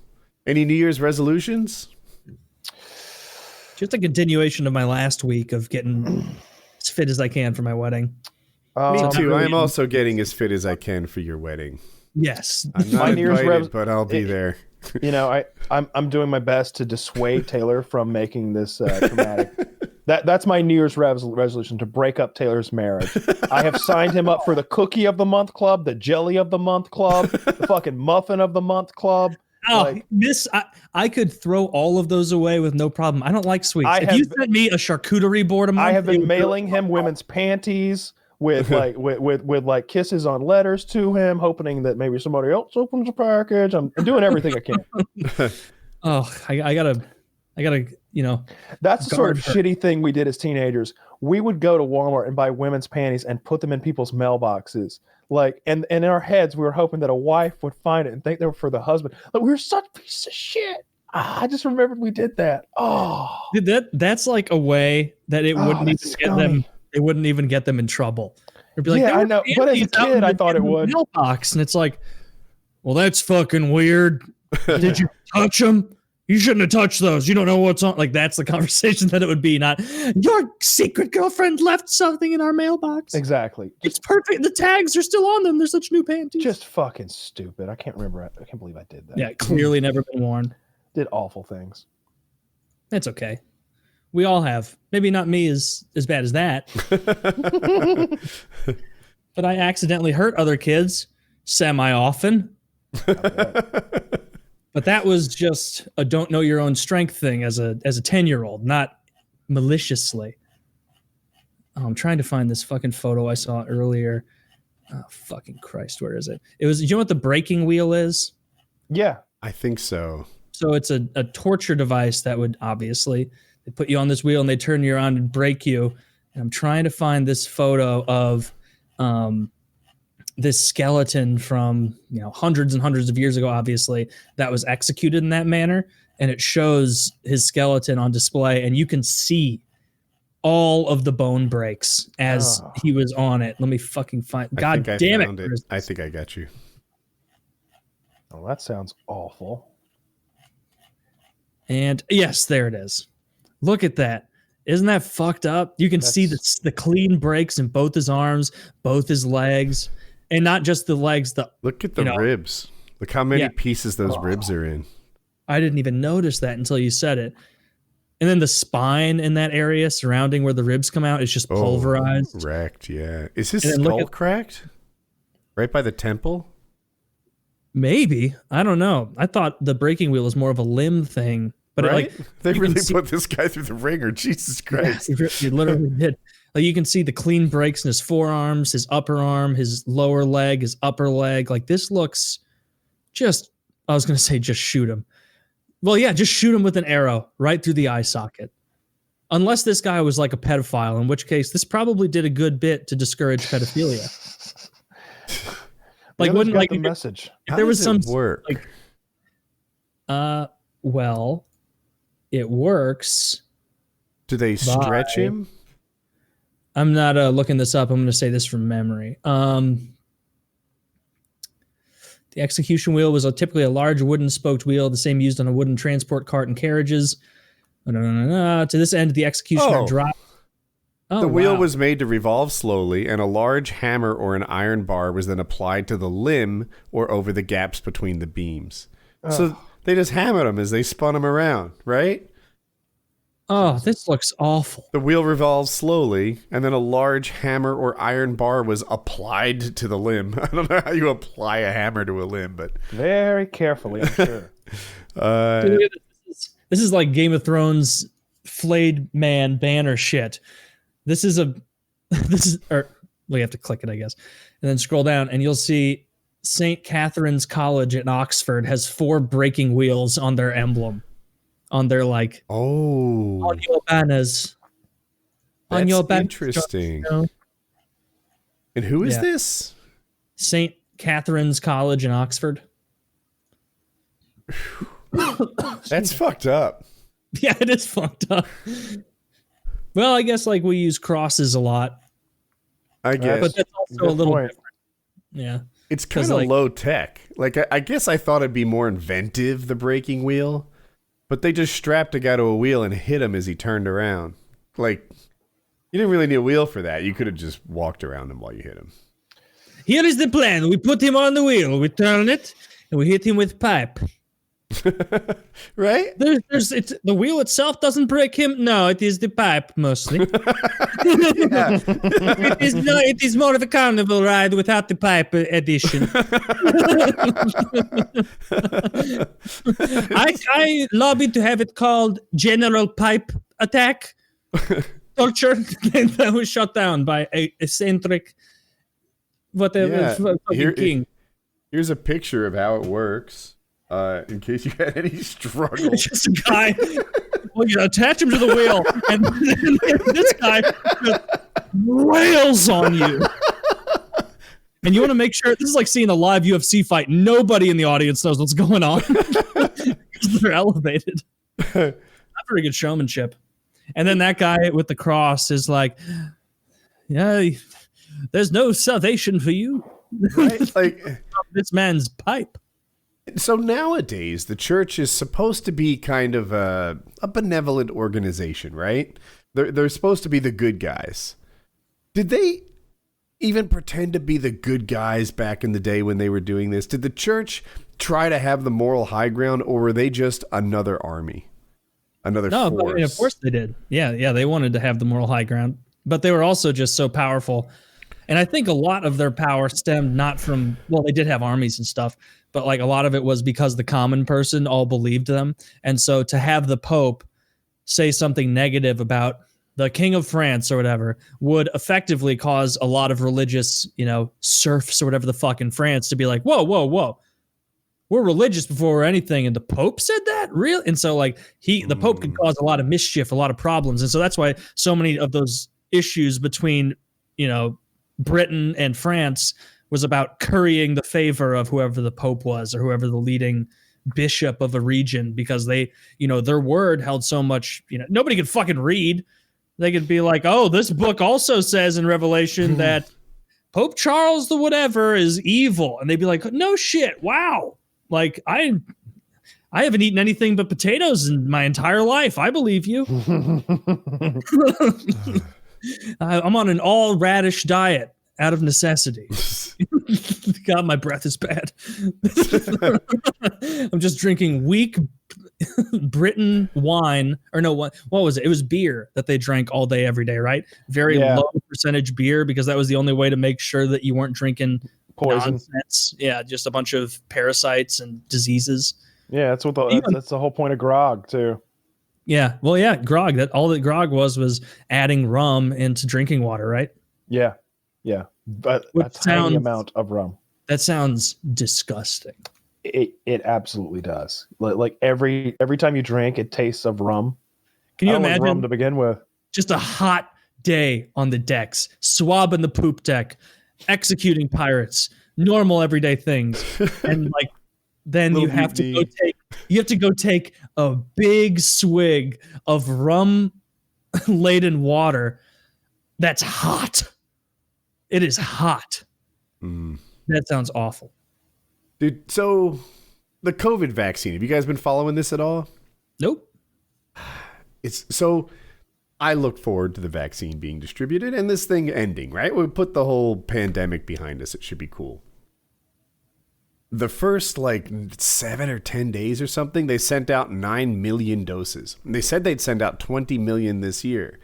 I don't know how many are sent out, but something like 3 million have been administered. And it's a governmental failure thing, but it's not Trump. People it's partially Trump, but it's all over at all levels. Like, there are woke governors who are just really trying to micromanage who gets it first. Like, it has to go to essential services, healthcare workers, nursing homes and stuff. And they put all these rules around it to the point where there's too many rules and just nobody's getting it. There are 17 million like doses made Just and not delivered. Start out with the oldest guy, work your way back. That might be the woke governor problem that we have, right? I'm at this point. So I have a friend of a friend whose mom is just giving it out to anyone who wants it. She's a doctor. And it was like, at this point, I don't hate that. If we have 20 million doses made and 3 million administered because of all the rules we're wrapping around it, just dump it into the population. I am betting that even June this year, where they're like, June's going to be when everything, or April, I heard, or April is going to, even April, everything's going to turn around in April. Like, it absolutely won't. Like, I don't think we're fully ever going back to normal after this. Maybe the government, if they just got out of the way, if they have 20 million doses now in the first, month and a half? Yeah. And they could get 300 million doses or whatever it takes by April, then just start shipping it to everyone who can take it. Everyone who gets in line gets it. Couldn't we just get the death total down to like absolutely negligible if you just got all the old people vaccinated? I don't know. And that also, death is not the only symptom, right? Like erectile dysfunction is not my favorite. That's a symptom. The long-term respiratory things, the brain fog, all these people survive, and the flavors. Yeah, I think that's temporary. But when you only measure it by death, you might be underestimating its impact. Yeah. But I mean, that seems like the best way to start is with like lowering the death total drastically. Just ship it to everybody. I don't know. I look forward to seeing how many people get Bell's palsy before I sign up, I suppose. I really hope at least one very famous person. If Mitch. I thought you were going to hope for one of us. At least one of us has got to get it. That's content. I was saying, imagine if like Mitch McConnell or like Joe Biden or Marco Rubio or one. Would you even notice if Mitch McConnell got it? Jesus Christ. Hey, Mitch is speaking a little more clearly this week. Mitch is older than I thought. He looks awful.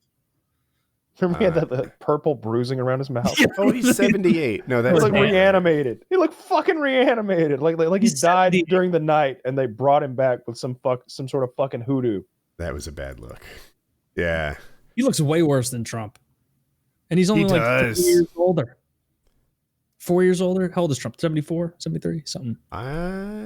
I'll look it up, but that sounds about right. I just want us to, from now on, to always make sure that our presidents are in their mid-70s. Yes. Yeah, you don't really have enough wisdom until you're 74. I want a guy who is knocking on death's door. Because that's how you can tell he's going to do the right thing.